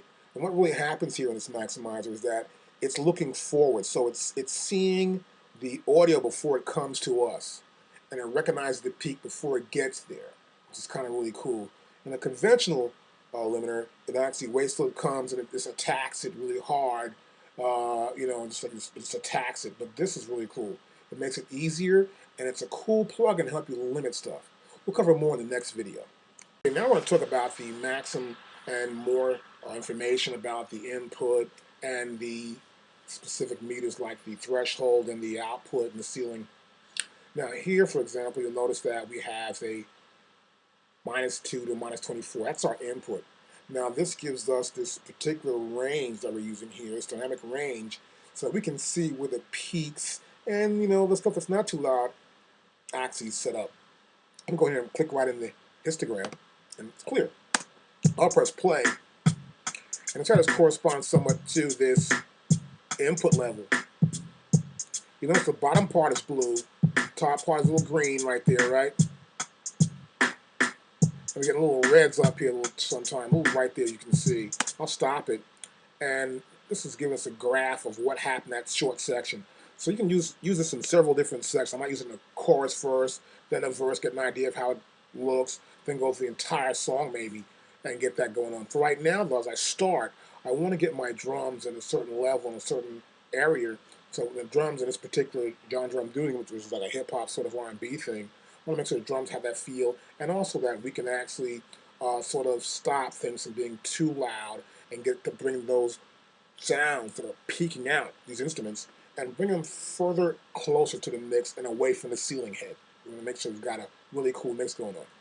So that's what this histogram does. It gives us this sort of visual reference sort of for comparing the density of each waveform and its peak, like the wave file for the snare, and then the kick, you can see, is pretty loud also. I got a clap that snaps in there also. So it's in a high frequency range, and when it does come in, it sort of really picks up the sound somewhat.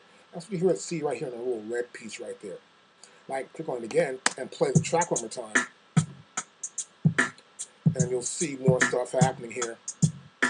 I can turn my clap up some more.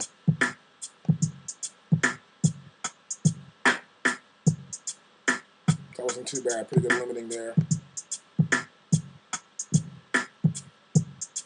And some of these sounds getting a little big because that 808 drum came in there, a little big that time. And you can see here, we're also getting this really cool output. So the difference between the output and the input is what we're seeing right now. So the level coming in here, we see right here, and our output shows here. Now what happens here, this threshold level, right here, sort of, if I pull this down, watch this. And see, I pulled it down, and you notice that anything below this level starts to get attenuated. That means it starts to get compressed, get squashed down a little bit as I pull down the threshold level. That means I don't want anything over this 16 dB, minus 16 dB, it's going to have a little bit of limiting to it. It's going to limit it down. Hey, we're going to bring it down so it matches the rest of the mix, creating this bigger headroom at the top of the mix. Now, we also have this compare button here. We can compare the limiting I just did now compared to what the original preset was. And click right here, and you'll see the original presets at approximately -6 dB, which I love to have it right there. That's where I like to keep my ceiling room at anyway. I just did that so you can get an idea and see that what happens is that when it does pass that peak, it will go into the red. And it means that the threshold level is lower, and we see that here in this ceiling, where this attenuation starts to happen right here, and you'll see it turn a little orangey red. We'll do more in the next video. You heard that there with the threshold level. I'll go to here. Last video, that threshold level, you can see right there with the level going on. Talk a little bit more here. And next you can see here we have these outputs. This is our output, right? So this meter displays the amplitude of the output signal. That means it's the value that appears here represents the process signal from the threshold, the ceiling, and the mixing levels. That means my drum levels on still. So I'll press this here. We'll watch this to make it simpler. Understand? And I'll go back to my group again. See, I just boosted that level, everything else boosted up. And you can see the output level getting louder, right? But you notice the threshold level didn't get too much louder, see? And you'll notice also here in the master, it didn't get that much louder. But I did increase the loudness of the overall mix by at least 1.5 dB.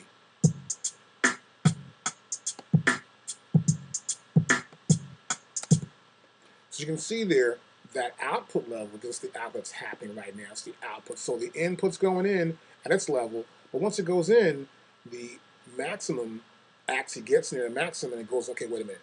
We're going to apply this threshold level, see right here, which is a +6. Then it applies a limiting to it, as you can see right there. And then next we can see that once I raise the level is pretty tight. Now also here we have our ceiling, right here, ceiling slider. And the slider sort of determines the maximum output level after the limiting is performed. So I'll go here and we'll set some maximum. I can say, well, look, I'll bring this down. See what happens? I'll bring it all the way down. You get a real drastic idea what happens. It makes this huge ceiling, right? We don't hear nothing. There's no output going on here. So it has to go through the ceiling first before it goes anywhere. So I'm creating my ceiling right here. So that's my ceiling. I'll keep it right about there. I'm squashing the ceiling right in that range right there. See? And you can see the number right here on the bottom. That's approximately -2 dB is my ceiling. I don't want to go any higher than that. It's about it. I'm not going to go higher than -2 dB. And make sure we stay right there. And I can bring this down. See, I'll bring this down here. And it's almost squashed. See that happen? It's a little tighter. See what happens here? This goes a little orange here. But it's a tighter, harder mix.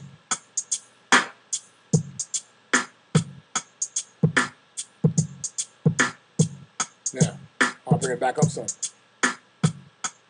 A little bit lighter. See that? So what I did just there, I have my ceiling at -2. I brought down my threshold level at 8. So when something crosses 8 or 7.2 here, it starts to attenuate. I mean, it starts to attack that sound. Say, okay, look, you can't get louder than this, so we're going to make it tighter, as you heard, and have a little more bump to it. And that's kind of what a lot of hip-hop music has. And even today's really hard rock has. There's a lot of limiting and some heavy, tight compression on it to make it really pound a lot. It's not good to do it all the time, but it's becoming the trend of today's music. And be aware of that. So you saw a difference there where we had the output was set for a -8, and we had the ceiling set for -2. And I can go further down and it makes it tighter. Or up. A little lighter. See that? But still tight. And you'll notice too in the master fader, I'll go further down and it seems to like get louder, right? Because anything in that range is making sure, look, we don't want anything too loud, nothing too low. We're packing it in. We're limiting all these sounds in this particular range to make sure that when they get there, we're ready for them. And what Maxim does, since it is a plugin, it's actually looking ahead before we even hear it. The computer's like going like, okay, I see it. Here it comes. Bam. We're going to hit that sound and make sure it works. And that's how Maxim works. It's a really great plugin. I use it a lot. It's excellent. Now we're going to do next, we're going to probably go over this release slider you see right here. Now this slider splits how long it takes for Maxim to ease off the attenuation. So that means, hey, we're going to attenuate, but we're not going to attenuate too much. We're going to attenuate, we're going to attack it, but not too much. So watch this. We'll do that. And I'll release this. Or I'll go down. So once it starts to attack, we want some sort of release so it doesn't hold that attack going on so often. Further down you go, as you can see here, this is in terms of milliseconds. It's less of that going on. And you'll notice that in the mix. That's important. And next we have the last button we got here is our mix slider. And it's right over here is our slider for our mixing, and this is our mix slider. I'll turn this up down a little bit. And the slider sets the ratio of the dry and the limited signal. So it's a dry signal coming, which is the sound that comes directly from the input. And then there's a sound which is when the processing happens, it happens on the output and the ceiling. It says, okay, this is a sound. So we've got to mix. This is our regular sound right there. Up here, is the sound with the limiting. So we can adjust between either one. And get, so this is 99% here, this is 0. See that? And make it tight. You'll notice here how tight it is right now. You'll see it's just barely going into that yellow. Just barely going to the yellow to the orange. But it's there. But it's a tight, tight feel to the mix. And this is how I use the maxim to get the most out of a mix. It's important to start doing this before you start mixing. I get the drums up first, then I will apply the maxim to get an idea. And then when I bring the keyboards and the bass drums or whatever, if I'm doing a hip hop session, I'm going to bring in the hip hop sounds, there's keyboard singing, that's the part going on. So that's why I get this clubby type feel to it. You want to make sure that those drums are in your face. Because today's music is all about dancing and about feeling that beat in the car or in your iPods. You want to hear it and walk and feel tight with it. And that's important in your mix. Got another track we were working with earlier, and we got, you hear here we got a loop.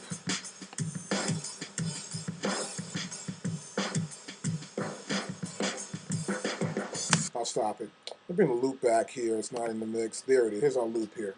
And this is our loop in this mix. I'll play it again.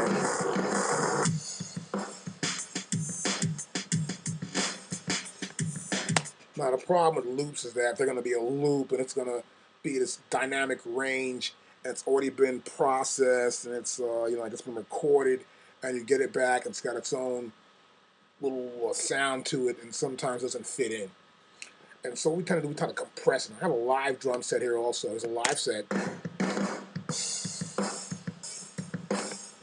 Now our live set has got a reverb, got a bunch of stuff going on here. And see our levels here? They're pretty much decent, I guess. Now I'm going to bring in the loop.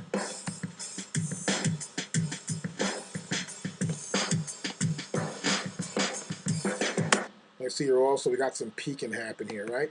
So I'm going to go back in. It's all part of your mixing process. You may want to bring the gain down, that's for sure. I'm going to bring it down a little bit more and keep that gain in line. You don't want anything to peak in this mix. Go back again.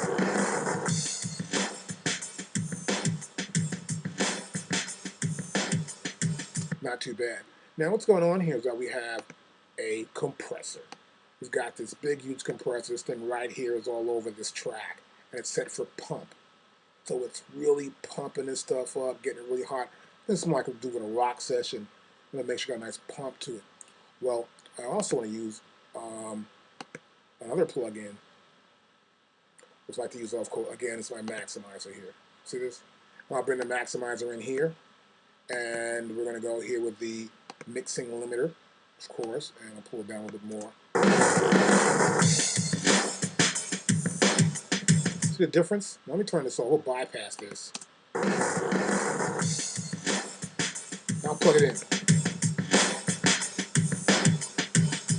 You can hear the clarity. You hear much more clarity between the loop and the kick drum and the snare and the live drum set.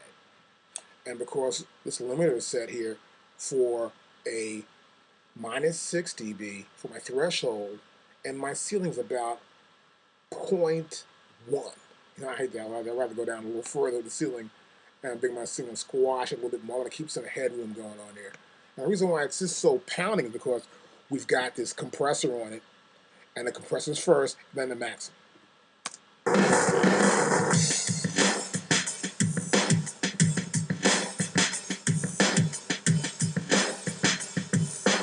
Now, bypass it. Back in. See that? So a lot of times I'm doing rock and roll and doing some heavy drums that might be live drums along with loops. I will use a very tight compression on the master output. And then I'll bring them the maximum, that way I can get a little more clarity and definition in sound. So it's important to actually understand how to use your output or your master, what plugins you're going to use and which ones you're going to use. What's important is something mixing stuff. You got to make sure that you're ready to go. You don't want to go back and say, we got to remix it again. That's the worst feeling possible half the time, unless you're mixing because you're just improving the mix. But you're going to make sure when you do start out mixing that you've got a nice tight feel to it like we have right here. That sounds pretty good. It's not too bad. Like the way it sounds. Now, a thing about mixing also I want to really point out here is that sometimes you're in a room. I see these guys in the rooms all the time. They're mixing in their little bathrooms or their little closets or in their bedrooms, and that's not good. And so you need to make sure that when you're mixing somewhere, you've got a really accurate idea of what's being recorded or you're trying to mix down. And so what I tend to do is you'll see I'm going to take this plug in here. I can move plug anywhere I want to move. So I move it like that. I moved it. I'll move this one down right there. So you can move your plugins around. Once they're in there and you're in search, you can move them. I like to add an EQ. You want to EQ for the room. You want to make sure you EQ to make sure that room is just right that you're working in. So I may pull up a 7-band EQ, but I won't get too tight. I'll go back here and I'll go to, let's see, we'll use a 4-band EQ in this sense, in this case. And what I want to do is show you that if you're going to use an EQ in your room, you're trying to say your room's too bassy. Let's say you got too much in the room, and then you say you got the floors are wood floors, and then you got these pretty nice speakers, but everything sounds so bassy. You want to cut back on some of the bass in the room. You may want to cut back by a couple of octaves. As you can see here, there's some octaves right here. You may want to cut your back. There's 12 octaves. Here we go. There's 18. There's 6. I'm going to cut back on those hertz in the room, see? And make sure you don't get too much bass on anything in that room. You can compare it, go back and forth. And when you do compare, listen back, record a little bit, hear how it sounds, play it in your car, play it somewhere else, Do this when you have almost everything else is up and the vocals are up, and then try to make sure you know how you're EQing for your room so that no matter what, you'll have this setting and you'll save it as an EQ for the room. So here you'll see I've got the EQ, we've got the compressor, and then we got our maximum. See that? Now the reason why I put the EQ first because we want to get the right tone for the overall mix.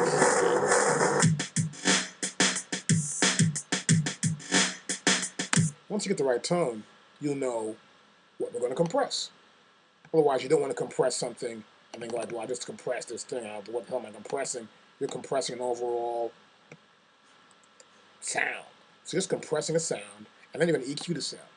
Now that works when you want to be creative. Being creative is a great thing to do. And you're doing it with something that you're trying to do something different to. Like I may want to do that on a loop or something, or a little vocal. I may compress this little vocal and then EQ it. And I may want to compress a loop track and then EQ it. That way I'll compress the track, so this particular gain up, I might not want to hear the rest of the hi-hats. I'm just compressing to get the kick and snare. And then I want to add a gate to that and then add some sort of EQ to that. Sort of a filtering process. So, but in this case on the mastering, we always want to put the EQ first. See this here? Now pop the bass up. Now pop back in here.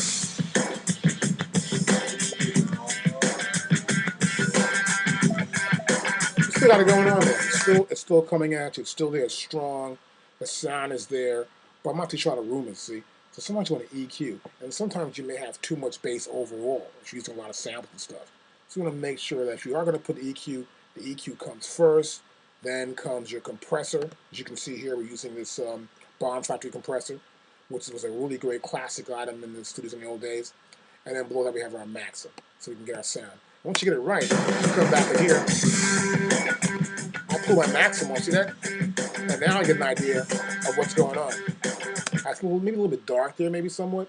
And I may want to just maybe lighten up somewhat, not too sure. So what I'll do is I'll record a little bit of it, turn it into an audio file, listen back on my iPod, listen to it on a little CD, and pop it in a car somewhere where I can get an idea of, am I hearing in the room, is it matching? Am I hearing the right thing, or what's going on? What am I hearing here? And it's important to know that, because when you are mixing, you've got to know where you are in the mix, where the bass, where everything is at, and make sure when you do mix it, that you get a little sample of it. And make sure whether you need EQ for the room or not. Now here, in this mix, here I've got something going on now. Now, in case you haven't got a maxim, and you just want to use some simple, easy to use stuff on your master. Now here, I've got something going on here. There's varying sounds happening here. This virus is too loud. So watch, I'll go to here. Just bring this virus down a little bit.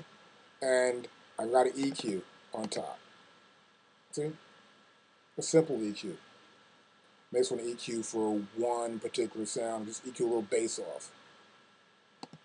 And then here, I've got a compressor limiter. And it's mostly set for limiting. I want to just limit some sound.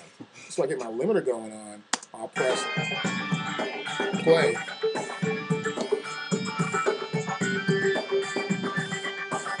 Now you hear it change to the next mix level. Like you would normally do when you're doing music or doing some sort of movie score. I just want to club with. See here, it's limiting still. What we do is set the limit for a clean limit. So it's a clean, not too much going on. There are several different limit settings you can have. There's a hard limit. So you see it becomes a shelf here with like, it gets right here, and once it crosses threshold about 10 dB, it starts to limit really hard. And we've got about a 1.6 gain, as you can see right here. So in this hard limiting, you see here's the inputs, here's our output.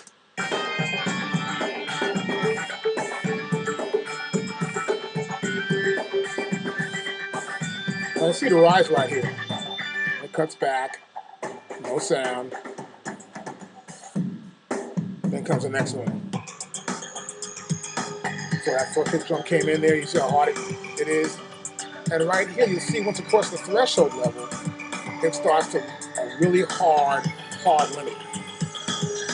Because we don't want these sounds to like go from one sound to the next and all of a sudden it's going to be scattered everywhere. We're going to make sure it's a nice hard limit when you're doing something like this where you have one groove happening here which is a little bit softer, other one gets harder, more of a DJ edgier mix where there's a kick and snare hitting very hard, and you got this overall synth sound that's really a little more bassy but really adding more volume to your overall mix output. So we apply a hard limiting here. We're going to make sure it's very hard. If it goes past 10 dB, we want to keep it right in there and start to really tighten it up and make sure nothing goes past here. If anything gets above there, we want to keep those peaks down and make sure they are leveled out at around 10 dB. And this is what you can do when you don't have like a maximum or something. You can just use a nice EQ. If you want to EQ for the room, when you want to EQ your sounds up, what do you want to EQ? I prefer to probably go with maybe like a 3-band EQ to start out with. And then you'll apply what you need to apply for that particular EQ.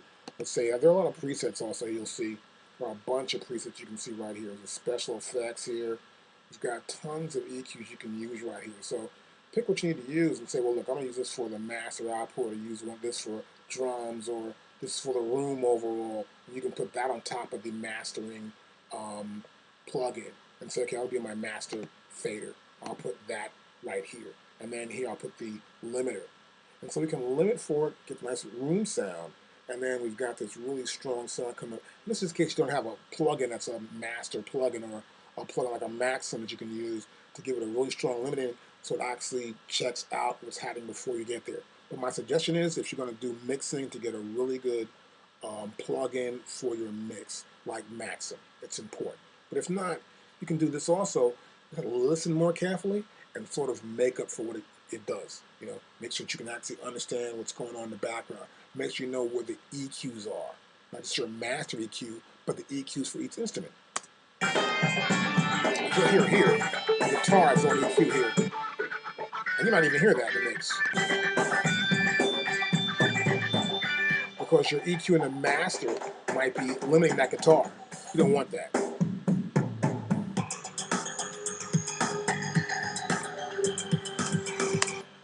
So make sure when you do add an EQ in your master that you're not going to change any other EQ settings for your guitar or everything else. Just want to EQ for the master volume. You don't want to eliminate some sort of frequencies that might be in the guitar, might be in the snare drum, or the higher instruments, or even in the bottom. Make sure it's important when you're using EQ and a compressor in your master that you don't over EQ. Really cool, we got our stuff going on and saying, wow, it sounds good, we like it. You know, and there are many problems that can happen. And there's one problem I'm going to talk about right now, is the bass problem. There's a problem sometimes with a kick drum and a bass line or a bass guitar or even someone with a low octave bass voice. They're in the bass frequency, and the definition there can be hairy. You're not too sure what frequency this one's on, that's on. And so you got to make sure that these two instruments don't collide, or make sure instruments of the same frequency don't collide. Now here we got a bass line going on. Now I'm going to go back and get rid of these groups.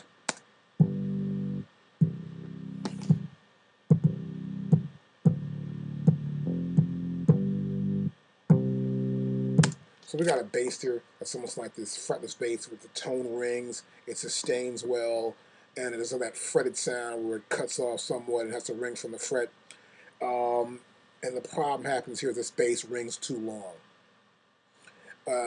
Not too long for the song, but too long with the bass. Then we got a bass in here also. Sometimes guys use this bass drum here. This is known as an 808 kick drum. I think I got one right here.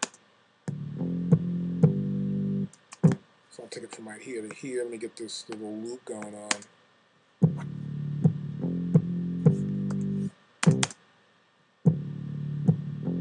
Now you don't even hear it. I'm going to turn this off here, and I'll listen back. That's the 808 bass drum. It's a low-end bass drum. When it comes in, it gives a fit like a boom. So that one, we've got a bass drum, which is the kick drum there. We got a bass guitar. That's three different basses. See that? And they're going to have some sort of thing where they play together. You can't tell. And then if it's pitch strong, it's weird. So in order to get rid of that, we normally, I sort of like compress the bass. So I'll compress the bass guitar. But first, what I want to do, this is an instance where I might want to just compress the bass first. And then add an EQ. So we'll go up and look for some bass compression. And we'll look for some bass compression and see what we can find.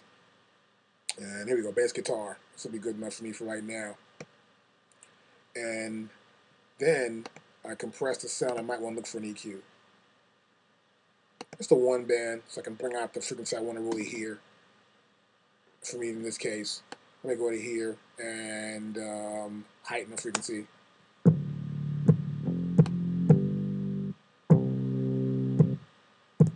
See, and you heard it right there. Right there, as I swept across this frequency range, I got to about 618, a little more mid right there, see? I can go back to here, and there was a difference. No matter what the bass line played, you could still hit a bass drum.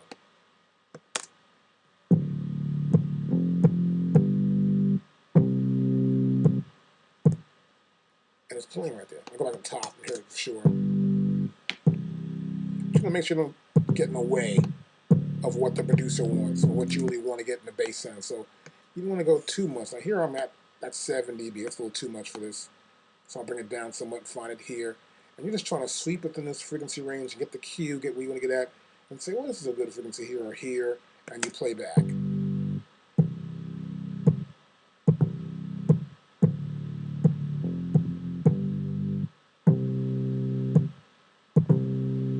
So the idea here is to make sure that the two basses don't collide. Now, I got a technique I use sometimes. I put one guy who's someplace other side of the room, other side. I may put a little bit of the bass drum, as you can see here, is already going like maybe just 6 in the pan, just a little bit, not much at all.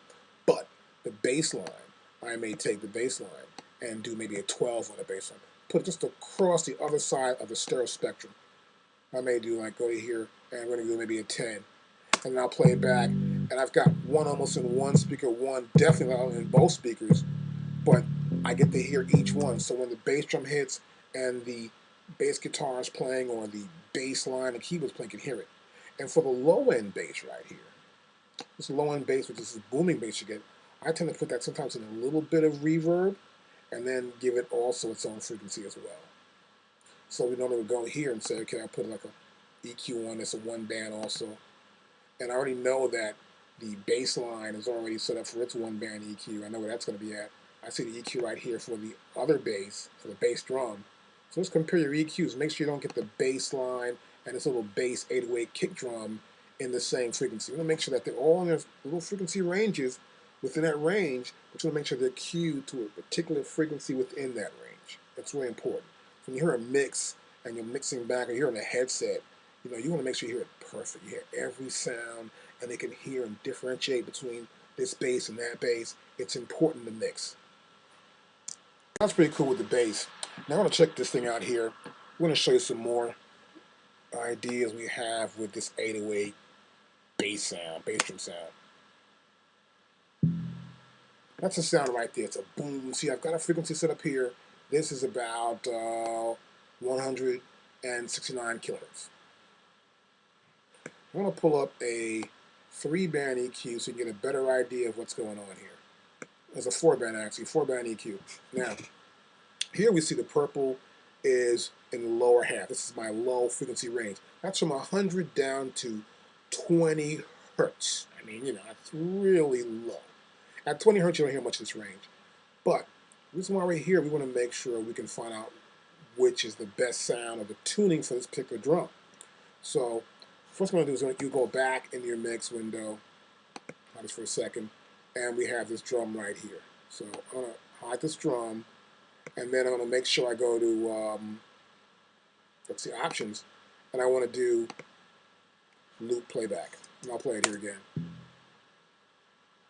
And we hear it more now. Let's turn up a little bit here so you guys can hear what's going on. And there it is right there. That's the sound. Now go back to the EQ here. Now watch this. It's the bottom end. Nothing happened there, right? Nothing really happened there. Now you hear the distort. Distortion. That's too much. So what we want to do, we just want to cue for that. We just want to do like this. We just want to sweep this range here. And sweep it. See, there's a difference. A little lower end. Here, a little higher. There you go. How's that? That's a little more pure. See that? And so we're not getting the body. We don't want that 20 hertz. We don't even need that. What do you need that for? It's not going to help me any bit at all. I'm going to cue. Now I bring the cue down. Oh, once this, I can just get rid of more of it and get this part I want. That's really cool. Now, if I can turn this kick drum on.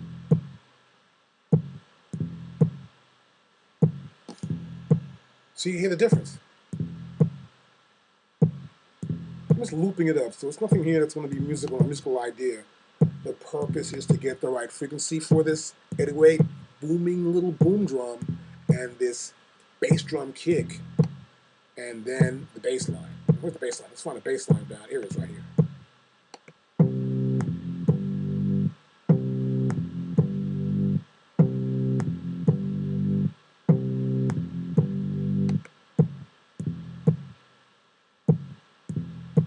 I'll turn the kick drum off.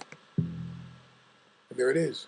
And it's right there in the mix. And I got that frequency I like. And it's important to do. So once you get that going on, say, okay, wait a minute. Is it too loud? Now, to make sure it isn't, I'll bring the gain down somewhat. I'm going to do it here. I can just grab this little ball right here and bring it down somewhat.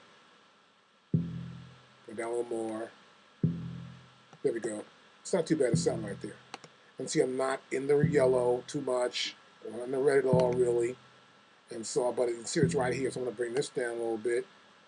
Get my master fader back to where it was at. At 4. And now, what I tend to do here is I'll bring everything down. I'll go back to this group mix. Because now we got an idea what the bass is going to be. We want to blend the bass drum, and the drum beat. I'll start from the top.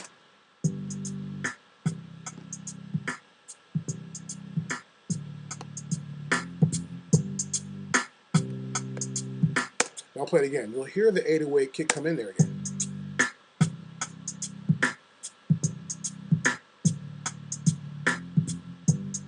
It's briefly, but you heard where it was at its own range. So we're in the bass range of the EQ section. And so the bass line is in its own frequency, and then the 808 drum its own frequency, and the kick drum its own frequency, and we can hear all three at the same time. Before we couldn't, but now we can.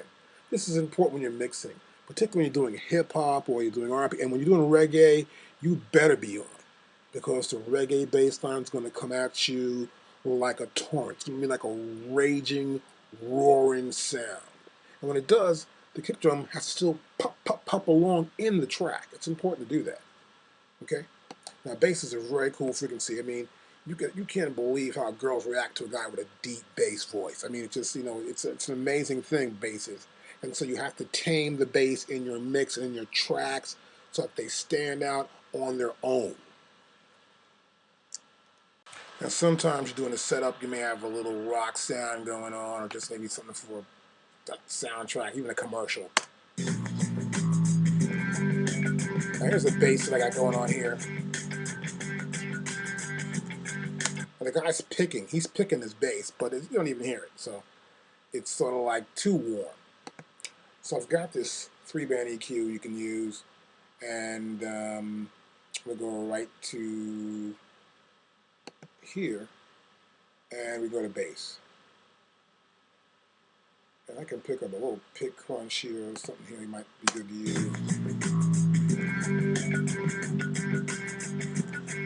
I'll check this out. You'll notice now there's more definition in each note's heard.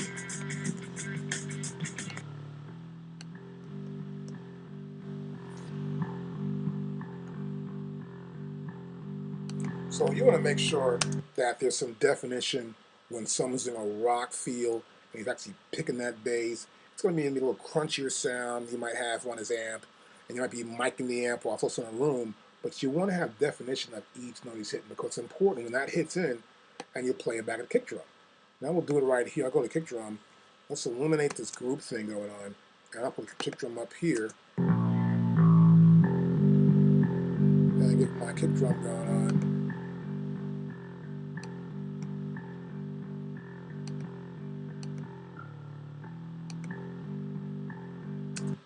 I'm going to pull it out a little bit more. Comes in right over here. Okay, here it is.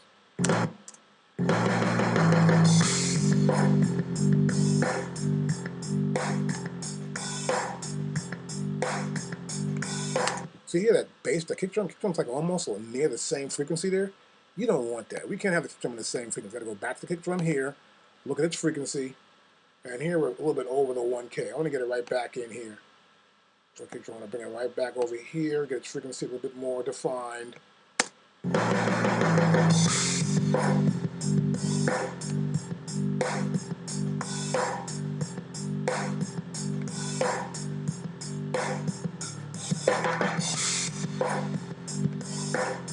That's it.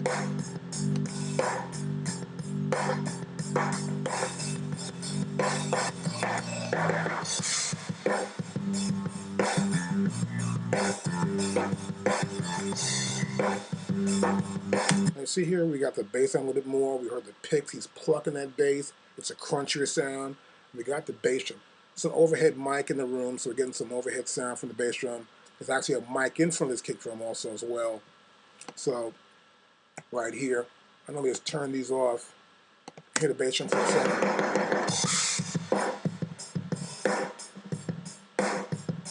Make sure my compression's tight enough.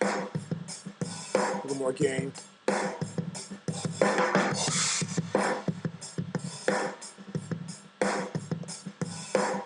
Then get your bass up. You're going to pull your bass out here.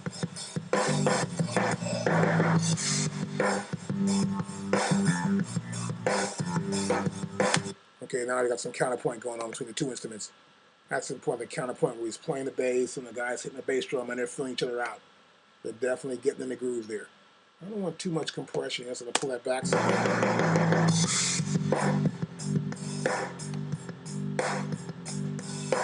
Now we'll check out the EQ for the bass line. So, back in the bass line. See this here? It's not bad. What I want to do here, like I did before, is pretty much, we're here in the low mid-range. So, bass guitar is some of the low mid-range thing we got going on here. So I'm going to do is sweep this out a little bit more. I'm going to make sure that I've got something going on here. It's going to be a little bit easier for me. There we go. And here's a cue for that. Now I'll play.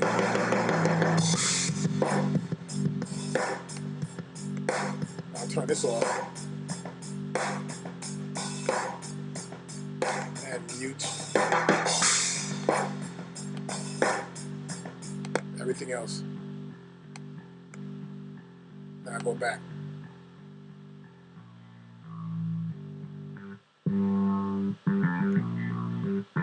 So you get right in the ring. You don't want it to get away from kick drum.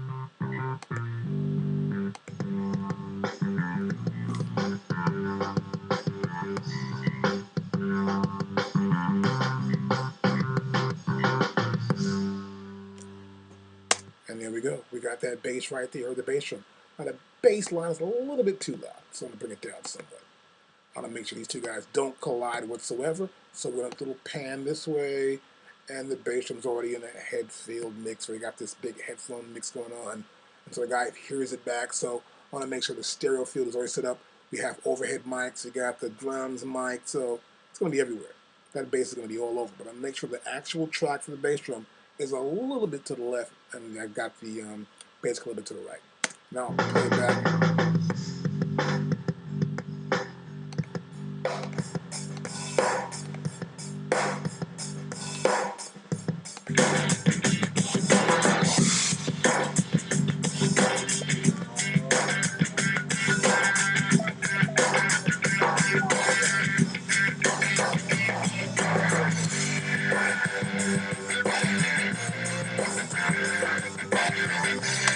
So we got it's driving more now. We got the bass line up more. You hear the drums even more in the background. And the purpose here is to get the bass line and the bass drum to love each other. We got to get one guy on one side, one the other. We got to make sure there's no collision going on here. They have to be in their own bass range, but in their own separate frequencies. It's important. Our drum set up here in this mix of this song. We got our bass line. The important thing next is to get some sort of balance. Well, first of all, I got my levels. See, my levels are kind of really low right now, right? So I want to make sure my group's on. I'm going to turn this drum up a little bit. You have the 808 coming in. A little bit too boomy. So I'm going to reduce this again, going back to group. I'm going to bring it down because it should be heard pretty much in a club or when you got your headset on, but not too much and not getting away with everything else also, but it should be heard no matter what. That's important. So when you're getting your balances, it's important to get the balance right. And I heard at that time, it was in there. Beautiful. And you want to hear every instrument. So you see you have different pans. You have the shaker panning back and forth. Another shaker going on one way, the other way. Just sitting that left side.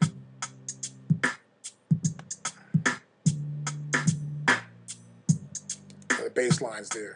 And once you got these instruments together, and you check on the master fader, make sure your master's not too loud. I don't want to go too much into the amber right there. And now I'm going to bring it up to about maybe here. That's perfect for me. Right there, it's good. Now, next thing I want to do, and it's right there, I want to check on the keys. So I'll press stop. And the problem you're going to have generally with keys are they're colliding. Now, one's the Fender Rose. This is warmer.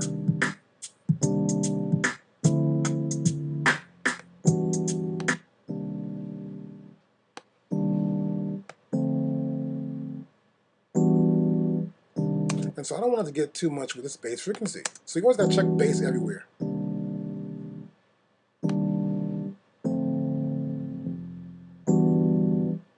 See, and the bass is there. There's a little warmth to this Fender Rhodes, and so we don't want too much warmth. So we're going to go back in here. We're going to pull up an EQ again. I'm going to get a 4-band here. I want to make sure I get some of this warmth, a little warmth out of there. Not too much at the bottom on that keyboard. You know, I'm getting it so it's pretty cool. It's not so much of this really electric piano sound. See, we got something that's a focused bassy right there. I've got some add clarity. So I'm going to add a little more clarity to the sound. So we're going to reduce some of the bass. Now sometimes, I know you'll keep saying, we'll keep moving the mix up, you know. Sometimes less is better than more. Sometimes you just reduce the bass. Keep what you have, let's get rid of a little bit of it. Rather than trying to increase the highs, we want to bring down the bass, all right? And that'll bring more clarity up. So hear it back now. And you can hear both of them.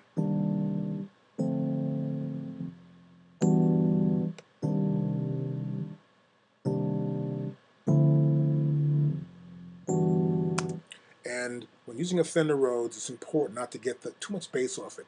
Because it's going to be there. The bass line is going to be in its own frequency, but the Fender Rhodes has this warmth to it, little bottom, little top to it, particularly when you're doing left-hand chords. You know, and you got those chords going up, and you're going to hear it. So it's important to do that also as well. Now, once you have this Fender Rhodes going on, you got the feel you want, get your pan right also as well for your keyboards. That's just one keyboard. I'm going to just mute this keyboard right now. I have one more to go on, which is this one here.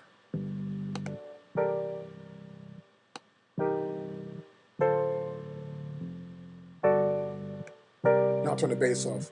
Just checking to make sure there's no bass there. Obviously not. This is going to be a piano. Now the two together. Playing the same chord structure. So the thing here is that there are stereo fields for both of these instruments. You want to make sure that they don't get in the way. So what I tend to do, I might put the piano almost near dead center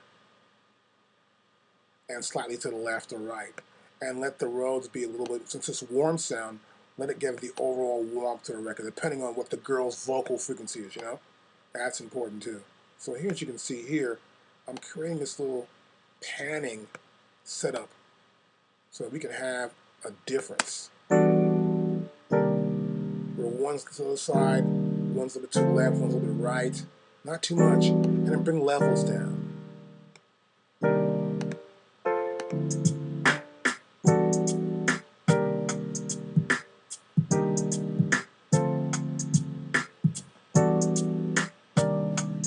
And we want to hear everything. And it's important to do this now. The reason why we're doing this is because pianos tend to collide once in a while. They are somewhat near the same frequency. Luckily here we've got just a regular acoustic piano along with a Fender Rhodes. But the Rhodes is very warm. So next I'm going to add some effects to the piano and some effects to the Rhodes so they can have this thing where they're moving around each other in a little dance where one's going one way, one's going the other way, one's in a reverb, one's a little delay, so it's almost circling. We'll check that out next.